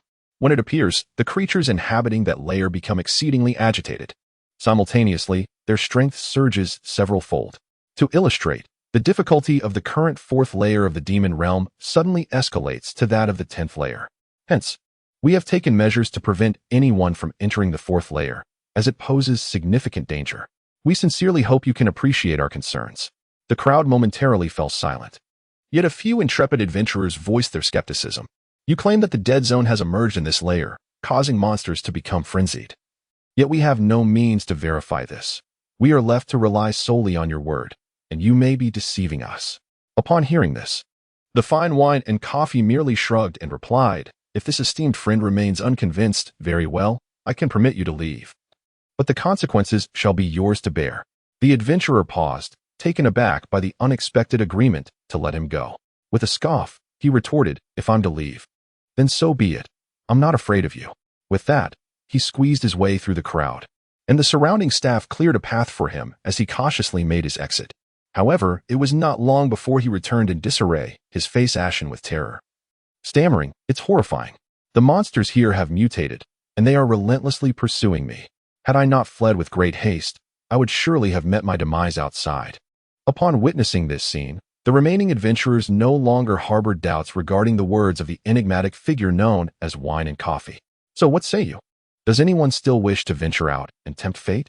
I am more than willing to grant passage. Wine and Coffee spread his arms, his expression a blend of mockery and amusement. The crowd fell into a profound silence. No one dared to seek their own destruction. Excellent. It seems that everyone can comprehend the noble intentions of our Domain Management Bureau. I advise all to refrain from entering the 4th level of the domain for the next few days, until the realm of death has entirely dissipated before returning to this layer. With those words, Wine and Coffee turned and departed. The adventurers upon the altar exchanged glances, and one by one, they began to leave. Some ventured to other layers of the domain, while others simply logged off to rest. Chapter 27. A perilous undertaking. Zhang Xiao logged off to rest, having spent an extensive period in the demon realm, where the time outside had already drifted to 2 in the morning. Fortunately, tomorrow was Saturday, sparing him the burden of school. Otherwise, his body would truly struggle to cope. Upon returning to his chamber, Zhang Xiao reclined on his bed, and soon succumbed to slumber. The human body endures immense strain upon entering the demon realm, akin to the experience of departing Earth for the vastness of space, where the disparate external environment imposes significant effects on the human form. In the demon realm, Layer 22. A man clad in silver armor was engaged in a fierce battle with monsters. His movements were agile and graceful, as his sword transformed into glimmers of cold light, reducing the creatures to mere fragments. A message from the Kiss of Death? The man gathered his spoils and noticed a notification in his message inbox. He opened it briefly before promptly deleting it. A Rakshasa, an intriguing individual. With an impassive countenance, he turned towards a towering figure in the distance.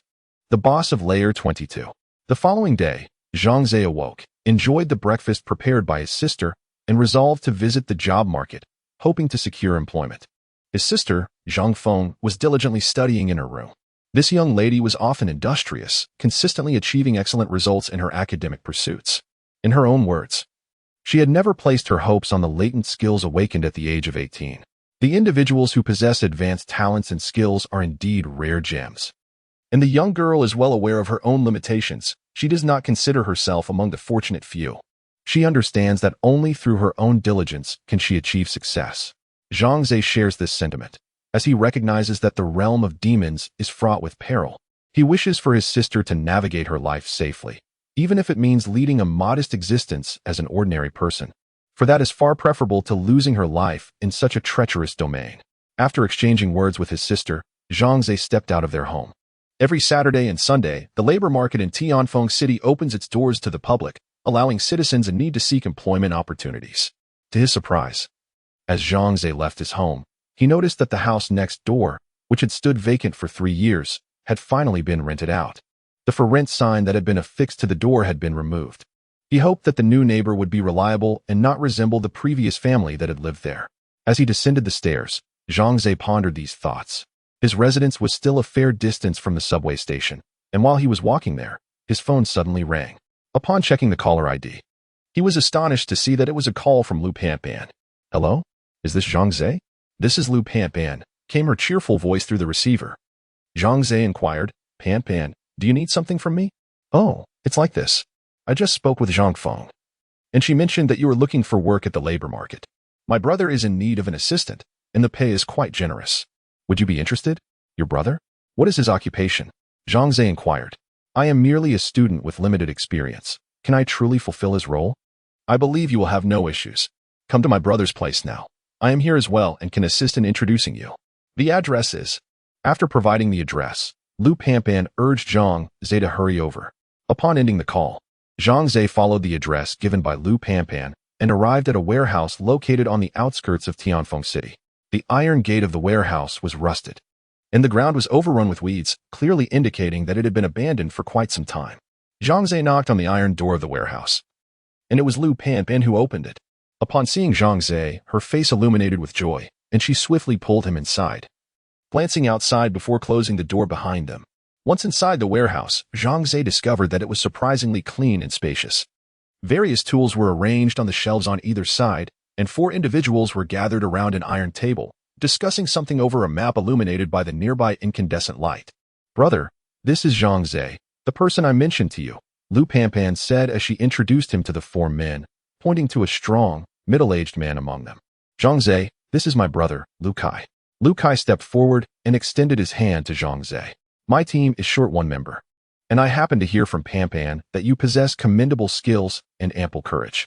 What do you say? Are you interested in joining my team?" Zhang Xiao shook hands with Lu Kai and replied, "I am indeed seeking employment, but I am uncertain about the nature of your work." Lu Kai raised an eyebrow and cast a glance at his sister, saying, "Did Panpan not mention it to you? The work we undertake is fraught with danger, yet the rewards are substantial. It all depends on your courage." Zhang Xiao felt a flicker of intrigue. "As you are aware, the recent surge of monsters in the abyss has led to the downfall of many regions. Within these fallen areas, not only do monsters roam, but treasures abound, antiques, paintings, and so forth. Many affluent individuals have set their sights on these items, eager to add them to their collections."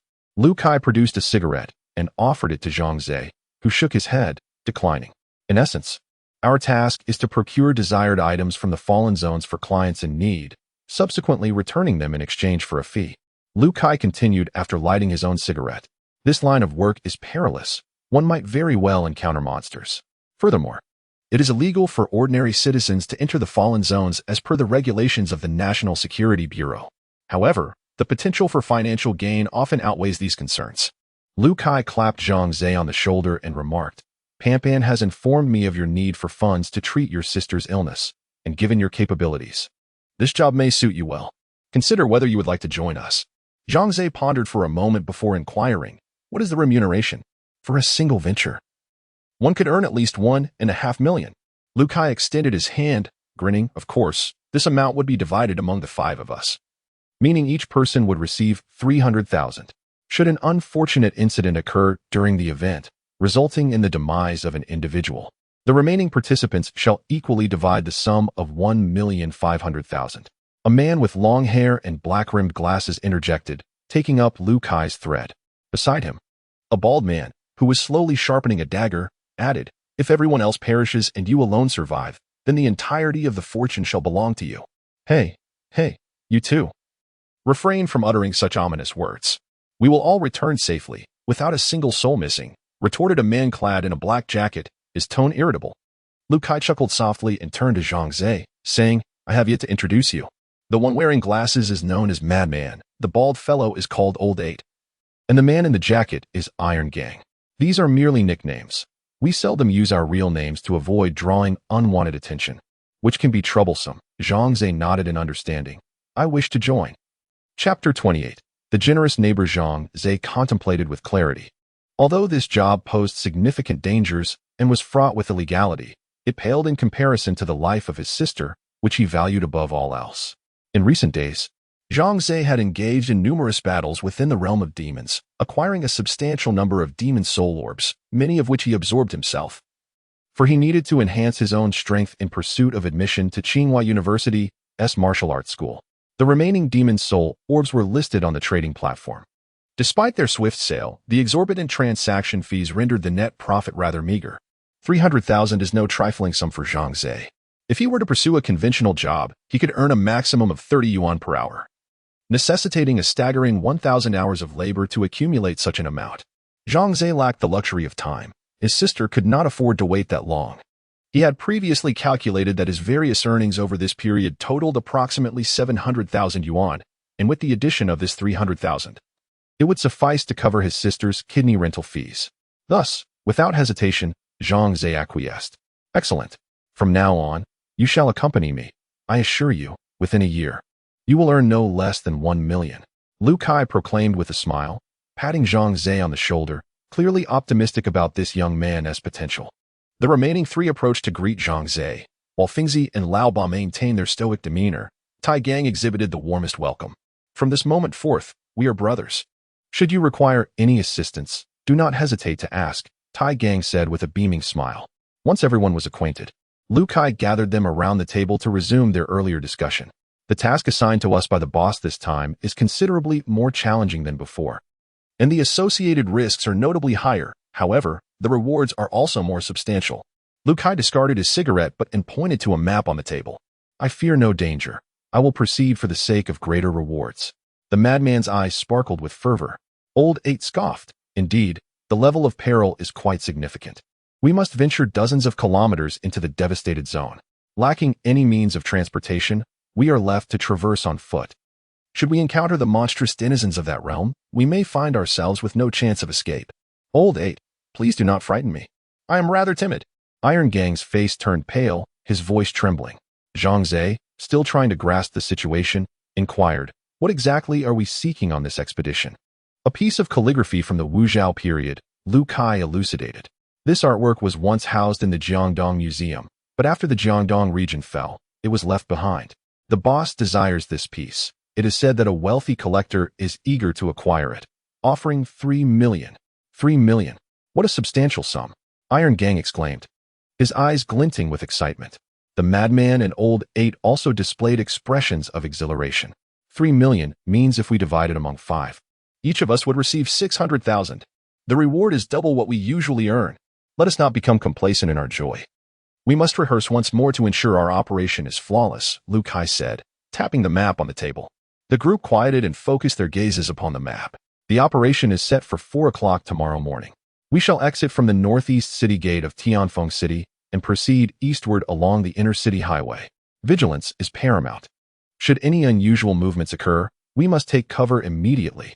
The map indicates that the Jiangdong Museum is approximately 28 kilometers from Tianfeng City.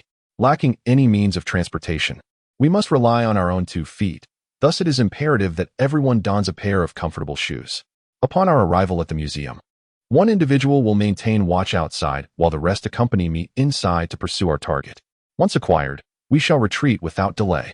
We will return by the same route, ensuring that we arrive back in Tianfeng City before nightfall. Otherwise, once darkness descends, our chances of returning diminish significantly.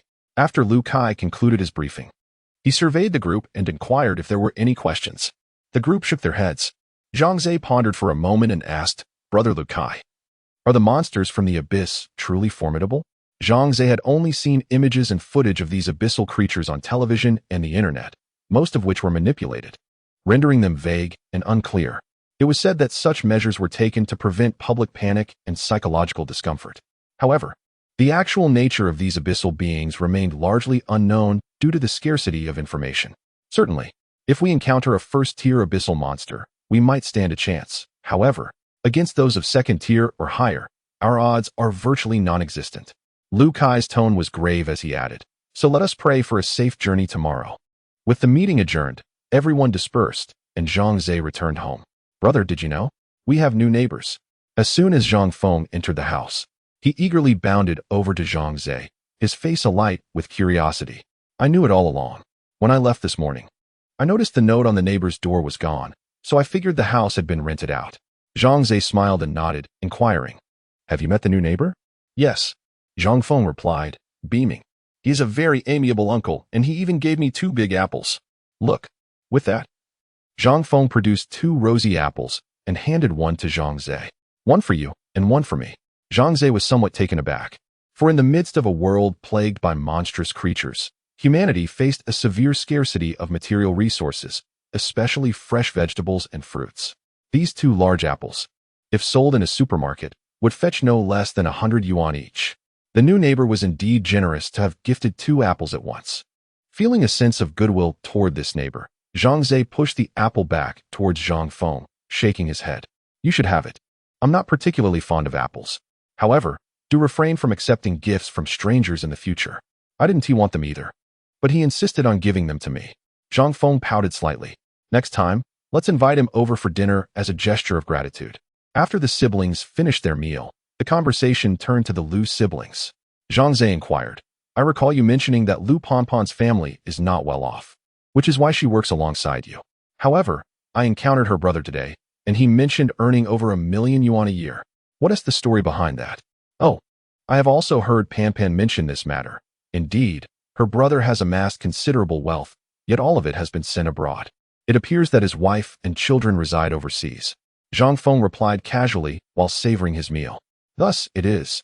Zhang Xiao nodded in understanding. As he needed to rise early the following day, Zhang Xiao retired to bed quite early. At 3 in the morning, just as dawn began to break, he got up, dressed quietly, and slipped out of the house. Up so early, Zhang Xiao noticed that the lights were still on in the neighboring house, which surprised him. Yet he dismissed it from his mind and swiftly departed the neighborhood, heading towards the northeastern city gate. Chapter 29. Entering the museum, this undertaking is fraught with peril, and there is a distinct possibility of encountering monstrous creatures within the abyss. Hence, before retiring for the night, Zhang Xiao ventured into the magical realm to absorb every soul orb he could find, coupled with the soul orbs he had previously absorbed. His current attribute panel is as follows: Name, Rakshasa, ID, C Country 2, 4751176, Health, 110, Vitality, 120 damage, 414 speed, 15, attributes, Strength, 14, the average human possesses 10, Constitution, 11, the average human possesses 10, Spirit, 12, the average human possesses 10, Agility, 15, the average human possesses 10, distributable attribute points, 0, skills, summoning level 1, SSS, equipment, none, overall evaluation novice adventurer my strength attribute has reached 14 points. Although I have yet to test the power of my fist, I believe it must exceed 1,000 pounds. Zhang Xiao clenched his fist, contemplating. My agility has also attained 15 points. Should I encounter a monster from the abyss, I should possess the capability to engage in battle. However, it is preferable to remain unscathed and avoid any creatures altogether. Upon arriving at the northeast city gate, Lu Kai and several others were already present. Seeing Zhang Xiao approach, Lu Kai tossed him a dead chicken. Take this. It may prove useful in a critical moment. Zhang Xiao held the lifeless chicken, feeling somewhat bewildered. Beside him, Tai Gang chuckled and explained, those creatures from the dungeons have a penchant for consuming corpses. If they set their sights on you, simply toss the dead chicken to them and make your escape. Enlightenment dawned upon Zhang Xiao, and he promptly stowed the dead chicken into his backpack. As the sun ascended the horizon, a beam of sunlight illuminated the northeastern city wall. At that moment, a head emerged from above, glancing down before swiftly retreating upon spotting Lu Kai and the others. Shortly thereafter, a rope ladder was lowered from the battlements. Lu Kai hurried forward to grasp it. Turning to the group and whispering, "Climb up." The group ascended the rope ladder and soon reached the top of the wall. Zhang Xiao observed Lu Kai discreetly handing a silver consumption card to the sentry stationed atop the wall. The guard nodded with a smile, seemingly quite pleased. Tai Gang leaned towards Zhang Xiao and murmured, "Standard procedure, no need for alarm." Upon returning to the group, Lu Kai lowered the rope ladder from the other side, and they continued their descent, arriving outside the city of Tianfeng. Zhang Xiao looked around. When he had gazed from the battlements earlier, everything outside had been shrouded in a thin mist, rendering the view unclear. Now that the sun had fully risen and the fog had dissipated, he finally beheld the landscape beyond. The ground outside lay barren and charred, with scarcely a plant in sight, only desolate ruins and numerous wrecked vehicles scattered about. Occasionally, a few crows soared through the sky, alighting upon a crooked telephone pole where several human bones dangled precariously. A gust of wind swept by, causing them to sway ominously. This scene filled Zhang Xiao with an intense sense of impending doom, as it was his first glimpse of the desolation beyond the city. It was truly a heartbreaking sight. Zhang Xiao inhaled deeply and hastened to catch up with Lu Kai and the others, advancing along the inner city highway into the distance. Lu Kai beckoned Zhang Xiao to his side, stating, "You are a friend of Pan. I do not wish for any misfortune to befall you. As long as you stay close to me and heed my commands, I shall ensure your safe return." Zhang Xiao nodded silently. In truth, Lu Kai's decision to bring Zhang Xiao along was not out of faith in the young man, but rather due to his sister, Lu Pan. Were it not for her incessant pleas urging him to take Zhang Xiao along on missions to earn money, Lu Kai would never have considered bringing such an inexperienced youth. After all, he sought capable adults, not a greenhorn still tethered to the confines of academia. Yet, in order to secure a warm meal and someone to attend to his laundry, Lu Kai begrudgingly acquiesced to his sister's wishes. He felt entirely compelled to do so. Once we complete this task, I shall find a way to send this lad back. Carrying a burden is indeed inconvenient. Lu Kai mused. Fortunately, the day unfolded smoothly, with no dangers encountered along the way, nor any sight of the monstrous creatures from the abyss, leaving Zhang Xiao with a bittersweet sense of fortune and regret. After approximately 8 hours of progress, the group finally arrived at the Jiangdong Museum marked on the map. However, the scene before them bore little resemblance to a museum. It was nothing short of a colossal ruin. The entire structure had collapsed, leaving the entrance utterly unrecognizable. In their predicament, the group circled the vast wreckage, searching for a possible entry point. "Boss, over here," the madman exclaimed upon spotting an opening. The interior was shrouded in darkness, rendering visibility nearly impossible. Yet, a crooked sign beside the entrance bore the words "Emergency Exit," suggesting that this might indeed lead into the museum. After observing the opening for some time and ensuring its stability, Lu Kai turned to organize the team. "Tai Gang, you will remain outside to keep watch. Use the walkie-talkie to contact me if anything arises. The rest of you, follow me inside. But remember, do not touch anything carelessly." The others nodded in agreement and began to disperse. "Zhang Xiao, be careful," Tai Gang said, patting Zhang Xiao's shoulder with concern. Zhang Xiao nodded and followed Lu Kai into the opening, with the madman and old 8 trailing behind, their powerful flashlights illuminating the dark passageway. The corridor descended into a staircase, and at its end, they encountered an iron door. The door was twisted and deformed from impact. The madman shook his head, indicating that even if they pried off the lock, opening the door would be futile. "Old 8, it's your turn," Lu Kai signaled to Old 8. who was given a clear path by the group. With a grunt, Old 8 charged forward and slammed into the door with all his might. With a resounding crash, the iron door was surprisingly thrust open by Lao Ba's shoulder. Lao Ba is the strongest among us. I recall it was around 12 o'clock. Lu Kai turned to Zhang Xiao and remarked, 12 o'clock, weaker than me. Zhang Xiao said nothing, continuing to follow Lu Kai as they entered the door. Lacking a map of the museum, the group could only wander aimlessly within. Fortunately, they soon stumbled upon a floor plan, allowing them to finally ascertain the location of the art display area. Creatures from the abyss often prefer to lurk in shadowy corners, and this exhibition hall was enveloped in darkness, making it possible that such entities were concealed within. Everyone needed to exercise utmost caution. Lu Kai retrieved a shotgun from his backpack, the sole weapon in the entire team. However, its utility was questionable, for these firearms and ammunition possessed little to no lethality against the creatures of the abyss. At best, they might frighten them with light and sound.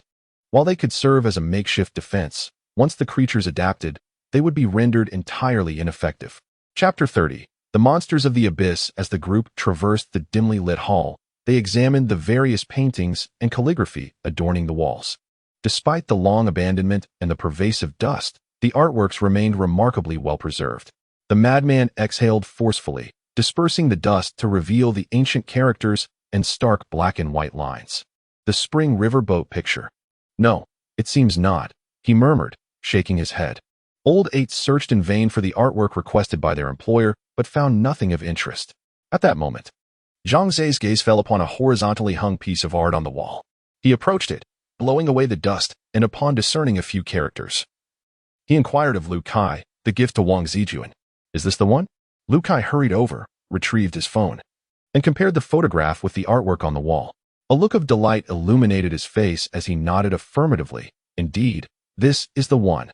The madman and Old 8 carefully ascended to remove the painting, gingerly extracting it from either side before rolling it up and placing it in the pre-prepared rectangular box. Mission accomplished. Ha. Old 8 laughed heartily, stroking his bald head. Once we get the payment, I shall visit the Cloud Summit Club and indulge in some revelry. However, the madman regarded him with disdain, cautioning, beware of succumbing to excess. It would be wiser to invest in more soul orbs to strengthen ourselves. Who knows when we might encounter the monsters of the abyss next time? Our very lives may be at stake. Old 8 waved dismissively, retorting, life and death are predetermined. Wealth and honor are fated. When it is time to enjoy, one must seize the moment. Once death comes, there will be no second chances.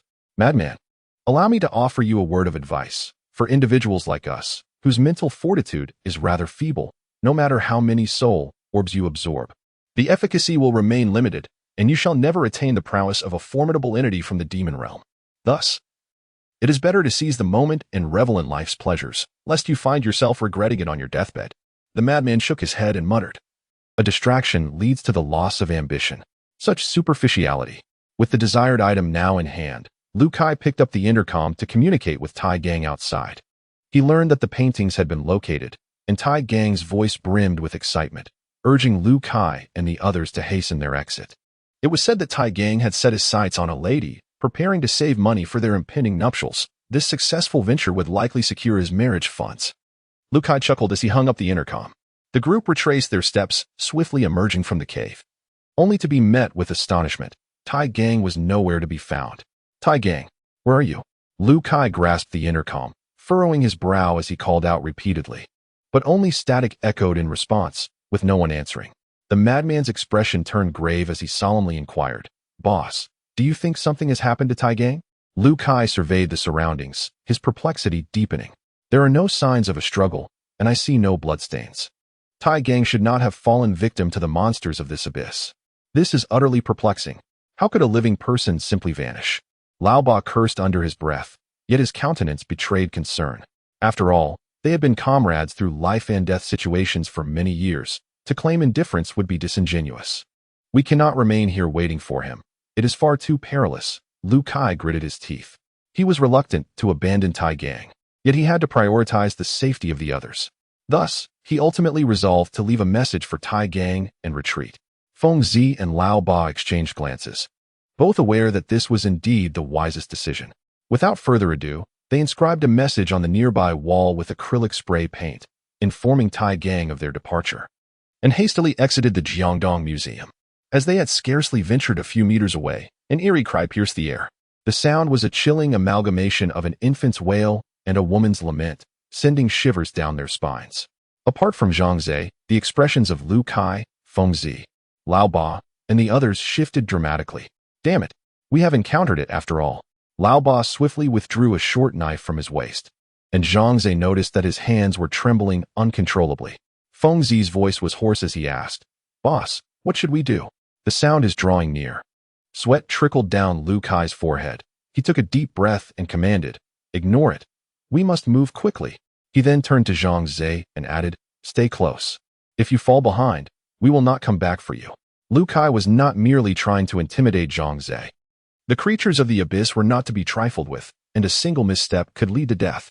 In such a dire situation, their own survival came first, leaving no room for concern for others. Zhang Xiao nodded, acutely recognizing the gravity of the situation from the other's demeanor. He heightened his vigilance and quickly followed Lu Kai, as the group sprinted down the desolate path with utmost urgency. However, the sound grew increasingly closer to them. Suddenly, a shadow darted overhead, followed by a resounding crash that shook the very earth. Zhang Xiao looked up and beheld a monstrous figure towering over 3 meters in height. This creature had a head as large as a basin, adorned with 3 eyes, yet devoid of a nose and ears, possessing only a long, tooth-filled maw. The monster walked upright on its 2 legs like a human, but sprouted 4 robust arms from its back, each arm seemingly thicker than Zhang Xiao's waist. A dungeon monster. The voice of the madman trembled with fear. A second-tier dungeon monster. Old 8 suddenly shouted, brandishing his dagger and charging at the dungeon creature. "Old 8, be careful," Lu Kai exclaimed. Before his warning could fully escape his lips, Old 8's dagger struck the creature's neck. But the sharp blade merely left a shallow white mark before shattering into 2 pieces. "Damn it, its skin is so tough," Old 8 muttered under his breath, just as a massive claw swung toward his face. With a resounding slap, the 200-pound Old 8 was sent flying by the dungeon monster's blow. He crashed to the ground with a thud, and fortunately, he managed to shield himself with his arms, saving his life.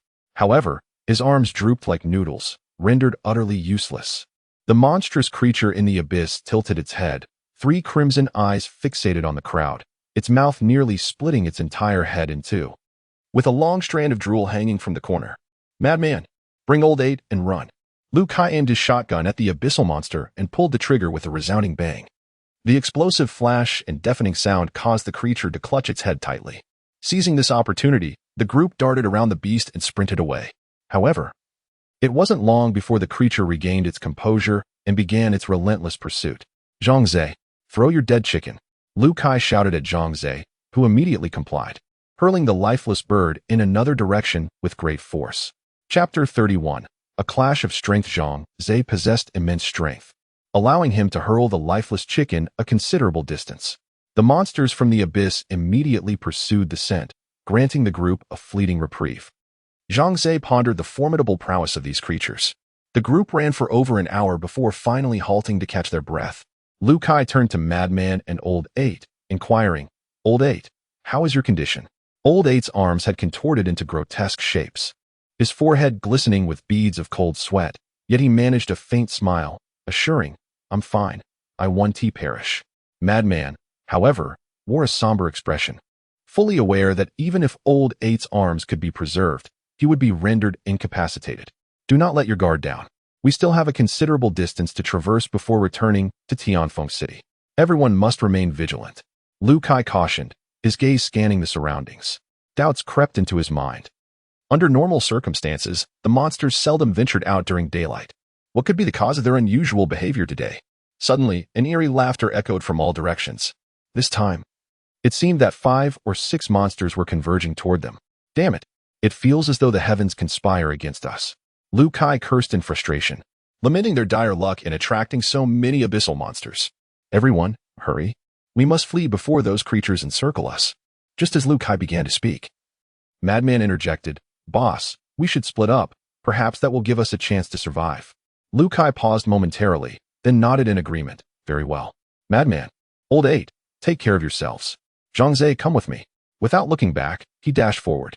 Zhang Xiao turned in surprise to glance at Lao Ba and the madman.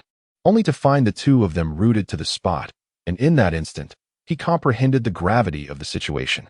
"Hurry up, boy. Don't look back." Lao Ba's expression was serene. Beside him, the madman supported Lao Ba and retrieved a hand grenade from his waist.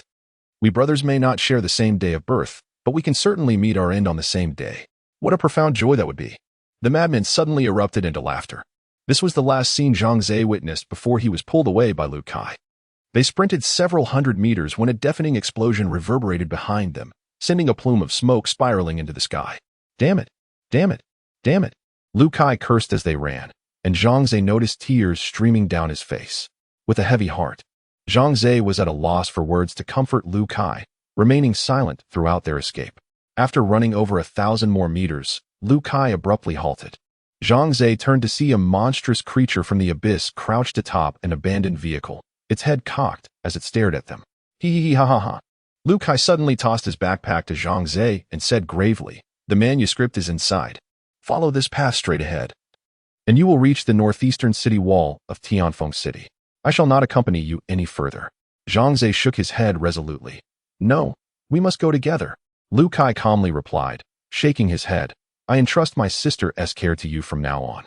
With that, he lunged at the abyssal creature, shouting, "Die, beast!" Lu Kai shouted as he charged forward, firing his shotgun at the dungeon monster. The creature was momentarily stunned by the blaze and the thunderous noise, cowering with its hands over its head. Seizing the opportunity, Lu Kai swiftly retrieved a hand grenade from his belt and tossed it at the monster's feet. A deafening explosion ensued. The dungeon monster, along with the dilapidated car it stood upon, was sent soaring into the air. "Run!" Lu Kai yelled to Zhang Xiao. But before they could make any significant distance, they despairingly discovered two more dungeon monsters looming before them. "Damn it, this time we're truly finished." Lu Kai was drenched in sweat, his legs trembling slightly. Even the bravest soul feels an instinctive fear in the face of death. Zhang Xiao's palms were also slick with sweat. Having never confronted a dungeon monster before, he was uncertain if his strength could match theirs. Yet, with no better options available, he resolved to fight. Suddenly, a dungeon monster lunged at them from the side. Before Lu Kai could react, he was knocked aside by the creature's forceful charge. Fortunately, he landed on a heap of soft debris, preventing a fatal fall, though blood trickled from the corner of his mouth. "Brother Lu Kai." Zhang Xiao's heart sank as he witnessed the monster lunging at Lu Kai once more. Acting swiftly, he rushed to Lu Kai's side, placing himself between his friend and the impending threat. "Go, hurry." Lu Kai gasped, clutching his chest, managing to utter a few words as more blood spilled from his lips. How could Zhang Xiao abandon him? If he fled, who would call for help? In this dire situation, surrounded by four monstrous creatures, could he possibly escape? The creatures, with their heads tilted in curiosity as they observed Zhang Xiao, suddenly unleashed a piercing scream from their gaping maws. The decibel level of the shriek must have reached a staggering 200, causing Zhang Xiao and Lu Kai's eardrums to throb painfully. "Ah!" Zhang Xiao roared in response, swinging his fist toward the monstrous being before him. The creature did not flinch. Instead, it extended its own fist, seemingly eager for a direct confrontation. With a resounding crash, their fists collided midair, and both Zhang Xiao and the creature staggered back a step, resulting in a surprising stalemate. The creature examined its massive fist, revealing a deep imprint where their fists had met. Meanwhile, Zhang Xiao rubbed his sore arm, contemplating. "My arm should still be capable of delivering a few more punches, but perhaps only 2 or 3 at most. Engaging the creature in a direct clash is certainly not advantageous." Beside him, Lu Kai's eyes widened in astonishment. He was acutely aware of the immense weight behind a blow from the creature, capable of shattering the arms of even the strongest. Each punch must weigh at least 1,000 pounds. And yet, Zhang Xiao had just exchanged blows with the creature head-on. Given Zhang Xiao's demeanor, it appeared he had not sustained significant injury. Could it be that Zhang Xiao's punching power was on par with that of the monstrous creature? Lu Kai found it difficult to believe. Zhang Xiao's greatest concern at present lies with the other abyssal creatures surrounding him. Should they converge and launch an assault, his chances of survival would be utterly non-existent. However, it appears that these creatures harbor no intention of attacking. Instead, they sit quietly nearby, seemingly observing the spectacle. Rest assured, these abyssal beings possess a unique trait. They do not covet the prey of their companions, and unless one voluntarily relinquishes its claim, they will not swarm together. "Lu Kai, suppressing the tumultuous blood coursing through his chest, spoke to Zhang Xiao in a halting manner. Zhang Xiao nodded in understanding. With this knowledge, he found a measure of reassurance. Chapter 32. The Masked Woman. The power of the cave monster was immense, yet its speed remained uncertain. Zhang Xiao fixed his gaze upon the creature, contemplating a strategy. Why not exploit my advantage and win through swiftness? With this thought, he suddenly dashed to the side, successfully drawing the cave monster's attention, which pursued him relentlessly. Zhang Xiao locked onto a nearby utility pole and charged towards it, the monster hot on his heels, its claw reaching out for his back. Lu Kai, observing from the sidelines, felt his heart race, nearly lodged in his throat. Should that claw make contact, Zhang Xiao's back would undoubtedly be torn asunder. Yet, in the next instant, Zhang Xiao accelerated, his feet striking the pole in rapid succession. Utilizing speed and momentum, he astonishingly began to traverse the pole itself. The cave monster, however, miscalculated its strike, propelling its entire body beneath the pole. Now was the moment. Zhang Xiao had ascended to a height of 7 or 8 meters above the ground. With a deft backward somersault, he descended from the pole like a predatory eagle, delivering a powerful punch straight down towards the monster's head. The creature was caught off guard, and Zhang Xiao's fist connected with a resounding crack. He could feel the cave monster's skull shatter beneath his blow. A cacophony of sounds erupted as the monster's eyeballs were forcefully dislodged from their sockets, gushing forth torrents of dark green blood. It turned its head. The remaining eye fixated fiercely on Zhang Xiao, extending a hand as if to launch a final assault. Yet, its life had reached its twilight. Its legs buckled, and with a thud, it collapsed to the ground. Zhang Xiao exhaled deeply, his back drenched in sweat. The preceding punch had been exceedingly perilous. Had the creature from the abyss perceived his intent and retaliated, he would have had no means of evading it midair. Retreating to Lu Kai's side, he was met with enthusiastic praise. Well done, lad. That strike was executed beautifully. However, there was no relief etched upon Zhang Xiao's visage. He felt a slight tremor in his right hand, and a profound ache resonated through his joints, making even the simple act of clenching his fist a formidable challenge. The corporeal forms of these abyssal creatures were remarkably resilient. Although I had shattered its bones, my own fist had sustained injury as well. Zhang Xiao's gaze fell upon the remaining 3 creatures, his heart growing heavier. If slaying one of these monsters proved so arduous, how would he contend with 3? Hee ha ha ha. The trio of abyssal beings, witnessing the demise of their comrade, exhibited no signs of rage. Instead, they began to caper about, as if celebrating the death of their companion.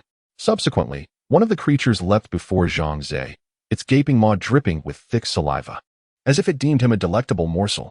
Humph. Today, I must go all out. Zhang Xiao gritted his teeth and assumed a fighting stance once more. Uncertain if he could triumph over his adversary, he nevertheless resolved never to relinquish his hope for survival. I will endure. A resolute light shone in Zhang Xiao's eyes. With the determination to fight to the death, he prepared to confront the denizens of the abyss when, suddenly, a shadow flitted into the periphery of his vision to the right. It was a woman clad in a sleek black outfit. Her raven hair danced in the wind, and apart from her striking eyes, her face was concealed by a piece of black cloth. The woman possessed an exquisite figure, her form accentuated by the tight-fitting attire, particularly her long, supple legs, which were undeniably captivating. However, Zhang Xiao had no time to admire such beauty. He was astonished to discover that other humans existed even in this forsaken zone. The woman moved with astounding swiftness, almost leaving a phantom in her wake as she darted behind the monstrosity of the abyss. The creature sensed her approach, howling as it turned to strike. But its fist met only empty air. In a flash, the woman shifted to the right, pivoted gracefully, and unleashed a powerful kick that connected squarely with the monster's face. The impact resounded. With a surge of formidable strength, the creature was sent flying. Zhang Xiao's pupils dilated in awe. The force of her kick must have surpassed 2,000 pounds. This woman is incredibly formidable, he mused in admiration. After sending the abyssal creature sprawling, the woman stood proudly before Zhang Xiao and Lu Kai, her icy gaze sweeping over them without uttering a word. A rugged vehicle approached swiftly from the distance, and a woman spoke in a low voice to Zhang Xiao. Bring your friend. Hurry and get in the car. Zhang Xiao nodded and turned to assist Lu Kai. At that moment, the vehicle had already halted beside them, and a young man wearing sunglasses leaned out of the window, urging them, quickly, get in. A large group is coming. The woman took her place in the passenger seat, and Zhang Xiao and Lu Kai swiftly climbed into the back. The sunglasses-wearing man pressed the accelerator, and the off-road vehicle belched black smoke as it sped towards Tianfeng City. Indeed, the man's warning proved accurate. Shortly after they had departed, a thunderous roar echoed from behind, reminiscent of an army of galloping steeds. Zhang Xiao turned his head to witness at least 30 monstrous creatures in relentless pursuit. The man in sunglasses, observing through the rearview mirror, addressed the woman beside him. "Boss, we cannot lead such a horde of monsters towards the city walls. It would spell disaster if they attacked Tianfeng City." The woman fell silent for a moment before turning to Zhang Xiao and instructing, "There is a travel bag beneath the back seat. Open it and throw the flashbangs and grenades out the back to deter those creatures." Upon hearing this, Zhang Xiao immediately complied, discovering an old travel bag beneath the seat. Upon opening it, he found it filled with flashbangs, grenades, and other explosive devices. Who, indeed, is this woman? How could she possess such an arsenal of weapons and ammunition? Zhang Xiao rummaged through his belongings and retrieved a dazzling flare. He pulled the trigger and hurled one after another into the rear, the blinding white light flashing incessantly, causing the monsters from the abyss behind them to shriek in disarray. This tactic proved remarkably effective as the creatures ceased their pursuit. Phew, at last, they had shaken them off. The man in sunglasses exhaled deeply and, glancing through the rearview mirror, addressed Zhang Xiao and Lu Kai. "What on earth did you two do to attract such a multitude of abyssal monsters?" Just as Zhang Xiao was about to respond, Lu Kai grasped him firmly and interjected, "We did nothing at all. We merely intended to return to our hometown to pay respects to our ancestors. We never anticipated encountering these abyssal fiends. We are grateful for your assistance in rescuing us." A woman with captivating eyes fixed her gaze on Zhang Xiao's reflection in the rearview mirror, and after a prolonged silence, she inquired, "What is your name?" Chapter 33. "You are a ruthless individual," Zhang Xiao responded candidly. Although the woman's identity remained shrouded in mystery, he sensed that she bore him no ill will. "You exhibited remarkable agility and bravery while battling the creatures of the abyss. Most individuals would likely abandon their companions to flee in such dire circumstances. I hold you in high regard," she stated slowly. "However, I advise you to refrain from venturing into the fallen zones for your own safety, as it could easily cost you your life, unless you aspire to become a formidable force within the demon realm." Zhang Xiao blinked, clearly aware that the woman's insight had unraveled Lu Kai's deceit, yet she appeared disinclined to pursue the matter further. The journey back was relatively smooth, devoid of any further encounters with the denizens of the abyss.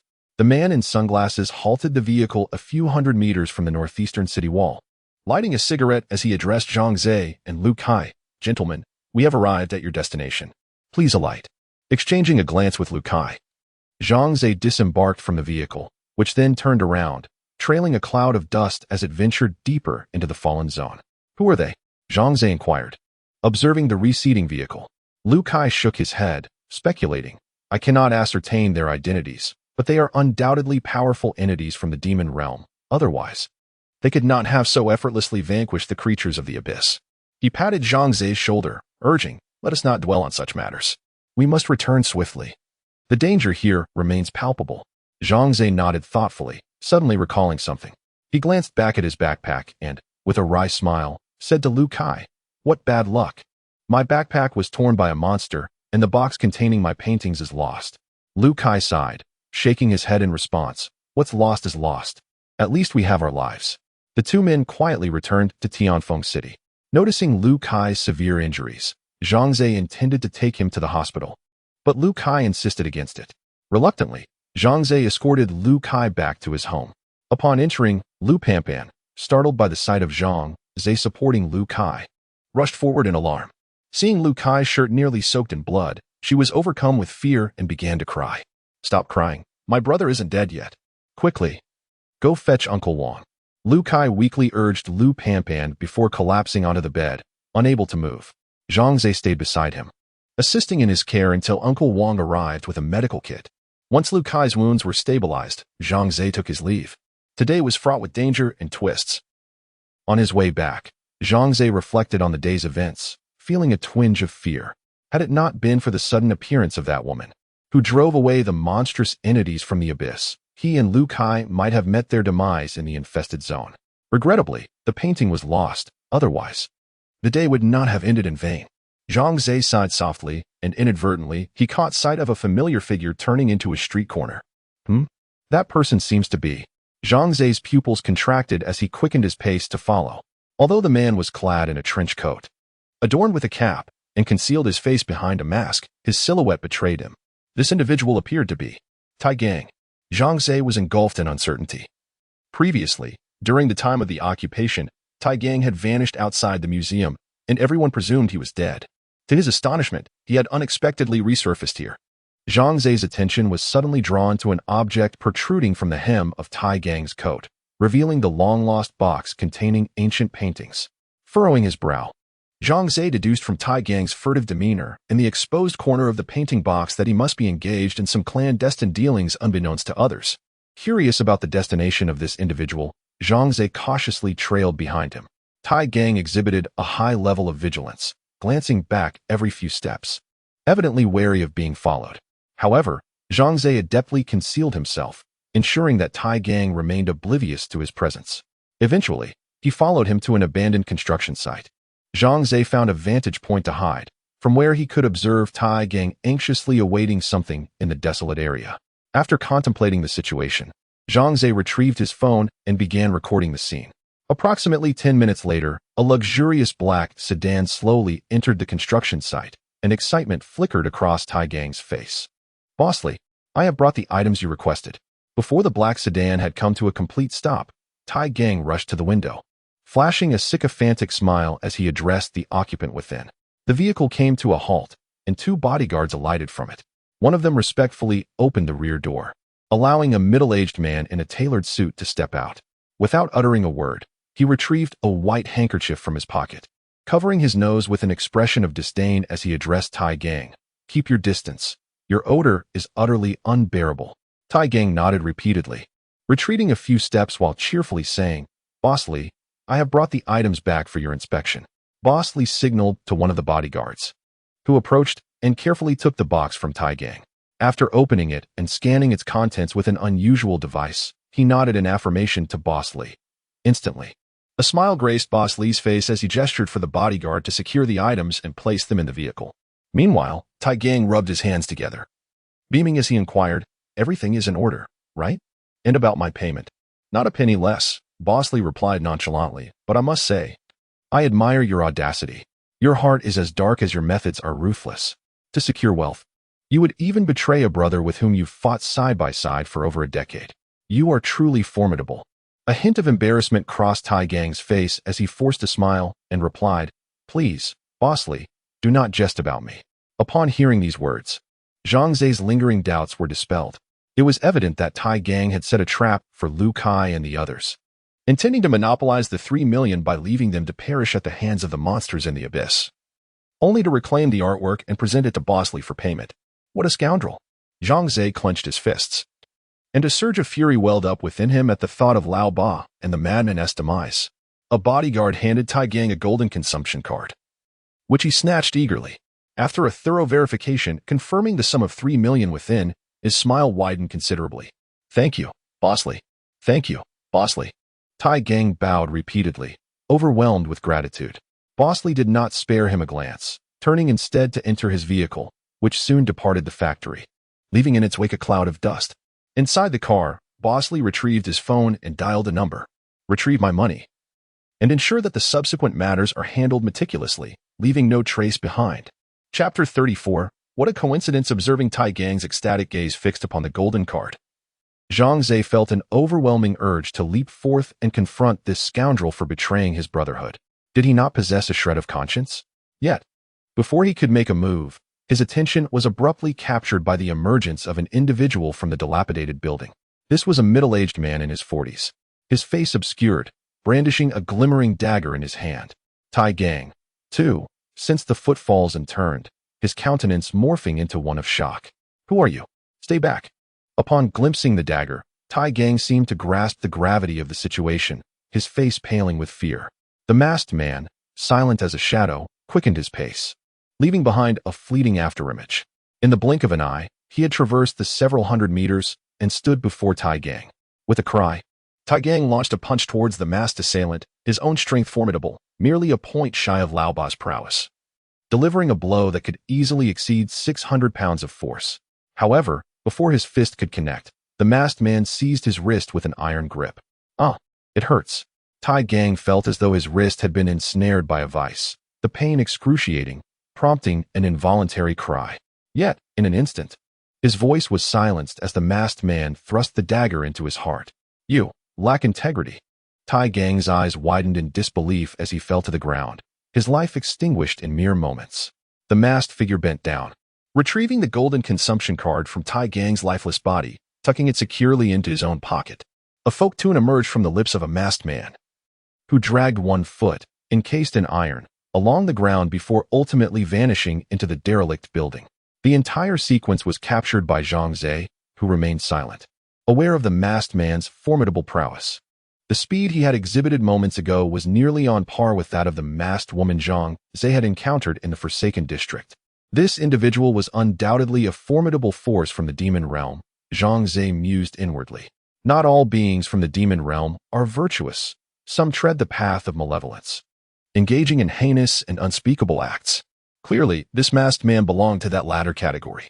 Zhang Xiao discreetly withdrew from the abandoned site. The death of Tai Gang bore no consequence for Zhang Xiao. It was a fate he had brought upon himself. The only concern for Zhang Xiao was how to compel Boss Li to compensate for the losses incurred by Lu Kai and others. After all, those were two precious lives that could not be lost in vain. He resolved to return and inform brother Lu Kai of the incident, eager to hear his thoughts. Retracing his steps, Zhang Xiao arrived back at Lu Kai's residence, where Uncle Wang had already tended to Lu Kai's wounds, and Lu Panpan was preparing a medicinal soup for him. Upon Zhang Xiao's return, expressions of surprise adorned the faces of those present. Brother Lu Kai, I just saw Tai Gang. Zhang Xiao spoke gravely, subsequently sharing the video he had recorded on his phone with Lu Kai and the others. That scoundrel Tai Gang has betrayed us. Damn it. Lu Kai's face flushed with anger, and in his agitation, he inadvertently pulled at his wound, causing him to spit out blood. That scoundrel Tai Gang deserved his fate. However, the one surnamed Li was not someone we could provoke. After taking a few deep breaths, Lu Kai managed to calm his emotions, his expression now weary. He shook his head and said, Brother Zhang Xiao, we have both been ensnared by that man surnamed Li. He not only obtained what he desired, but did so without spending a single penny. Alas, it is my fault for placing too much trust in him. Zhang Xiao remained silent, but beside him, Lu Panpan exclaimed in indignation. Does that mean you suffered injuries for nothing, brother? Did Lao Ba and the madman die in vain? I cannot swallow this humiliation. We should report it to the police and have that Boss Li arrested. Foolish girl. If you call the police, the first to be apprehended will be me and Zhang Xiao. Lu Kai replied with a bitter smile, shaking his head. We have violated regulations by entering the quarantine zone and bringing back items from there. Each infraction could land us in prison for several years. Meanwhile, that Boss Li holds power and influence. Even if the police were to investigate, it would likely be a case of making a mountain out of a molehill, trivializing the matter. Lu Kai sighed. As ordinary citizens, we cannot contend against the powerful. Lu Panpan realized her brother spoke the truth. All she could do was stamp her feet in frustration, feeling utterly helpless. Brother Zhang Xiao, thank you for enlightening me about these matters. Today, I failed to help you earn money and nearly led you into danger with me. I feel deeply guilty and hope you can forgive me. I, Lu Kai, owe you a personal favor, and I promise to repay you when the opportunity arises. Lu Kai sincerely spoke to Zhang Xiao. Zhang Xiao waved his hand, saying, Brother Lu Kai, do not speak such words. You too have been deceived. If there is blame, let it fall upon that Boss Li and Tai Gang. After bidding farewell to Lu Kai and his sister, Zhang Xiao made his way home. By chance, he encountered a neighbor from next door who was just about to lock the door and depart. Upon seeing Zhang Xiao return, the neighbor greeted him warmly. Hello, young man. I believe I saw your sister yesterday. She is quite adorable. The middle-aged man, of unremarkable appearance, offered Zhang Xiao a friendly smile. Zhang Xiao returned the smile and nodded. Hello, uncle. Thank you for the apples you gifted us yesterday. If you have the time, we would like to invite you over for dinner. Of course, the middle-aged man replied with a smile, nodding in agreement. He then removed the key from the door, and Zhang Xiao's gaze inadvertently fell upon his hand, causing his pupils to constrict in an instant. The middle-aged man's right pinky finger was missing. I have matters to attend to, so I must take my leave. Goodbye, young man. He bid farewell to Zhang Xiao and quickly descended the stairs. As Zhang Xiao watched the man retreat, The smile on his face gradually faded, and his brows knitted together in concern. Could it be such a coincidence? Zhang Xiao felt a twinge of anxiety. Although not all individuals missing a pinky were fugitives, the uncanny resemblance to the characteristics of a wanted criminal and his neighbor was troubling. However, this man bore no resemblance to the fugitive at all. It was imperative to investigate this individual's identity further. Zhang Xiao pondered to himself. If he is not a fugitive, then all is well. But if he truly is, then my sister and I could be in grave danger. A murderer on the run resides right next door, leaving one unable to sleep soundly at night. He just mentioned that he needed to step out for some errands. A thought crossed Zhang Xiao's mind, igniting a plan. Upon returning home, he found that Zhang's phone was not present. He was aware that at this hour, his sister would typically be at the market purchasing groceries. Thus, he left her a note, cautioning her to be wary of the neighbor next door. Subsequently, Zhang Xiao approached the balcony, grasped the clothes-drying pole, and with a gentle swing of his body, leapt onto the adjacent balcony. Chapter 35. Quick-thinking Zhang Xiao, endowed with a remarkable agility score of 15, found no difficulty in deftly vaulting over the balcony into the interior of the residence. At this juncture, it was past 7 in the evening, and the sun had dipped below the horizon, enveloping the room in a profound darkness, punctuated by a faint scent of tobacco lingering in the air. Rather than recklessly plunging inside, Zhang Xiao prudently retrieved his mobile phone and activated the flashlight feature to survey the surroundings. Fortunately, he refrained from entering immediately. Upon inspection, he noted a sprinkling of white ash scattered on the floor before the door leading to the balcony. Had he not been vigilant, he would have unwittingly stepped right into it. This seemingly innocuous trap was ingeniously designed to ascertain whether anyone had intruded into the abode in the owner's absence. Not only was the balcony door dusted with ash, but nearly every other entryway in the house bore similar markings. It was improbable for an ordinary individual to set such a contraption. Could it be that he truly was a wanted fugitive? With utmost caution, Zhang Xiao sidestepped the patch of ash, his suspicions intensifying. As he conducted a cursory search of the dwelling, he discovered that the middle-aged man had not packed an abundance of belongings. Only a sizable suitcase nestled in the corner of the living room. Zhang Xiao approached it and, with careful deliberation, unzipped the luggage. To his astonishment, he unearthed a certificate, revealing it to be an authentication document for a formidable figure within the realm of magic. Huang Hanfei, congratulations on passing the first-tier assessment for magical prowess. This certificate is hereby awarded. Zhang Xiao illuminated the document with his phone's light, the name and photograph etched upon it causing his heart to plummet into despair. The individual in the photograph bears an uncanny resemblance to the wanted criminal information sent by our homeroom teacher, Lu Wei. It is now evident that this individual is indeed the fugitive. He must have undergone cosmetic surgery, which explains his altered appearance. Zhang Xiao felt as though he had unraveled the mystery. This man has disguised himself as an ordinary middle-aged fellow and rented the house next door, presumably with nefarious intentions. Zhang Xiao took a deep breath. He knew he had to report this to teacher Lu Wei immediately.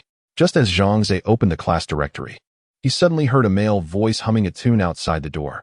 It was a melody he recognized earlier that day at the abandoned construction site. The very same song had been hummed by the killer who had slain Tai Gang.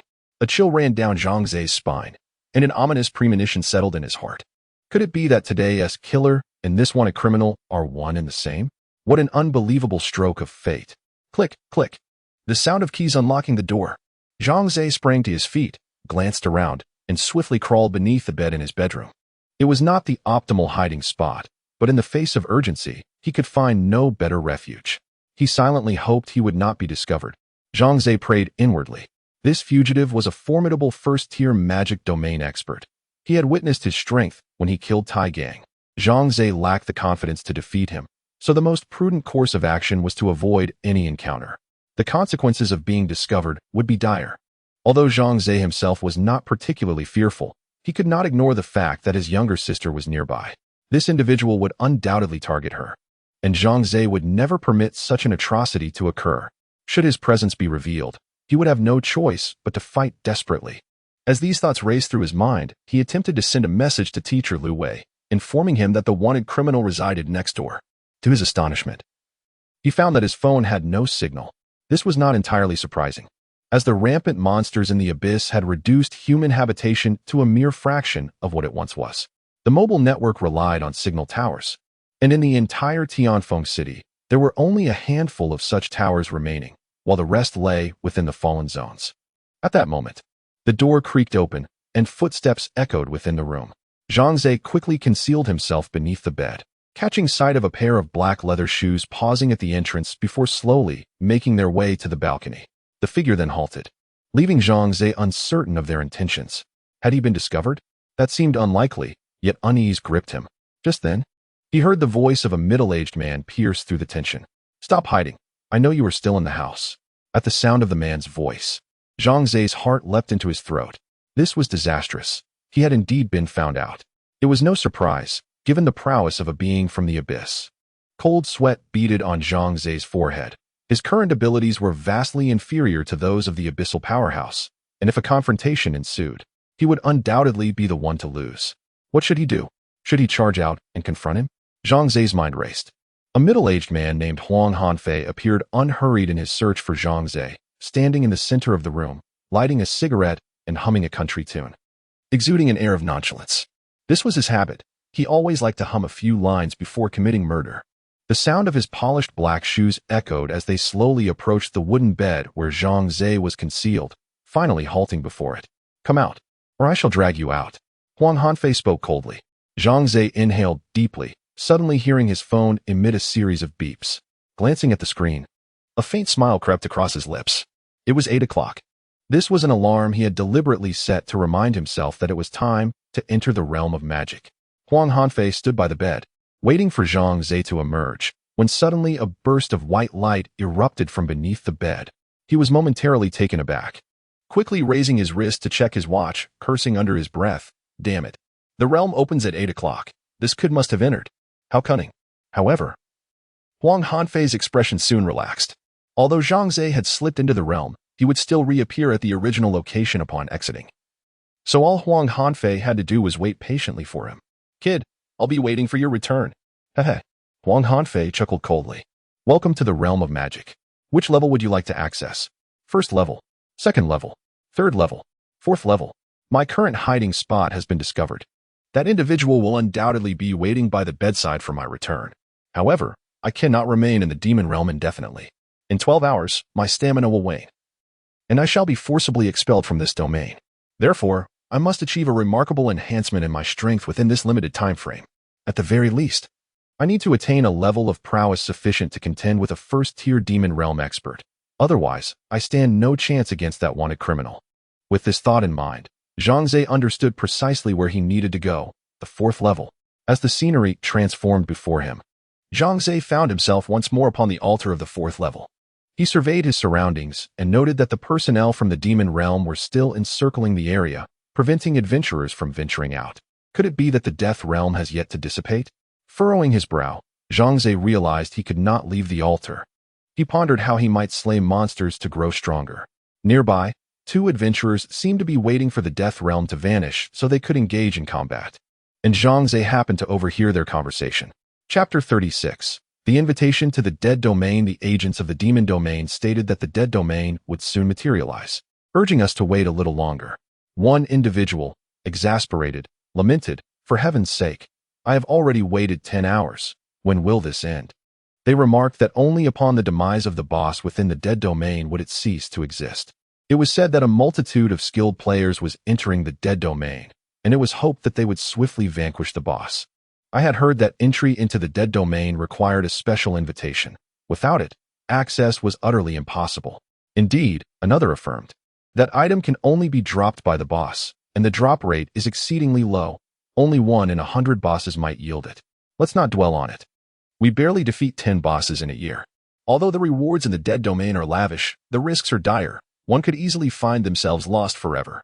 Thus, even if they were to gift me an invitation, I would refuse it. Listening to the conversation of the two, Zhang Xiao opened his system backpack and discovered the invitation to the dead domain.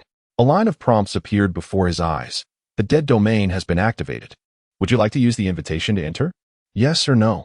Zhang Xiao pondered, rubbing his chin. Having cleared the first 3 levels of the demon domain, returning to grind monsters would yield little reward, and he could not escape the 4th level. Moreover, a formidable opponent awaited him in the real world, eager to take his life. It seemed he had no other choice. Use the invitation to the dead domain. Usage successful. Countdown. 3 seconds until entry into the dead domain. Please prepare yourself. 3, 2, 1. Zhang Xiao felt a fleeting blur before he found himself in an entirely different location. Before him lay a dilapidated village, and a group of adventurers was making their way toward it. Simultaneously, more adventurers materialized around Zhang Xiao, and he was astonished to discover that they were not solely from the Great Xia Kingdom.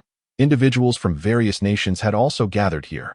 There were golden-haired, blue-eyed adventurers from M country, diminutive and scruffy individuals from the land of cherry blossoms, as well as those from the land of pickles, the land of A, and the land of Franks, among others. Adventurers from nearly every corner of the globe had converged in this place. What could be the reason behind this? Hadn't the magical realms of each nation been isolated from one another? How could there be foreigners present here?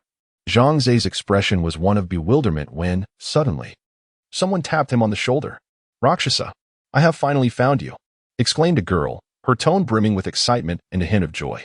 Turning around, Zhang Xiao was taken aback to see Lu Yueying. "You saved my life last time. I have been searching for you to repay your kindness, but I couldn't find you." Taking a deep breath, Lu Yueying continued, "I never expected to encounter you here. This time, I must repay you. Tell me, what is it that you desire?" Accompanying Lu Yueying were two individuals. One was a man in his 30s, carrying a massive sword on his back, known in the magical realm as Wrathful Wind Chaser. The other was a youth of similar age to Zhang Xiao, cradling a crystal ball, known as Midsummer Night's Dream. Anger-kill-chasing Wind glanced at Zhang Xiao and turned to inquire of Lu Yueying. "Is he the one who helped divert the iron-toothed wolf last time?" Lu Yueying nodded and replied, "Indeed, Uncle Lu, he was the one who saved me that day." Anger-kill-chasing Wind extended his hand towards Zhang Xiao, expressing, "Thank you for rescuing my niece. Such a great favor is beyond mere words. Should you encounter any troubles in the future, do not hesitate to seek assistance from the Lu family. This is my Uncle Lu, and the young lad is my brother," Lu Yueying introduced. Zhang Xiao shook hands with Anger-kill-chasing Wind and modestly stated, "It was but a trivial effort. There is no need for gratitude. You venture into the death realm alone? You possess quite the audacity." Anger-kill-chasing Wind, noticing Zhang Xiao's solitary state, kindly cautioned, "This place differs greatly from the demon realm. Not only are the monsters more formidable, but numerous foreign adventurers also roam here, often clashing over monsters and treasures," he advised. "Thus, I recommend you refrain from acting alone and instead join us." "Indeed, Brother Luocha, my uncle is an adventurer of exceptional caliber. Your safety is assured in our company." Midsummer Night's Dream chimed in, extending an invitation to Zhang Xiao. The Demon Realm Manual records that the realm evaluates adventurers based on their prowess, categorized from novice to adept, excellent, formidable, extraordinary, and finally, the pinnacle title. Throughout the conversation, Lu Yueying remained silent, merely observing Zhang Xiao. "As this is my inaugural visit to the Death Realm, I am not yet acquainted with the circumstances here. Acting recklessly alone is indeed perilous, especially with the presence of many foreign adventurers, heightening the danger significantly." After careful consideration, Zhang Xiao finally nodded and said, "If you are willing to take me along, that would certainly be the best." Angry-Kill Wind nodded in approval and remarked, "Indeed. You are not arrogant. Your character is quite commendable." Lu Yueying lowered her gaze, her expression relaxing, as she had genuinely worried that Zhang Xiao might refuse. After all, this perilous realm was fraught with danger, and she felt uneasy about him acting alone. Moreover, she still owed Zhang Xiao a debt of gratitude and did not wish for him to perish before she could repay it. Angry-Kill Wind pulled Zhang Xiao into the group and proposed, "Now that our brother from the Rakshasa clan has joined us, I believe it would be beneficial for us to familiarize ourselves with each other's unique skills. This way, we can better coordinate when challenges arise. I shall go first. My innate skill is Repulsion. It can push the target back 10 paces while rendering them immobile for 30 seconds, Angry-Kill Wind declared. It is now my turn. My innate skill is Illusion, which allows me to create a phantom of a target that lasts for up to an hour. However, this illusion is merely a fade and cannot engage in combat," said Midsummer Night's Dream, shrugging slightly, feeling somewhat embarrassed as he considered his skill rather trivial and nearly ineffective in real combat. "My innate skill is Light Slash, which you should have witnessed last time," Lu Yueying said to Zhang Xiao with a calm demeanor. Zhang Xiao did not conceal his abilities. After all, his innate skill would inevitably be discovered by others. He candidly stated, My talent lies in summoning. I can call forth monsters to assist me in battle. Upon hearing this, the expressions of angry Kill and the others transformed into intrigue. Midsummer Night's Dream inquired, Brother Zhang, what kinds of monsters can you summon? Do they all heed your command? Zhang nodded and proceeded to summon a shield-bearing goblin, demonstrating his skill for the group. Wow, how impressive! Midsummer Night's Dream exclaimed, his face alight with astonishment, for he had never witnessed such a talent before. Although Angry Kill and Lu Yueying also found it fascinating, they regarded it with a degree of indifference. After all, while creatures like goblins might be useful in minor skirmishes, they were little more than cannon fodder when facing skilled opponents or high-level bosses, providing minimal assistance.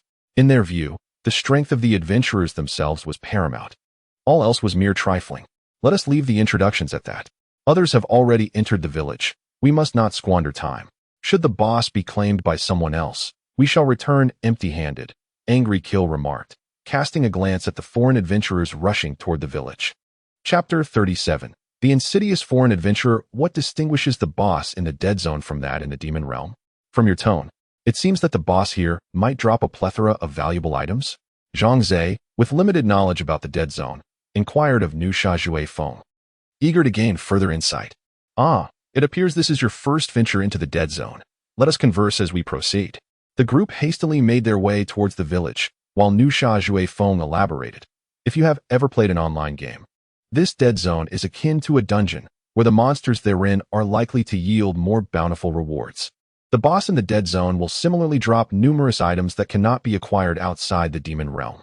For instance, there are attribute-less soul orbs, high-level equipment, and rare artifacts, among others. In short, as long as one can vanquish the boss and claim the rewards, it is undoubtedly a lucrative endeavor. However, it must be noted that while the rewards in the Dead Zone are substantial, the associated dangers are exponentially heightened. As I mentioned earlier, not only are the monsters here formidable, but there are also many nefarious foreign adventurers lurking about. Incidents of murder and theft are far from uncommon. This time, I have brought Yu Ying and Xiao Tian into the Dead Zone not only to reap the rewards from defeating the boss, but also to broaden their horizons, as they will need to rely on themselves to survive in the Dead Zone in the future. Nusha Jue Feng turned to Zhang and smiled, saying, I am unaware of your background or origins, yet your family must certainly be quite generous to allow you to venture into the Dead Zone alone. Zhang remained silent. He had no family to speak of, and his entry into the Dead Zone was out of sheer necessity. The four individuals rushed beyond the village, only to witness a chaotic scene where adventurers clashed with grotesque creatures.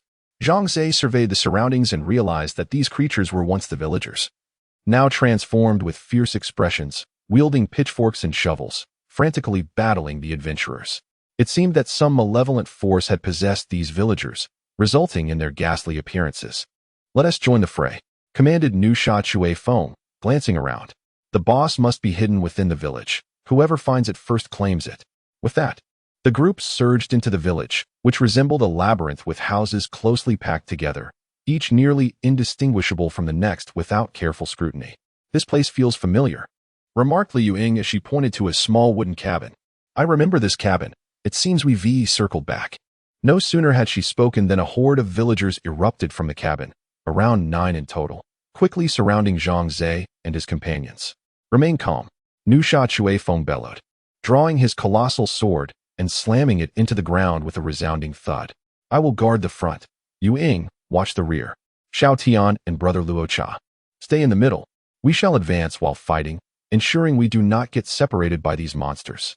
I understand, stammered Zhang Xiao, his voice trembling as he struggled to maintain grip on his crystal ball, for he was merely a novice adventurer. Zhang glanced at Zhang Xiao's attributes and noted they were even lower than his own.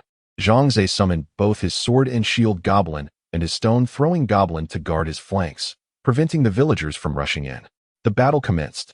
These villagers truly embodied the ferocity of monsters from the Dead Zone, exhibiting formidable attack and defense capabilities. The damage inflicted by the sword and shield goblin and the stone-throwing goblin barely reached triple digits. As for Zhang's archery, it was even more dismal, consistently registering single-digit damage. Conversely, the villagers' pitchforks and shovels inflicted several hundred points of damage with each strike. After a grueling struggle, Zhang managed to reduce one male villager to a sliver of health. But in the process, he had already lost 2 sword and shield goblins. Angry Kill Chase Wind repelled a villager with a swift strike, casting a glance at Zhang Xiao's predicament, only to see his attacks yielding mere single digits. He shook his head inwardly, thinking, I initially believed that someone capable of rescuing Moon Shadow from the iron claws of the iron-toothed wolf would possess considerable power. However, it seems I was mistaken.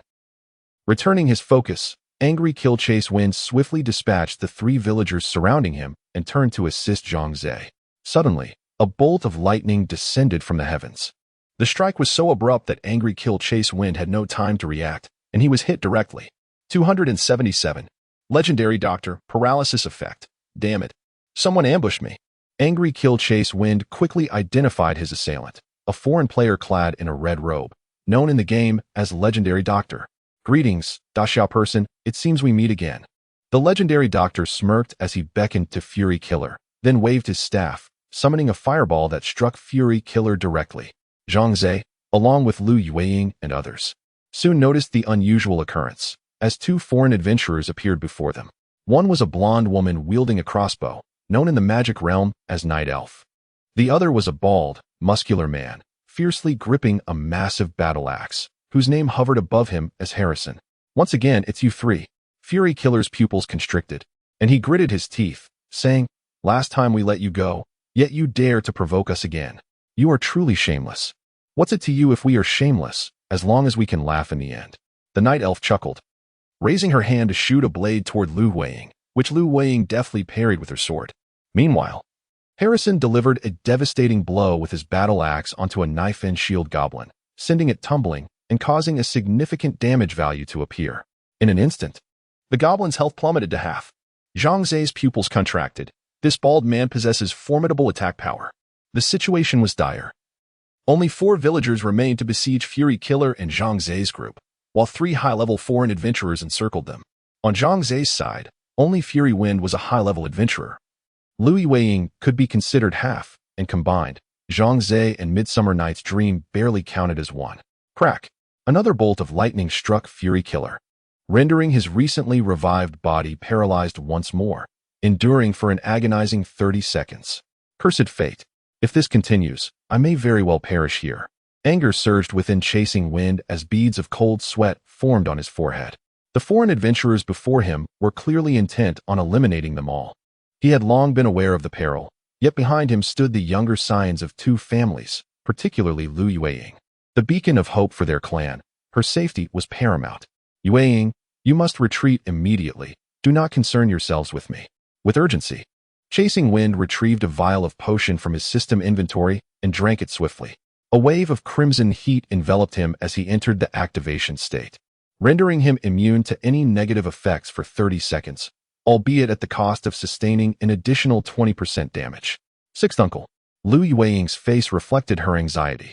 Knowing her uncle as she did, she feared he was prepared to fight with all his might. Chapter 38. Is this fortune or misfortune? Enough of the nonsense. Quickly, take them away. Fury surged through Chasing Wind as he charged towards Harrison, delivering a powerful blow that sent Harrison staggering 10 paces back, rendering him motionless. Lu Yueying gritted her teeth, immediately seizing Zhang Xiao and Midsummer Night's Dream, retreating from a different direction. Let us see where you think you can escape. The Night Elf unleashed 3 arrows towards the retreating figures of Lu Yueying and her companions. Astonishingly, these arrows possessed homing capabilities. Even after Lu Yueying and the others had dashed behind a building, the arrows followed relentlessly. This is a gifted skill. Everyone, be cautious. Lu Yueying positioned herself protectively in front of Zhang Xiao and Midsummer Night's Dream, her rapier weaving through the air like a windmill, instantly shattering 2 of the arrows. However, one still struck her. 407. Night Elf. Ignoring her injury, Lu Yueying urged Zhang Xiao and Midsummer Night's Dream to continue their flight, fortunate that no further pursuers followed them. Their primary target was her 6th uncle, leaving little concern for them, mere minnows in this perilous situation. Lu Yueying bit her lip, her eyes glistening with unshed tears. Surrounded by 3 formidable foreign adventurers, even her 6th uncle, an exceptional adventurer, faced grave danger. What shall we do, Sister Moonshadow? Midsummer Night's Dream asked. Anxiety etched upon his face. He had never encountered such peril, his heart heavy with dread. Lu Yueying contemplated for a moment before responding. Let us find a place to hide. Once the boss of the dead zone is vanquished, we shall be able to leave this place. Having spoken, Lu Yueying cast a glance at Zhang Xiao, noticing his remarkable composure, which brought her a measure of reassurance. Zhang Xiao observed the summoned creatures at his side, finding only 2 stone goblins remaining, while the rest of the shield goblins had perished. During the recent skirmish, he had not slain a single villager. Thus he was unable to summon any reinforcements. Nevertheless, he still held 3 boss summons in reserve, which he considered his final trump cards. As they continued their hurried flight, the distance from the incident site increased, and Zhang Xiao noticed that the name of the team member, Angry Kill Chase Wind, had turned gray. This did not necessarily indicate death. A name would also fade when a member strayed too far from the group. I recall that the demon realms of various nations are not interconnected, allowing adventurers to combat monsters solely within their own territories. Thus, I am curious as to how your 6th uncle came to be embroiled with them, Zhang Xiao inquired of Lu Yueying as they walked. Indeed, the demon realms of each nation are not interlinked. However, the Dead Zone is an exception. This is precisely why one can encounter foreign adventurers here. As for the origins of their feud, I am uncertain, but I suspect it likely arose from a confrontation within the Dead Zone, Lu Yueying replied gravely. Previously, the occurrence of the Dead Zone was infrequent, appearing merely a few times a year. Yet, in the past 2 years, its frequency has escalated, with 2 instances occurring this month alone. The last was on the 23rd floor, and now it has manifested on the 4th floor. So it is, Zhang Xiao mused. In truth, Zhang Xiao had already surmised that the demon realm was akin to the individual servers of each nation, unique to each country and entirely disconnected from one another. The Death Realm, on the other hand, resembled not only a dungeon but also a cross-server battleground where adventurers from various nations could engage in fierce competition and combat, relying solely on their prowess. Zhang Xiao, wearing a mournful expression, trailed behind the 2, mumbling, "Had I known the Death Realm was this perilous, I would not have rushed to join." Lu Yueying turned back and shot him a fierce glare, retorting, "Are you still a man? You become this frightened at the slightest setback." Although Zhang Xiao harbored a deep fear of Lu Yueying, he continued to murmur, "If only my innate skills were as formidable as yours or Uncle Lu's, I wouldn't fear anything." Zhang Xiao slowed his pace, encouragingly patting Zhang Xiao's shoulder. "Do not despair. Your talents are indeed quite strong. You simply have yet to discover their true potential. Please, do not attempt to comfort me, brother Zhang Xiao." Zhang Xiao replied with a bitter smile, shaking his head. "Your talent can summon several minions to assist you. What use is my illusion summoning if it cannot deal damage?" Just as Zhang Xiao was about to respond, they heard Lu Yueying exclaim in astonishment, "Heavens! It seems we have encountered a boss." Zhang Xiao and Zhang Xiao turned their gaze forward, where they beheld an enormous figure, towering over 3 meters. Shrouded in black mist, standing beneath a bell tower. This rotund giant wielded a rusted cleaver in each hand, clad in the garb of a butcher, and bore the stains of blood all over his body. Upon gazing at his name, it became evident that it aptly reflected his persona, the Death Butcher, the formidable overlord of the Dead Zone. My goodness, how unfortunate we are. Having just escaped from a perilous lair, we now confront a boss. The Summer Night Dream lamented with a sorrowful countenance, utterly distraught. "Do not panic. The boss is yet to discover our presence." Lu Yueying observed the Death Butcher intently, noting that he remained still, which brought a momentary sigh of relief. Had her 6th uncle been present, they might have had a fighting chance against the Death Butcher. However, with only the 3 of them, victory seemed unattainable. Let us not disturb him. We shall retrace our steps and seek an alternate route. Lu Yueying gestured to Zhang Xiao and Summer Night Dream, and the trio turned back, only to find that the legendary doctor and his companions were loitering nearby, seemingly in search of them. Alas, their retreat was obstructed. Reluctantly, Lu Yueying led Zhang Xiao and Summer Night Dream back toward the Death Butcher. "What shall we do? Foreign adventurers behind us, and the Death Butcher ahead. Are we doomed to perish?" Fear engulfed Summer Night Dream, causing his body to tremble. He was of similar age to Zhang Xiao, having just turned 18, and he had been in the demon realm for less than a month. Lu Yueying stood at a crossroads, weighing the pros and cons. Facing the Death Butcher, the 3 of them stood no chance. Yet confronting the trio of formidable foreign adventurers offered no better prospects. In that moment, she found herself ensnared in a dilemma. "I propose that since we have encountered a boss, we should seize the opportunity. Let us confront him." Zhang Xiao suddenly spoke, causing Lu Weiying and Zhang Xiao to be taken aback, gazing at him in disbelief. Have you lost your mind? This is the boss of the Death Realm, possessing extraordinary power. Do you truly believe that the three of us can defeat him? Lu Weiying immediately voiced her opposition. Zhang Xiao chimed in, shaking her head vehemently. No. No. We cannot contend with the boss. We should quickly devise a means of escape. Zhang Zhe maintained a calm demeanor as he replied. The retreat has already been blocked by those 3 foreign adventurers. Do we stand a chance against them in battle? Upon hearing his words, Lu Weiying and Zhang Xiao fell silent. Indeed, those 3 high-ranking adventurers were formidable foes, and their cooperation would likely make them even more challenging to confront than this Death Butcher. So, do you have confidence in defeating the Death Butcher? If not, we will all perish here. Lu Weiying bit her lip, her cold gaze fixed on Zhang Zhe. Chapter 39. Illusion I cannot assert with absolute certainty. Yet we have no alternative but to attempt this. Zhang Zhe smiled faintly and remarked, should we succeed, not only can we escape peril, but we may also reap substantial rewards. I believe the risk is worthwhile. Suddenly, Midsummer Night's Dream interjected, Hey, Brother Zhang Zhe, you seem to overlook a crucial issue. What if, while we engage the boss, those 3 foreign adventurers discover our presence and launch a pincer attack? Wouldn't that spell our doom? Lu Weiying nodded in agreement, saying, Xiao Tian raises a valid point. How do you intend to address this concern? Zhang Zhe turned to Midsummer Night's Dream, a subtle smile gracing his lips as he replied. Now, your innate talent can come into play. What do you mean? Midsummer Night's Dream asked, utterly perplexed. Legendary Doctor and Harrison relentlessly pursued Lu Weiying and Zhang Zhe while simultaneously battling monsters. To my astonishment, the Fury Chaser possesses a random teleportation scroll.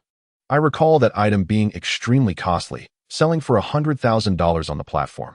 This fellow is indeed affluent. Harrison exclaimed as he cleaved a villager with his axe, turning to Legendary Doctor and the Night Elf behind him. Humph, what a boon for this Da Xiao individual, otherwise. Under our combined assault, he would undoubtedly meet his demise today. The Night Elf retorted indignantly. In their previous clash, her boyfriend had fallen at the hands of Fury Chaser, fueling her deep-seated animosity towards him, wishing nothing less than to see him torn asunder. The Legendary Doctor smiled faintly and remarked, Do not lament. This fellow had only 10% of his health remaining when he utilized the teleportation scroll. If he were to materialize amidst a horde of monsters, do you truly believe he could survive? Upon hearing the doctor's words, Harrison and the Night Elf felt their spirits lift slightly. Indeed, the most significant drawback of the random teleportation scroll is the inability to control its destination, often leading to the unfortunate circumstance of arriving amidst a throng of foes. God bless. Let this man from the Xia dynasty teleport right next to the boss, so that the boss can eliminate him directly. The Night Elf declared fiercely. No sooner had she spoken than Harris, standing nearby, suddenly widened his eyes, pointing ahead and exclaiming in delight, Boss. Haha, it's a boss. The Legendary Doctor and the Night Elf turned in astonishment to see a 3-meter-tall, rotund butcher appear before them. Indeed, it was the boss. Ha ha ha. We are in for a windfall this time. The boss of the Dead Zone possesses immense value. Let us act swiftly before anyone else notices. The Legendary Doctor rubbed his hands together in excitement. During the last emergence of the Dead Zone, they had missed the opportunity to seize the boss, having been outpaced by others. They later learned that the boss had dropped in S-tier equipment, along with dozens of attribute-less soul, orbs, and rare items. Though they were envious, there was little they could do, as luck had not favored them. Unexpectedly, this time fortune had finally smiled upon them. The boss appeared right before their eyes, a veritable stroke of divine providence. The Night Elf swiftly seized her bow and began to unleash a barrage of bolts at the Death Butcher, only to be astonished to discover that her arrows effortlessly pierced through the creature's form without inflicting any damage. What could this mean? Why was the boss unharmed? The Night Elf, bewildered, turned to the Legendary Doctor beside her for clarification. The Legendary Doctor also cast a fireball, but the outcome was identical.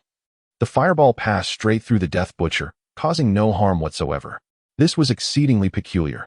I have never encountered a boss like this, one that lacks a tangible form.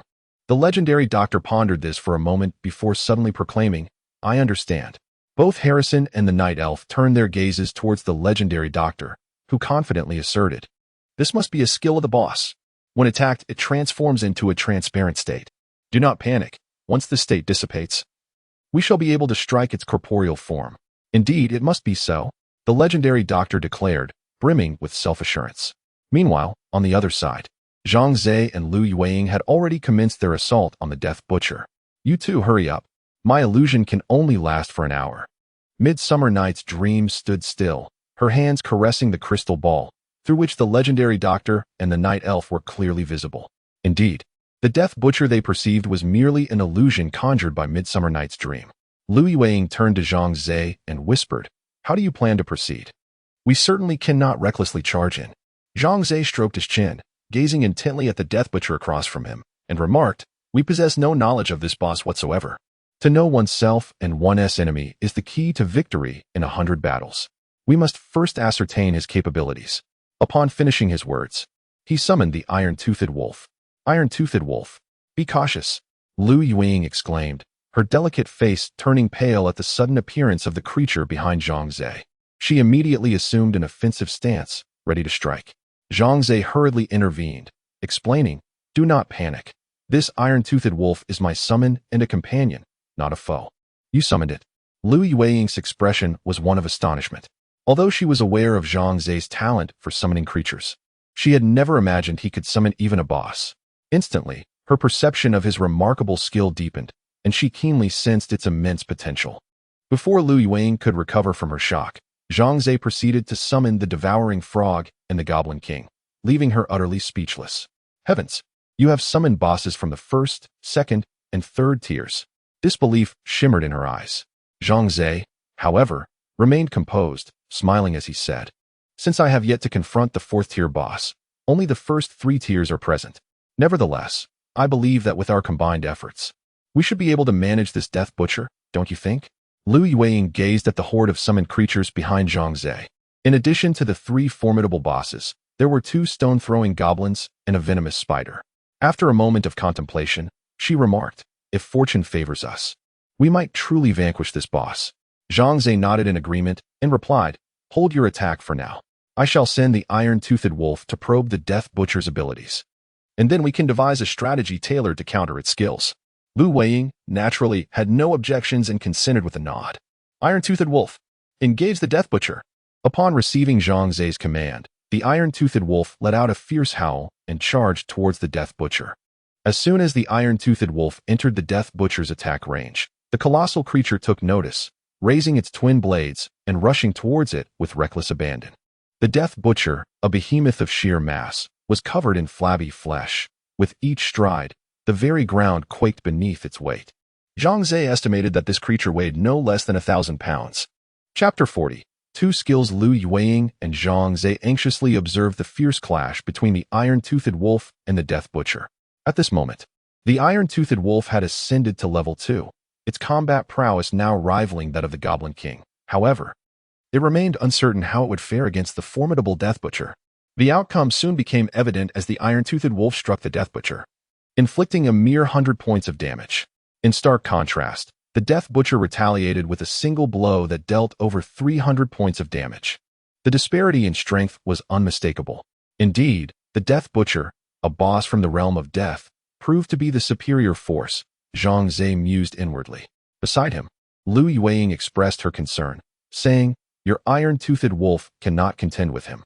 We should assist, otherwise it won't last long against the Death Butcher." Lu Yueying's assessment was astute. After only a few exchanges, the Iron-Toothed Wolf's health had diminished to a third, and the Death Butcher had yet to unleash any skills. "Venomous Spider, trap the Death Butcher," Zhang Xiao commanded, and the venomous spider cast a web that ensnared the Death Butcher, immobilizing him. Seizing the opportunity, Zhang Xiao recalled the Iron-Toothed Wolf. Continuing the fight would likely lead to its demise. However, in the midst of battle, the Iron-Toothed Wolf could not regenerate health. Even if Zhang Xiao withdrew it to the summoning space, recovery was impossible. "If only we had a healer nearby," Zhang Xiao remarked with a grimace. "Our sustained combat capability would significantly improve. I happen to have a friend who is in a supportive profession, but unfortunately, she is not here," lamented Lu Yueying. "The Money Princess possesses an A-grade talent skill, Green Blessing, which allows her to restore health. Her skills are exceptional, often saving her companions' lives in critical moments. She is indeed a highly competent priestess." The Death Butcher found itself ensnared in webs, roaring in fury. Zhang Xiao commanded the swallowing frog and the stone-throwing goblin to launch ranged attacks against the Death Butcher, although the damage inflicted was quite limited. The swallowing frog could deal approximately 200 points of damage, while the stone-throwing goblin managed only double-digit damage. As for Zhang Xiao, he could barely muster single-digit damage. "I will kill you all. Devour your flesh." Suddenly, the Death Butcher let out a roar that startled both Zhang Xiao and Lu Yueying. How can this creature speak human language? Zhang Xiao thought in astonishment, as it was the first time he had heard a monster articulate words. Lu Yueying remarked, "According to my sixth uncle, the higher the level of a demon realm creature, the greater its intelligence, and they can even speak our language, making them increasingly difficult to defeat." Zhang Xiao nodded, pondering, "I hope this Death Butcher isn't too intelligent. Otherwise, it would be even more challenging to handle." As the web's duration ended, the Death Butcher charged towards Zhang Xiao. He urgently commanded the Goblin King to engage in battle while ordering the iron-toothed wolf to assist from the side. Lu Yueying unsheathed her rapier and declared to Zhang Xiao, "I shall join in to help," and rushed forward. Zhang Xiao could only rely on the sky-swallowing frog and the stone-throwing goblin to provide support from the rear. Engaging in ranged attacks, the Goblin King possessed slightly greater strength than the iron-toothed wolf. However, it still paled in comparison to the Death Butcher. Nevertheless, their numerical advantage, combined with Lu Yueying's powerful talent skill, Light Slash, enabled them to reduce the Death Butcher's health by half after a fierce battle. How infuriating! Suddenly, the Death Butcher let out a thunderous roar, crossing his dual blades to unleash a skill upon the Goblin King. Your Goblin King has suffered the Death Butcher's skill, Bone Shatter, resulting in a 20% decrease in attack power, defense, and speed. Astonishing! Zhang Xiao's eyes widened. This skill, Bone Shatter, had nearly incapacitated his Goblin King. After employing the Bone Shatter skill on the Goblin King, the Death Butcher turned and targeted the Iron-Tooth Wolf with another skill. With a swift motion, he hurled one of his daggers at the Iron-Tooth Wolf, which found its mark in the creature's chest. The Iron-Tooth Wolf let out a heartbreaking cry as its health was completely depleted, collapsing to the ground and dissipating into a cloud of black smoke. Your Iron-Tooth Wolf has been struck by the Death Butcher's skill, Death Throw, inflicting 450 points of damage. It is now deceased. Zhang Xiao's jaw dropped in disbelief. The Death Butcher wielded not one, but two formidable skills, and that thrown dagger was devastating, mercilessly slaying his Iron-Tooth Wolf in an instant. Though a pang of sorrow tugged at her heart, there was no alternative. They must exert every effort to vanquish the Death Butcher. Should all the bosses under Zhang Xiao's command fall, it would soon be their turn to face annihilation. Lu Yueying gritted her teeth, launching a frenzied assault on the Death Butcher from behind, seizing the moment while the creature's attention was fixated on the Goblin King to inflict as much damage as possible. "Push forward. Victory shall be ours," Zhang Xiao bellowed, rallying their spirits. From behind, the Dream of Midsummer Night, controlling an illusion, called out, "How goes the battle? I can hold for another half hour, so make haste." Meanwhile, the legendary Doctor, Harrison, and two others continued their siege on the Death Butcher's illusion, awaiting the cooldown of their abilities. Zhang Xiao, too preoccupied to respond to the Dream of Midsummer Night, meticulously maneuvered the Goblin King and the Poison Spider. As soon as the Death Butcher unleashed its skills, Zhang Xiao commanded the Poison Spider to ensnare it with webs and withdrew the Goblin King to safety. With no target to unleash its skills upon, the Death Butcher's abilities dissipated, allowing Zhang Xiao to redeploy the Goblin King into the fray. This rather unscrupulous strategy proved effective, as they managed to deplete the Death Butcher's health by an additional 20%. Now, it was left with approximately 30% of its life force. Light Slash. Lu Yueying's heart brimmed with hope as she envisioned the dawn of victory. Just at that moment, the Death Butcher suddenly turned around and with a forceful thrust, sent Lu Yueying flying. He then dashed to the base of the bell tower and, in a matter of moments, scaled to the top. Such agility was astonishing, truly incongruous with his corpulent frame. What was happening? Zhang Xiao was taken aback, and Lu Yueying stared in disbelief, exclaiming, "Is he attempting to flee?" It was not uncommon for monsters to retreat. Zhang Xiao had previously encountered fleeing goblins. According to Lu Yueying, the higher the monster's level, the greater its intelligence, and retreating when faced with defeat fell well within the realm of normalcy. However, the subsequent actions of the Death Butcher left both Zhang Xiao and Lu Yueying utterly astonished. There he was, perched atop the bell tower, his legs swinging over the edge, and in one hand, he had conjured an enormous meat leg from seemingly nowhere. devouring it voraciously. Chapter 41, Public Announcement 50. Meat leg, 80. Meat leg, 110. Meat leg, damn it. The audacity to regenerate health by consuming meat. Zhang Xiao cursed under his breath, already finding it challenging enough to contend with this foe, and now it was regenerating health. How utterly shameless. Lu Weiying rushed to the base of the clock tower, intending to ascend, only to discover that climbing was utterly futile. No. Every time I attempt to climb, I merely slide back down. This clock tower is impossible to scale. She gazed anxiously at the health of the Death Butcher, which was steadily replenishing. Sky-swallowing frog. Stone-throwing goblin. Bring him down. Zhang Xiao commanded, simultaneously drawing his bow to unleash arrows at the Death Butcher. However, aside from the fireballs from the sky-swallowing frog that could reach the clock tower, neither Zhang Xiao's nor the stone-throwing goblin's attacks could reach their target. Boom. 277. Sky-swallowing frog. The Death Butcher, in the midst of his meal, was unexpectedly struck by a fireball, causing the meat leg to slip from his grasp. You scoundrel! You scoundrel! The interrupted feast enraged the Death Butcher, who promptly leapt down from the clock tower and charged towards the sky-swallowing frog. Wonderful! He has descended. Lu Weiying's face lit up with joy, while Zhang Xiao quickly commanded the poisonous spider to ensnare the Death Butcher, resuming their previous and scrupulous tactics. 17. Rascal. 49. Stone-throwing goblin. 210. Goblin King. 199. Lu Weiying. 297. Sky-swallowing frog. Everyone, put in more effort. This fellow is on the brink of death. Zhang Xiao gritted his teeth, fervently shooting arrows. As the cooldown period for Lu Weiying's light slash concluded, she promptly unleashed it, fervently wishing that her abilities were devoid of such limitations, allowing for continuous utilization. The Death Butcher, aware that he had reached a dead end, escalated his frenzied attacks, ultimately leading to the gallant demise of the Goblin King. Thus, the Devourer Frog became his next target. However, under Zhang Xiao's adept control, the venomous spider effectively dominated the battlefield, preventing the Death Butcher from approaching the Devourer Frog. Finally, after an arduous battle, the Death Butcher's health dwindled to its last vestige. Zhang Xiao knocked an arrow and shot forth. Perish. A critical hit echoed. 22. Demon. Critical hit. I cannot accept this. With Zhang Xiao's final arrow, the Death Butcher's health was obliterated, and his body staggered before collapsing with a thunderous crash that nearly toppled everyone present. Congratulations, you have slain the Death Butcher. A notification materialized before Zhang Xiao, filling him with elation. With the addition of such a formidable boss, his team's strength had significantly augmented. In the next instant, another system notification emerged. Global announcement. The Death Domain boss, the Death Butcher, has been slain by the demon. Congratulations to him. This announcement echoed 3 times, causing Zhang Xiao to ruefully smile. He had initially desired to maintain a low profile, but it seemed that such a wish was now futile. Everyone witnessed the event. It would be difficult for him to remain anonymous. Lu Weiying gasped for breath, staring in disbelief at the corpse of the Death Butcher. The boss is dead? Have we truly slain the Death Domain boss? Zhang Xiao chuckled. Is there any doubt? Just look, the corpse has already dropped items. Before them, a plethora of gleaming treasures erupted from the Death Butcher's body, scattering across the ground. Zhang Xiao promptly gathered all the items, and upon inspection, he exclaimed with delight, "Ha! An S-grade weapon has dropped."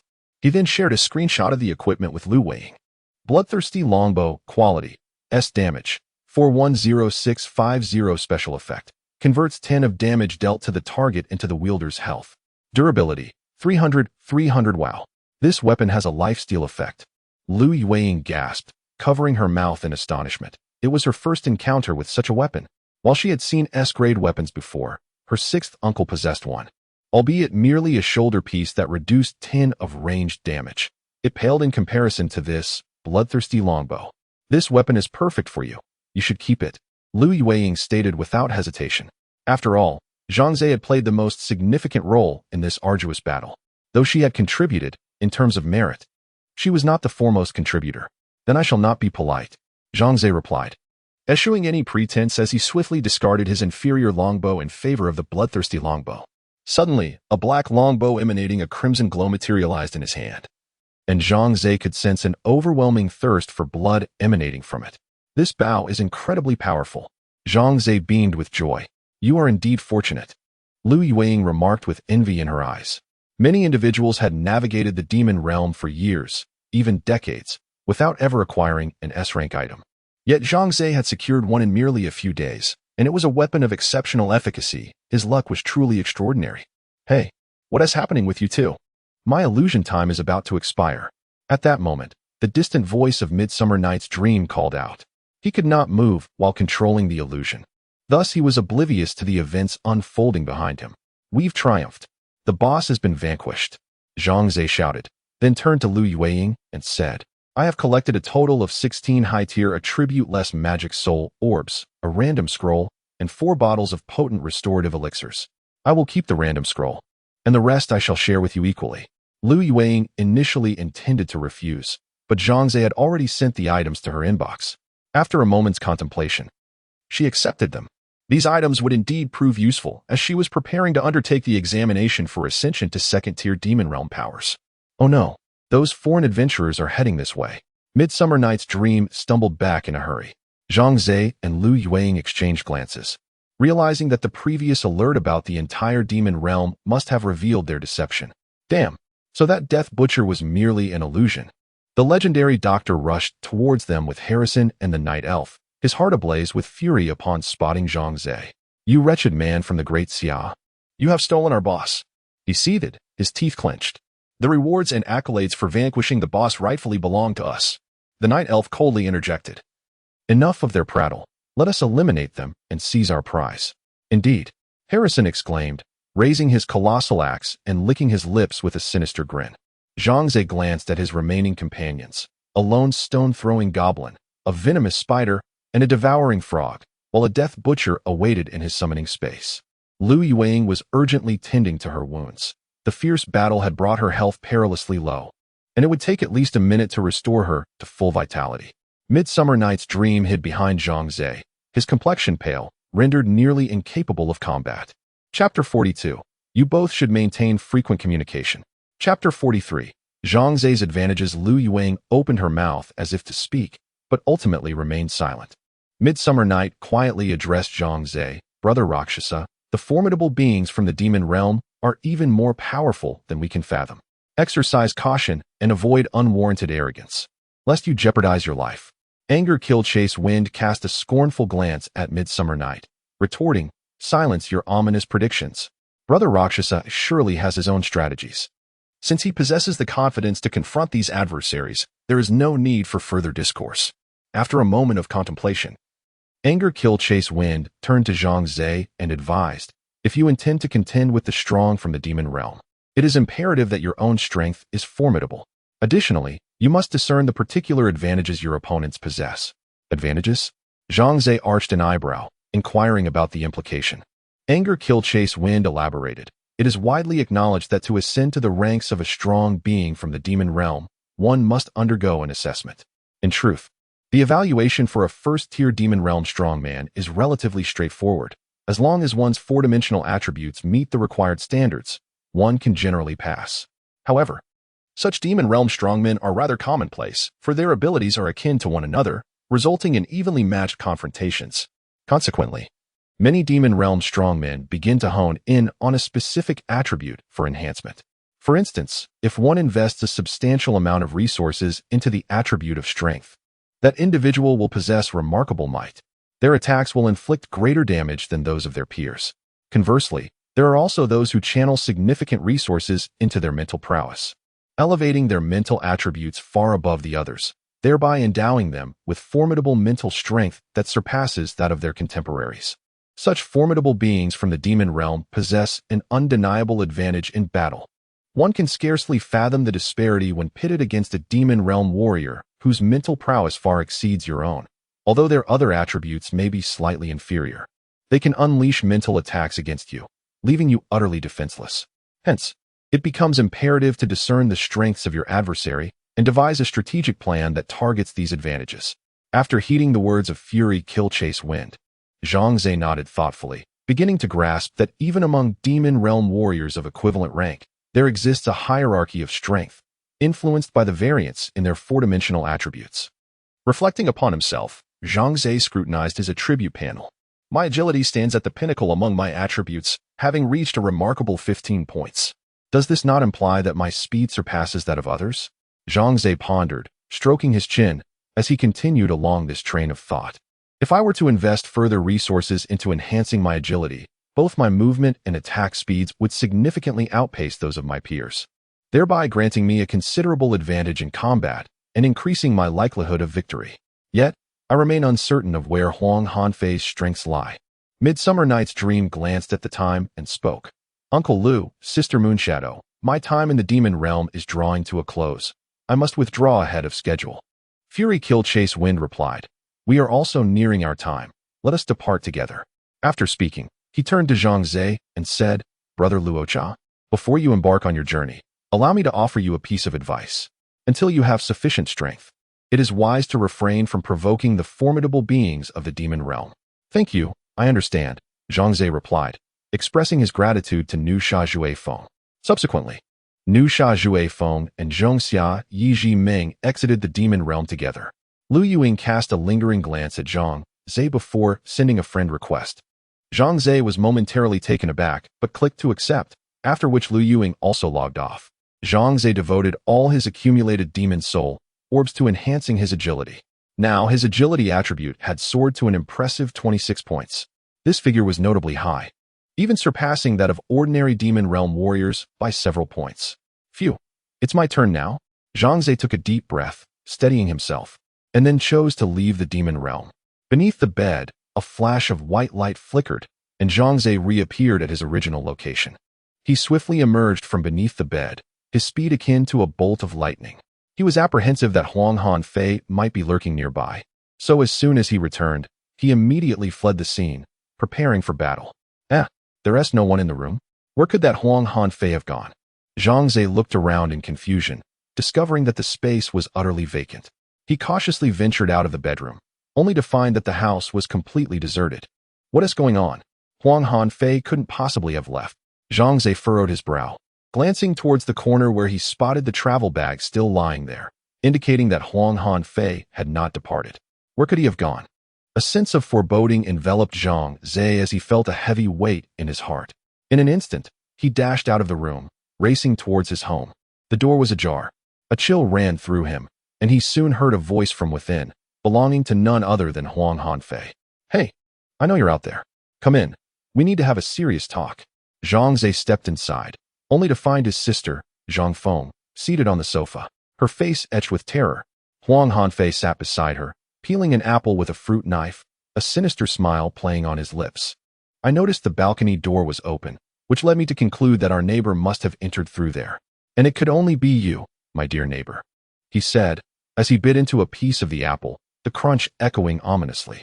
First, release my sister. We can discuss the rest afterward, Zhang Xiao asserted, his voice steady, knowing he must prioritize his sister's safety before confronting Huang Hanfei. I cannot do that, Huang Hanfei replied languidly.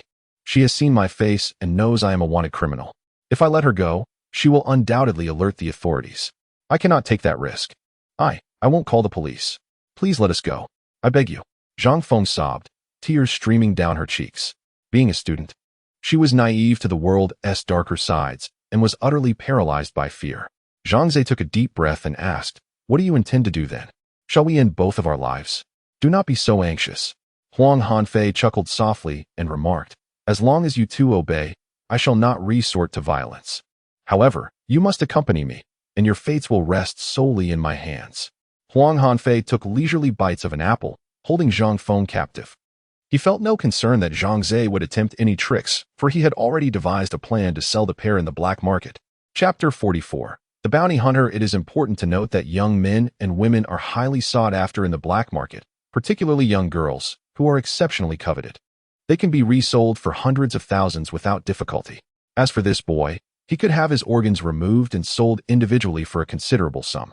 Once he acquires this wealth, Huang Hanfei could escape abroad and continue to live a carefree life. Zhang Xiao narrowed his eyes, surmising Huang Hanfei's intentions. Yet he maintained his composure and nodded in agreement, stating, As long as you do not harm my sister and me, rest assured, you two are invaluable assets to me. I have no intention of causing you any harm, Huang Hanfei replied, licking his lips with a greedy smile. At that moment, a sudden knock echoed at the door. Huang Hanfei's brows furrowed, and he whispered, "Did you call the police?" Zhang Xiao shook his head. "I did not." Previously, he had indeed sent a message to his homeroom teacher, Mr. Liu Wei, but due to poor reception, the message failed to go through. Could it be that the message was delayed and had just reached Mr. Liu? A flicker of hope surged within Zhang Xiao. If it were truly Mr. Liu accompanied by the police, perhaps he and his sister might yet be saved. Knock, knock. The door was struck again, and the urgency from the other side was palpable. Zhang Xiao glanced at Huang Hanfei, who nodded at him, saying, "Go open the door, and do not attempt any tricks." After speaking, Huang Hanfei plopped down beside Zhang Feng, pressing a fruit knife against Zhang Feng's waist. Zhang Xiao observed this and turned to open the door. "Hello, your takeout has arrived." Outside stood a petite girl in a yellow delivery cap, cheerfully holding a food container. "Wishing you a pleasant meal.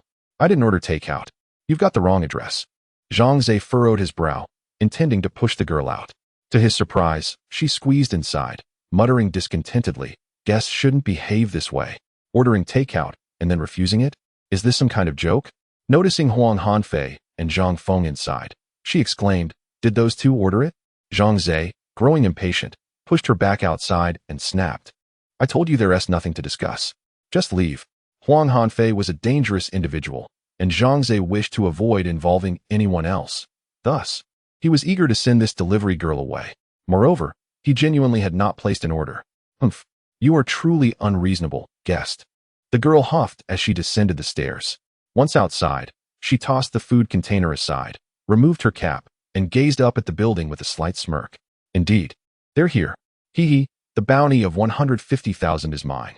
Hearing footsteps echoing downstairs, Zhang Xiao turned to Huang Hanfei and said, "A delivery person mistakenly came to the wrong address, but she has already left." Huang Hanfei pulled Zhang Feng to his feet and instructed Zhang Xiao, "Open the door. We must leave this place." "Where are we going?" Zhang Xiao instinctively inquired. Huang Hanfei remained silent, merely guiding Zhang Feng and Zhang Xiao out of the room. The trio descended the stairs, and Huang Hanfei gestured towards a dilapidated van across the street, stating, "Get in the vehicle. I shall take you away."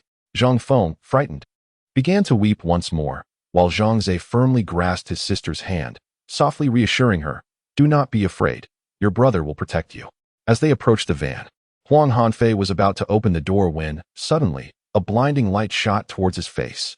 Quick to react, he tilted his head to evade the beam, which grazed his cheek, causing a sharp sting. As he touched his face, he discovered a gash, blood trickling down. "Who is it?" Huang Hanfei exclaimed, clutching Zhang Feng tightly in his arms, placing a fruit knife against her neck, and bellowing towards the source of the light. "Show yourself. Otherwise, I will kill her." Zhang Xiao hesitated to act, fearing for his sister's safety. From the shadowy thicket emerged a petite figure, causing Zhang Xiao's eyes to widen. This was none other than the young delivery girl from earlier. "Hee hee, I can't believe I missed." The girl sauntered into the light, revealing a charming visage. She raised her hands, and Zhang Xiao noticed that each of her slender fingers was adorned with a shimmering throwing dart, spinning incessantly with her movements. Huang Hanfei narrowed his eyes, sneering, "You are a bounty hunter, are you not? I anticipated that a bounty hunter would come for me. But little girl, do you truly believe you are my equal?" The young girl shrugged and said, "Uncle, do not judge a book by its cover. Though I may be young and petite, I am a formidable force in the demon domain, and my throwing darts are remarkably accurate." No sooner had she finished speaking than she deftly flicked her right hand, launching 5 darts towards Huang Hanfeng. These darts aimed at different parts of Huang Hanfeng's body, yet due to the fact that he was cradling Zhang Feng in his arms, the darts were destined to strike Zhang Feng first. "Little girl, are you not concerned that your darts might harm my hostage?" Zhang Feng, serving as Huang Hanfeng's shield, spoke with a sneer, emboldened by his position. "As long as I eliminate you, the bounty is mine. The fates of others are of no consequence to me." With a swift motion of her right hand, the girl conjured 5 more darts as if by magic.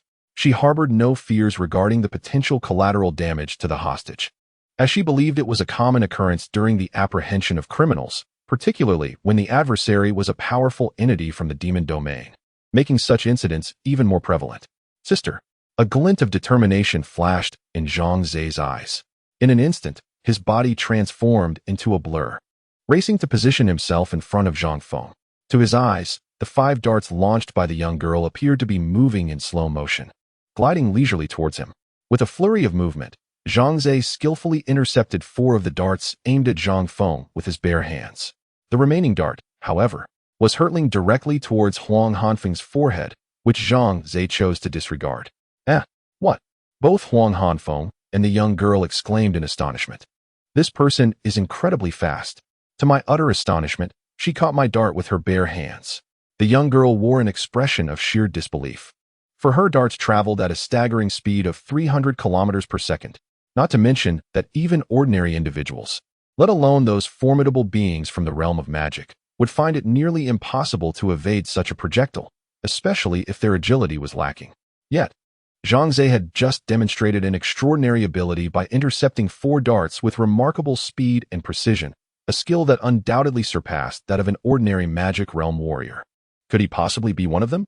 The girl squinted her eyes, pondering whether he was in league with Huang Hanfei. However, that seemed implausible.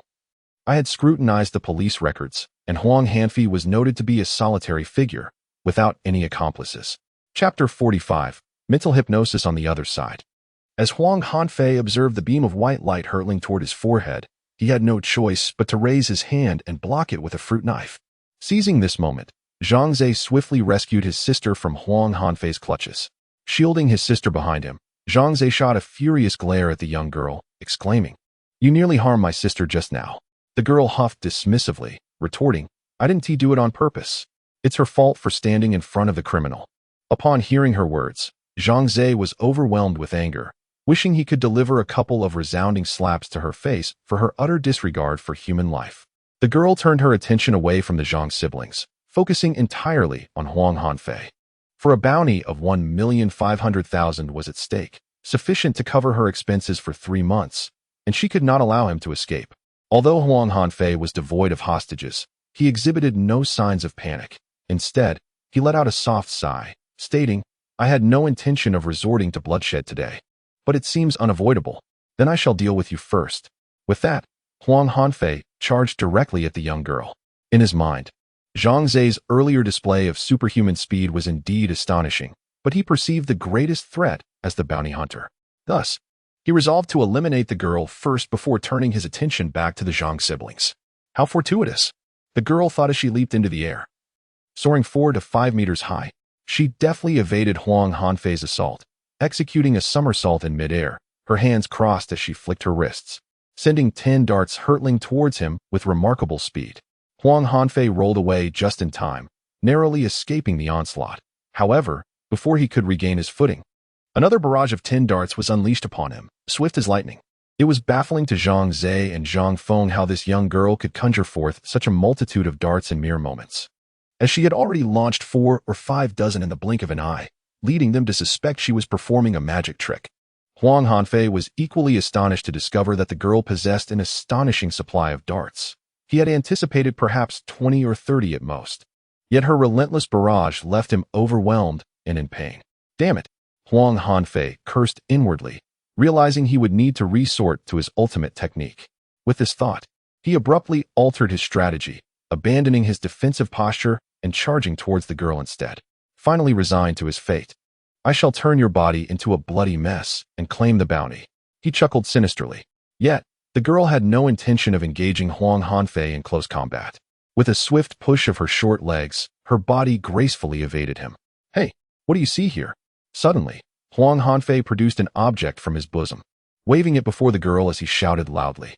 The girl instinctively turned her gaze towards the object, her eyes widening in shock. Her body involuntarily slowed. As if ensnared by a spell, her focus utterly transfixed upon the object, unable to tear her eyes away. What is happening? Why has the girl ceased to move? Zhang Xiao was taken aback, glancing at the object in Huang Hanfei's hand, which turned out to be a mirror. Huang Hanfei's gaze was fixed intensely on the young girl. His eyes bloodshot, as if they might pop from their sockets, yet a smile curled at the corners of his mouth. He chuckled ominously. "You are now under my control. Discard your darts and come to me." His voice was slow and rhythmic, resonating with an overwhelming authority that compelled the girl to comply. With a clatter, the girl dropped all the darts in her hand, staggering like a marionette devoid of strings as she approached Huang Hanfei. "Ha ha ha. It appears you have invested all your attributes in agility, leaving your mental fortitude woefully lacking. Otherwise, you would not be so easily ensnared by my psychic influence." Huang Hanfei laughed triumphantly, then raised a fruit knife, intent on plunging it into the girl's large, innocent eyes. Suddenly, a stone hurtled towards him. Huang Hanfei swiftly sidestepped, narrowly avoiding the projectile, but then he heard the shattering of glass and realized with dread, my mirror. The stone had shattered the mirror into countless shards, rendering it utterly useless. Infuriated, Huang Hanfei glared at Zhang Xiao, who had thrown the stone. Since you are so eager to meet your demise, I shall take care of you first. With that, Huang Hanfei lunged at Zhang Xiao. I must leverage my speed advantage. Zhang Xiao thought to himself as he sprang into action. In that fleeting moment, Zhang Xiao felt as though everything around him began to slow down. A mere illusion caused by his own accelerated speed, which rendered the world in relative sluggishness. However, to Huang Hanfei's eyes, the scene transformed entirely. Zhang Xiao's figure vanished before him in an instant. Before he could comprehend the situation, a gust of wind from a punch surged towards him from the right. His reflexes were commendably swift, allowing him to evade it, only to find another wave of force coming from the left. With no time to dodge again, Huang Hanfei could only raise his hands to block, yet the punch's trajectory shifted once more. Bang! Zhang Xiao's fist collided with Huang Hanfei's abdomen. At that moment, Huang Hanfei was still attempting to defend himself to the left. Zhang Xiao's strength was not particularly formidable, and thus the impact was not severe. It merely elicited a fleeting pang in Huang Hanfei's belly, given his considerable physical resilience. However, Zhang Xiao did not deliver just a single blow in that instant. He unleashed a flurry of punches, dozens in total. Huang Hanfei felt as though his very organs were being displaced. By the time he regained his senses, Zhang Xiao had already completed his barrage and retreated several meters away, his expression serene as he regarded him. You little rascal. Huang Hanfei barely had the chance to utter a word before a mouthful of blood erupted from his lips. His internal injuries, inflicted by Zhang Xiao, had become critical, culminating in a sudden collapse to the ground, his body convulsing as foam and blood poured from his mouth, soon rendering him unconscious. Zhang Xiao let out a sigh of relief. In truth, his victory in this battle was somewhat fortuitous. After all, Huang Hanfei was unaware that Zhang Xiao's advantage lay in his swiftness, which led to a lack of precaution on his part. Furthermore, Huang Hanfei had just exerted his mental prowess on that young girl, leaving him with insufficient strength to confront Zhang Xiao, allowing Zhang to exploit this vulnerability. Otherwise, the outcome could have been quite uncertain. Brother, what happened to that scoundrel? Zhang Feng inquired anxiously, peering out from behind a garbage bin. Everything is fine now. You may come out. Zhang Xiao beckoned to his sister, then picked up his phone to call their homeroom teacher, Lu Wei. Lu Wei had just settled in for the night when he received Zhang Xiao's call. He immediately sprang from his bed, hastily dressing while informing Zhang Xiao. Ensure you restrain the wanted criminal. I will gather a team and be there shortly. Please exercise utmost caution. He then ended the call and dashed out the door, simultaneously sending a message to the police to report the situation. Chapter 46. Shinmingdai. Zhang Xiao procured a length of rope and secured the unconscious Huang Hanfei tightly. After a moment's contemplation, he knelt beside Huang Hanfei and began to rummage through his belongings. To his surprise, he discovered a series of consumption cards. A look of delight spread across Zhang Xiao's face as he realized that Huang Hanfei possessed 6 consumption cards, 3 bronze, 1 silver, and 2 gold. In the realm of the Great Xia Kingdom, consumption cards are categorized into 4 types: bronze, silver, gold, and diamond. The minimum recharge amount for a bronze card is 1,000 yuan, with a maximum limit of 10,000. The silver card requires a minimum recharge of 10,000, capping at 100,000. The gold card begins at a minimum of 100,000 yuan and can reach up to 1 million. As for the diamond card, it starts at 1 million with no upper limit. This means that Huang Hanfei, with his 6 cards, has a total sum of at least 210,000 yuan. If they were all at maximum capacity, the figure could soar to an astonishing 230,000 or more. This fellow truly has wealth, likely amassed from his nefarious deeds. Without a second thought, Zhang Xiao slipped the consumption cards into his own pocket. Although the money may very well be ill-gotten gains, he had no intention of surrendering it. He planned to use the funds for his sister. If the police inquired, he could always feign ignorance. Meanwhile, the young bounty hunter stood frozen in place, her eyes wide and unblinking, as though ensnared by a spell. Zhang Feng circled around the girl and turned to Zhang Xiao, asking, "Brother, why is she standing so still?" Zhang Xiao approached the young girl, waving his hand before her eyes. Noticing her lack of response, He surmised that she had likely been hypnotized by the wanted criminal and had yet to regain her senses. What shall we do? Should we assist her? Zhang Feng glanced at Zhang Zhe, who in turn looked at his sister, and then they both shared a knowing smile. Do you have a pen? Preferably one that is difficult to wash off? Yes, I'll fetch one for you. Subsequently, Zhang Zhe retrieved a marker and handed it to Zhang Feng, who cheerfully made his way toward the young girl. 10 minutes later, several police cars, sirens blaring, sped into the community where Zhang Zhe resided. The vehicles came to a halt, and Lu Wei, along with a group of officers, rushed over. Upon seeing the Zhang siblings unharmed and the wanted criminal still unconscious, the officers collectively exhaled in relief. Zhang Zhe, you have quite the audacity. Did I not warn in the group not to engage with criminals? This individual is exceedingly dangerous. With 7 lives already claimed, Lu Wei's first words to Zhang Zhe were laden with reprimand. As a responsible teacher, he was determined to protect his students from any harm. Nearby, an elder officer chuckled. Lu Wei, spare him your scolding. He is now a great hero in Tianfeng City. We have pursued this wanted criminal for 2 full years, and he has eluded capture time and again. Thanks to your student, he has finally been apprehended. And you should feel a sense of pride. Lu Weisong exhaled, his tense expression finally revealing a hint of a smile as he remarked, Of course, I feel proud. Yet I can't shake the concern for those siblings' safety. However, I must ask, how did you manage to defeat this fellow? He is a formidable first-tier demon domain expert. And you haven't even graduated from high school. Zhang Zhe blinked and replied, Alone, I certainly couldn't have done it. That little girl over there assisted me significantly. I forgot to mention, it seems that she has fallen victim to Huang Huanfei's hypnotic spell, and now she is utterly motionless. Lu Wei and the others turned their gaze towards the young girl, the seasoned officer raising an eyebrow and stating, So it is her. That explains everything. Curiously, Zhang Zhe inquired, Who exactly is she? I overheard Huang Huanfei mention that she is a bounty hunter. Indeed, Huang Huanfei was correct. This little girl is a bounty hunter, and a season 1 at that, named Shen Mingdai. She is also a first-tier demon domain expert. It is said that she spends lavishly and relies on bounties to make a living. Whenever we issue a reward notice, she is sure to be the first to register. A rather mercenary individual. The seasoned officer held a rather low opinion of Shen Mingdai, believing that a woman with such a penchant for money cannot be a good woman. So her name is Shen Mingdai. Zhang Zhe nodded in acknowledgement.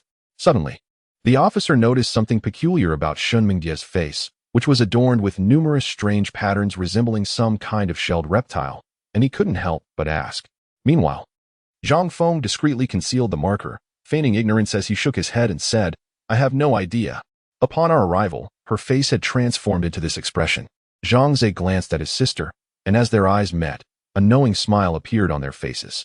The veteran officer instructed his team to escort Huang Hanfei and Shen Mingdai into the police vehicle. Turning to Zhang Zhe, he stated, The bounty for Huang Hanfei is 1,500,000. Since you mentioned that you collaborated with Shen Mingdai to apprehend him, the bounty will be split equally between you two.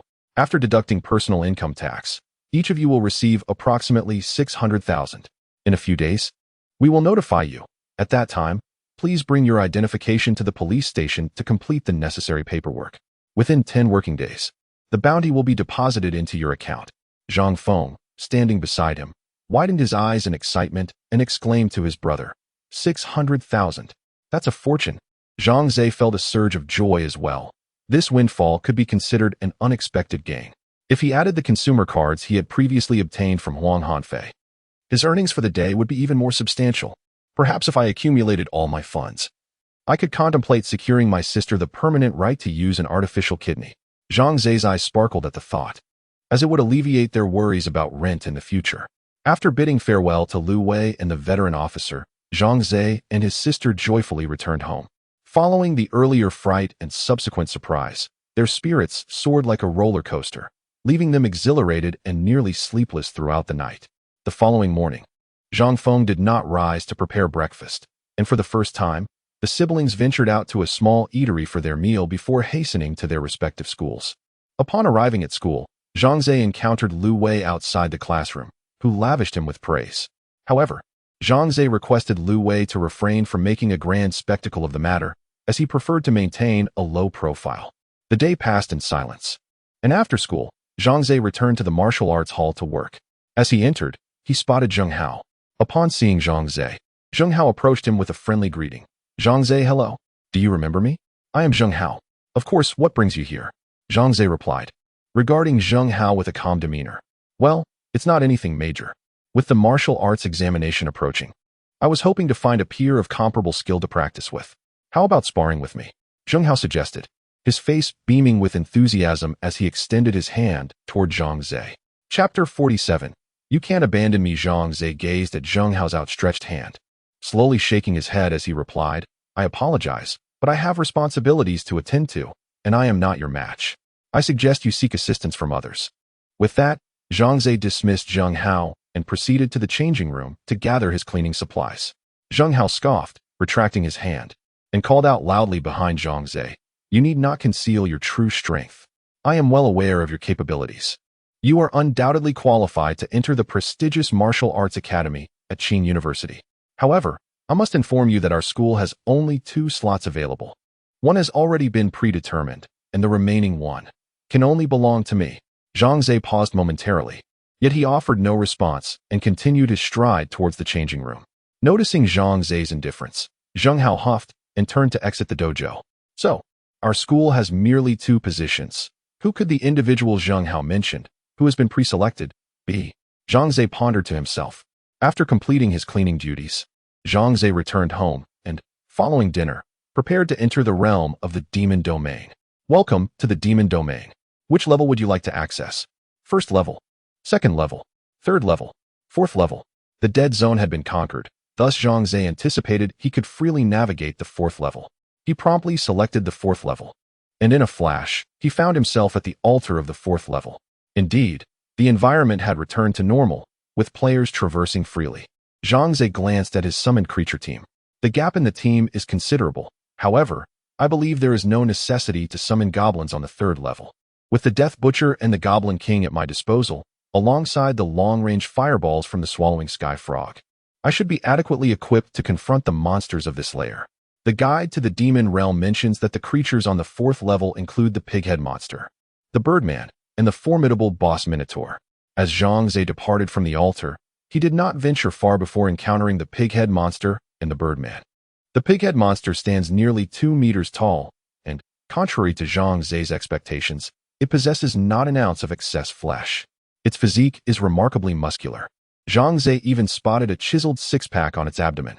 Furthermore, it wields 2 iron hammers adorned with spikes, exuding an intimidating aura. The Birdman, at first glance, appears to possess feminine characteristics, yet it proves to be a formidable opponent. It frequently ascends into the skies, launching sharp feathers at targets below, inflicting substantial damage. Zhang Zhe sought a secluded area with sparse personnel, summoning all his creatures in one fell swoop before commencing the elimination of the surrounding minor foes. The Pighead monster's attacks are fierce, yet its defenses are average. Ordinary players must possess sufficiently high defense to withstand its onslaught, lest they find themselves critically wounded within mere rounds of combat. Moreover, caution must be exercised against the airborne Birdman, which tends to remain aloft during battle, thus rendering melee classes helpless against it. Only ranged classes, such as archers and mages, stand a chance of engaging it effectively. Zhang Zhe was unburdened by such worries. In close combat, he had the formidable Goblin King and the Death Butcher at his side, while for ranged attacks, he was supported by the cannon-wielding Devouring Frog, making the task of defeating monsters seem remarkably effortless. Moreover, equipped with an S-class weapon, his attack power had significantly increased, allowing his arrows to inflict damage that had now surpassed 3 digits. 177. Rakshasa, 271. Goblin King, 426. Death Butcher, 339. Devouring Frog. After a fierce battle, Zhang Zhe's team had expanded to include 3 Pighead monsters and 3 Birdmen, finally achieving a full roster. Initially, Zhang Zhe had contemplated using a boss to bolster his team. However, after careful consideration, he decided to postpone this plan. The boss on each level was highly coveted, with players constantly engaged in battles to claim them, making it exceedingly difficult for Zhang Zhe to seize one. Moreover, if he were to persistently compete for boss kills, it might attract unwanted attention, a situation he wished to avoid. In truth, the monsters in the higher levels of the demon realm were no weaklings either. Unless he encountered a dead zone boss or faced high-level demon realm adventurers, Zhang Zhe felt no fear. Just as Zhang Xiao was gathering his summoned creatures, preparing to seek out the boss of the 4th level, the Minotaur commander, he suddenly heard a girl's voice crying for help from nearby. Help! Someone is trying to kill me. Zhang Xiao furrowed his brow and turned to the direction from which the voice emanated, catching sight of a petite girl who was running in a state of panic. Behind her, a man wielding an iron rod relentlessly pursued, shouting, "Stop right there. Today, I shall teach you a lesson."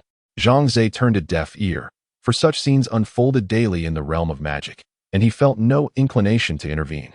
However, fate twisted unexpectedly. The little girl, catching sight of Zhang Xiao, fled towards him in desperation. "Big brother, please save me. That man wants to kill me." The girl, known in this mystical world as Moonlight Bunny, clung to Zhang Xiao, tears brimming in her eyes. Zhang Xiao furrowed his brow, reluctant to involve himself in matters that did not concern him. "I'm sorry, I cannot help you. You should hurry back to the altar. You will be safe there," he urged, attempting to push the girl away. Yet, she cried out, "Big brother, I have done everything you asked of me. Now that man is coming to kill me. You cannot abandon me." Zhang Xiao was taken aback. At that moment, the man with the iron rod stormed up to Zhang Xiao, having overheard the girl's words. His eyes blazed with fury as he accused, "So it was you who instigated her." He brandished his weapon, seething, "I detest scum like you. Today, I shall rid the world of your kind." Zhang Xiao glanced at the man, whose name in the magical realm was the Raging Dragon King. Truly a name befitting his temperament, his anger was palpable, and he was ready to strike without discernment. Zhang Xiao, feeling helpless, spread his hands and explained, "Brother, do not be deceived by her. I have no connection with her, nor have I asked her to do anything. Your grievances are yours to resolve. Do not involve me." Upon hearing Zhang Xiao's words, the irate Dragon King became even more furious, exclaiming, "Are you not a man? When things go awry, you shirk responsibility and abandon your companions. I detest individuals like you the most. Enough with the nonsense. Come and face me." Zhang Xiao was at a loss for words. This hot-tempered Dragon King not only had a foul temper, but also seemed a bit mentally unhinged. "Brother, I'll leave this to you. I'm taking my leave now. I wish you luck in defeating this madman." The little girl waved cheerfully at Zhang Xiao before turning and running away. Chapter 48. Acknowledging one's mistakes, the Moonlight Bunny has pilfered 3 mid-level soul orbs from you. A line of notification flashed before Zhang Xiao's eyes, momentarily leaving him stunned. Before comprehension dawned upon him, this girl is a thief. No wonder the irascible Dragon King is in pursuit. He must have been robbed by her as well. Zhang Xiao let out a wry smile, shaking his head in disbelief. He never imagined he would fall victim to her antics. Fortunately, the most valuable possessions he owned remained untouched, and the 3 mid-level soul orbs were merely worth a few thousand coins, not a significant loss.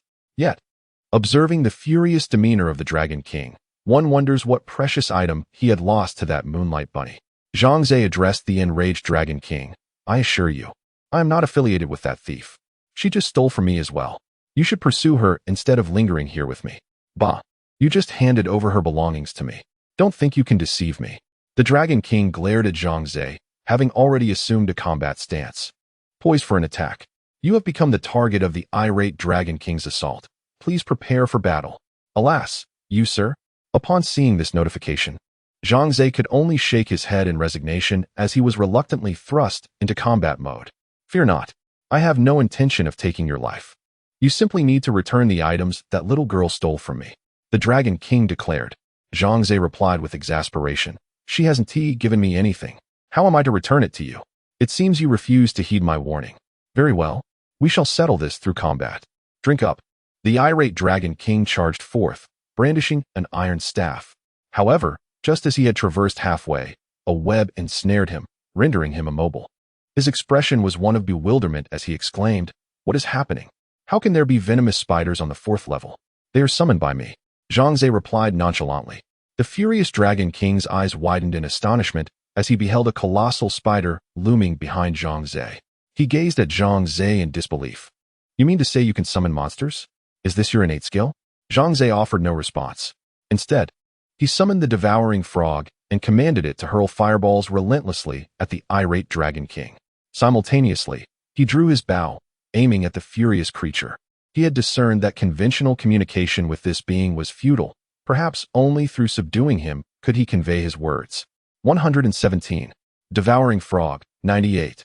"Rascal, how infuriating. If you dare, Do not let your venomous spider ensnare me. Let us engage in close combat and see who prevails." The enraged Dragon King bellowed. Zhang Xiao scoffed. "Have you lost your senses? My strength lies in ranged attacks. Why would I forsake that advantage to brawl with you?" The Dragon King's face flushed with rage as he retorted, "This is maddening." Suddenly, he produced a vial of potion and gulped it down, his entire form emanating a crimson glow. At once, he broke free from the web's constraints and charged furiously towards Zhang Xiao. Zhang Xiao squinted, vividly recalling that he had ensnared the irascible Dragon King in a web just moments ago. Surely, he thought, it would take at least 20 seconds for him to extricate himself. How could he have escaped so swiftly? It must be related to the potion he had just consumed. Zhang Xiao pondered, realizing it bore a resemblance to the potion that Furious Chase had ingested earlier, sacrificing personal defense in exchange for immunity to any negative status effects. "I'll smash your head flat," roared the irate Dragon King, swinging a heavy iron club towards Zhang Xiao. Yet, his strike missed its mark as Zhang Xiao deftly evaded to the side. "This fellow, his speed is astonishing." The Dragon King marveled inwardly. His own attack speed was formidable, making it difficult for most to evade, yet Zhang Xiao sidestepped effortlessly, clearly possessing remarkable agility. "Don't run. Take this club." The furious Dragon King pursued Zhang Xiao relentlessly. In response, Zhang Xiao swiftly summoned forth the Goblin King, who materialized behind him, blocking the Dragon King's advance. Goodness, it's the Goblin King. Just how many monsters can you summon? The Dragon King's eyes widened in disbelief as he abruptly halted, readjusting his battle stance. Though the Goblin King was a formidable third-tier boss, he was not to be underestimated. If accompanied by allies, he would pose no challenge. But now it was just the irate Dragon King alone. Thus, he must proceed with caution, especially with Zhang Xiao and other summoned creatures lurking nearby. 226. Goblin King, 124. Devouring Frog, 84. The irascible Dragon King, beset by the Goblin King while simultaneously enduring attacks from Zhang Xiao, the Devouring Frog, and the Venomous Spider, found himself in a dire predicament, besieged on all fronts. Despite his substantial health, he could not withstand such a relentless assault. "This is infuriating. You all should face me one-on-one. This is utterly unfair," the furious Dragon King bellowed. Zhang Xiao, however, calmly replied, "We are not engaged in a tournament. Where does fairness come into play? The only objective is to defeat you." With that, he summoned forth the Death Butcher. Upon witnessing the Death Butcher wielding dual blades charging towards him, the Dragon King succumbed to despair, exclaiming, "Stop! Stop! I concede. I surrender." Even as a seasoned adventurer, he could not endure the combined onslaught of three formidable bosses. Zhang Xiao immediately recalled all summoned creatures and, with a serene demeanor, inquired, "You surrender? May I have a moment to speak?"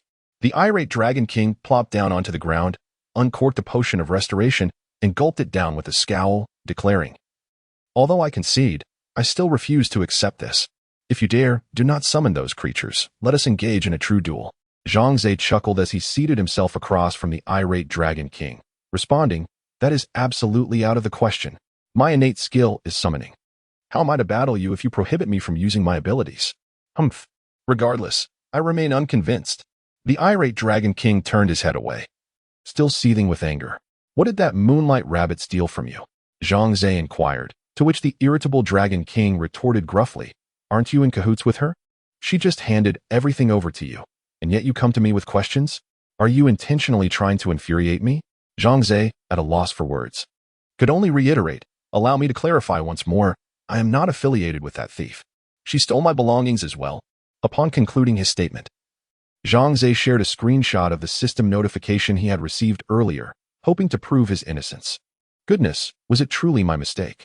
The irritable Dragon King appeared flustered, scratching his nose awkwardly as he admitted, It seems I was indeed mistaken. I owe you an apology." "No worries. The misunderstanding has been resolved," Zhang Xiao replied with a smile. Despite the Dragon King's fiery temperament and stubbornness, he proved to possess commendable character, readily acknowledging his errors, a rare and admirable quality. Chapter 49. The Demise of the Rakshasa. Alas, it seems I must resign myself to misfortune. The irascible Dragon King rose to his feet and extended his hand towards Zhang Xiao, proclaiming, "It appears we have become acquainted through our skirmish. Let us forge a friendship." It was Zhang Xiao's first encounter with such an affable individual, and despite the Dragon King's tempestuous nature, his character resonated well with Zhang Xiao. With a chuckle, Zhang Xiao accepted the offer and added him as a friend. Very well. Should you require assistance in the future, do not hesitate to seek me out. The boisterous Dragon King waved his hand at Zhang Xiao, stating, I have several companions awaiting me for a boss battle. I must take my leave. Until we meet again. Before Zhang Xiao could respond, the Dragon King had already turned and dashed away. Amused, Zhang Xiao regarded this encounter as a mere interlude and set off towards the boss on the 4th level. This 4th level resembled a labyrinth, where one could easily lose their way. Observing the nearly identical walls surrounding him, Zhang Xiao couldn't help but voice his irritation. Fortunately, the layout of this maze remained constant, having been traversed by earlier adventurers who meticulously crafted a map. The Guide to the Demon Realm included this map for the convenience of future explorers. Relying on this map, Zhang Xiao deftly navigated the twists and turns of the maze until he arrived at the location of the final boss. As he turned a corner, Zhang Xiao was suddenly met with a familiar cry for help. Help me. Wait. That voice. It sounds like the Moonlight Bunny.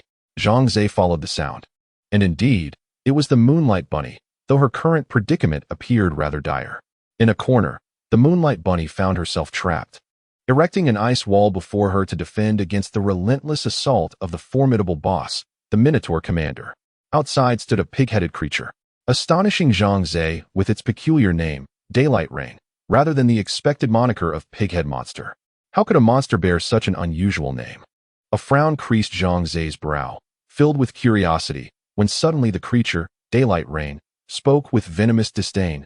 You wretched girl. You dared to steal from me. You deserve death. The malicious tone revealed a deep-seated hatred for the Moonlight Bunny. Cowering in the corner, the Moonlight Bunny could only weep in fear.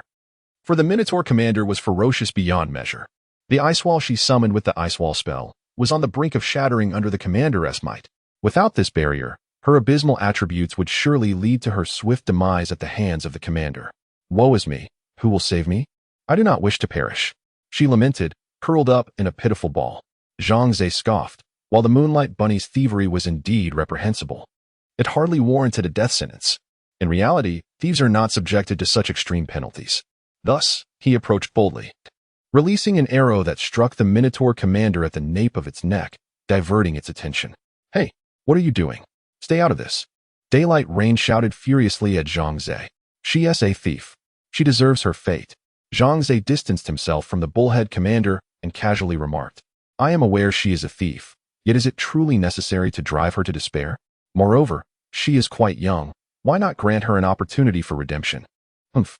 You have never been a victim of her thievery. Until you have endured another's suffering, do not counsel others to be magnanimous. Bai Ryu retorted. Disdain etched on his face upon noticing Zhang Xiao's solitary figure. Ah, so you wish to play the hero and rescue the damsel? Have you considered whether you possess the requisite strength? Bai Ryu's mocking tone pierced the air. This is a level 4 boss. You stand no chance alone. Don't come crying to me for assistance later. I have no interest in your fate. Rest assured, I can handle this on my own. Zhang Xiao replied with a faint smile. He deftly sidestepped the Bullhead Commander's charge and, with a mere thought, summoned his familiars. 3 pig-headed monsters, 3 avian beings, 1 venomous spider, and 3 formidable bosses swiftly assembled behind him, leaving Bai Ryu momentarily speechless. Goodness, you summoned all these creatures? Bai Ryu's eyes widened in disbelief, having never witnessed such a talent before.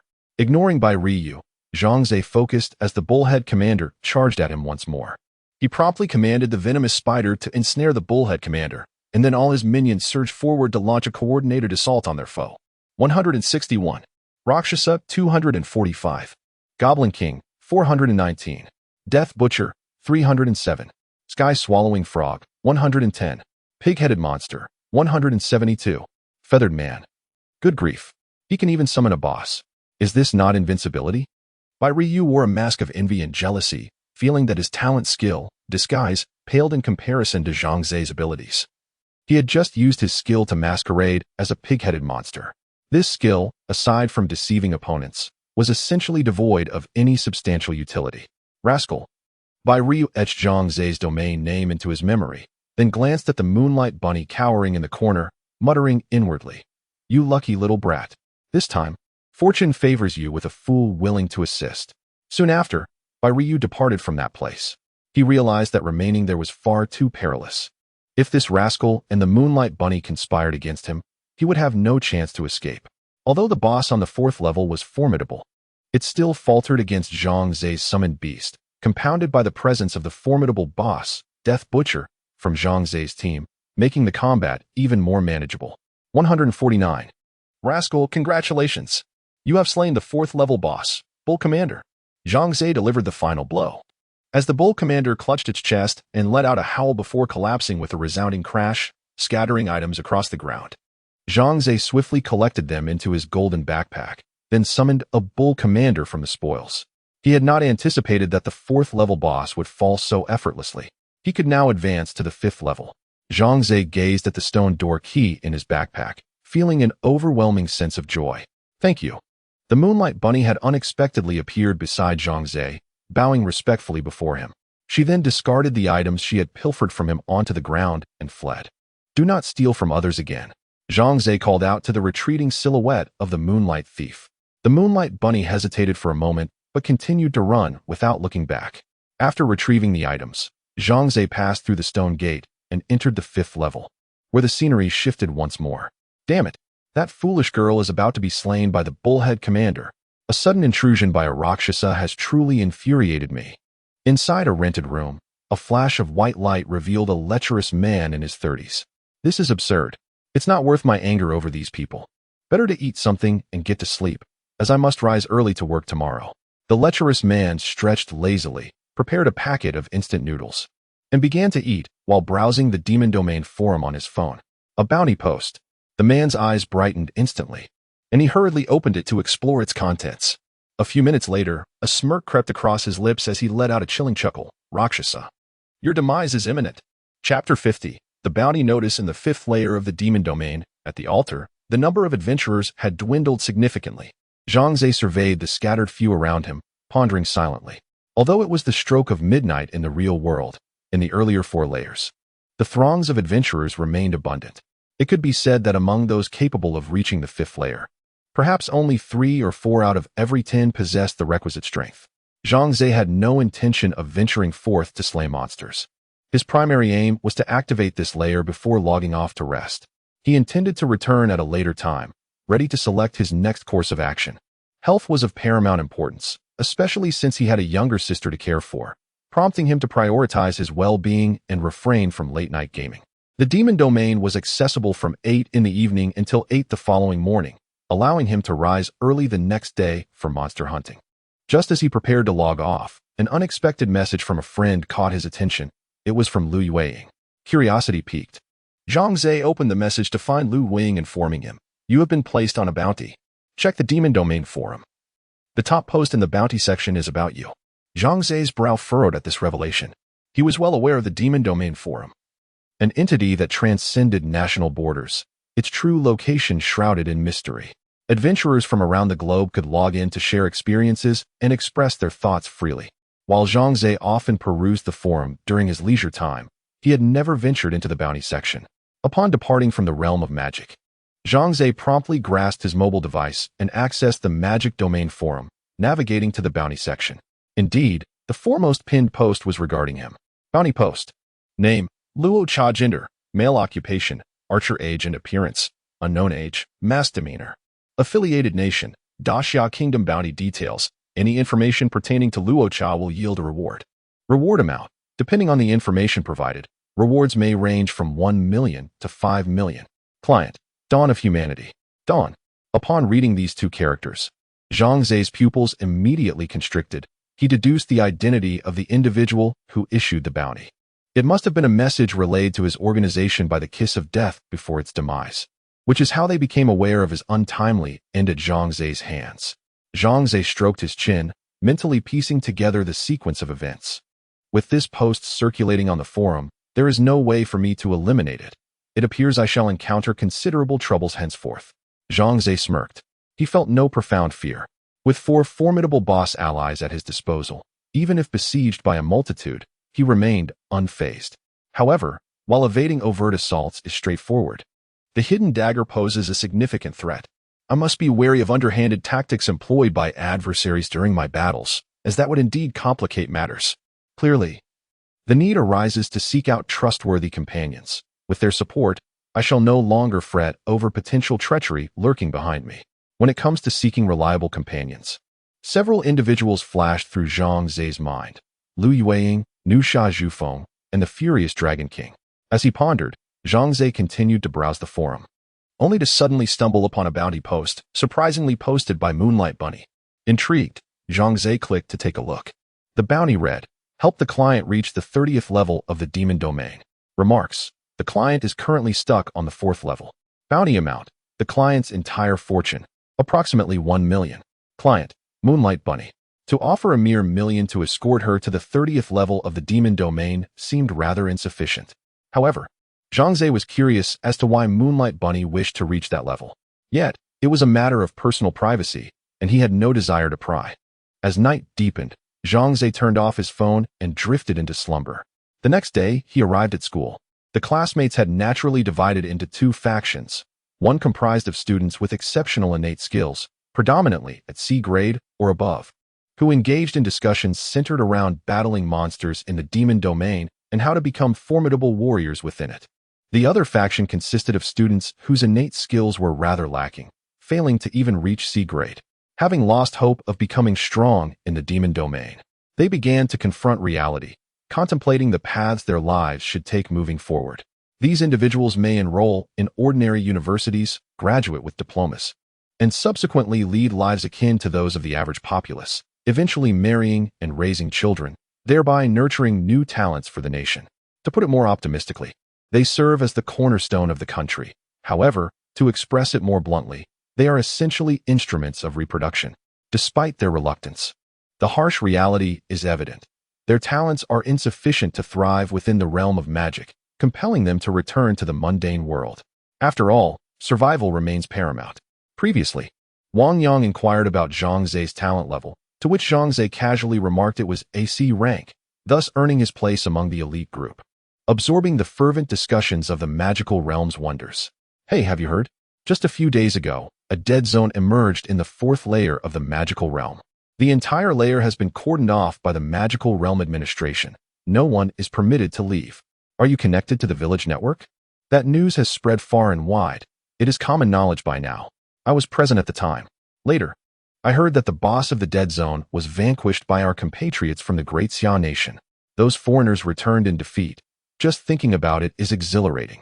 Is that true? No way. That's fantastic. Our Great Xia Nation can finally hold its head high. Do you know who the Slayer was? This hero has brought honor to our country. I believe the nation should award him some recognition. The demon. Everyone present in the dead zone received that notification. It was announced 3 times. Absolutely astounding.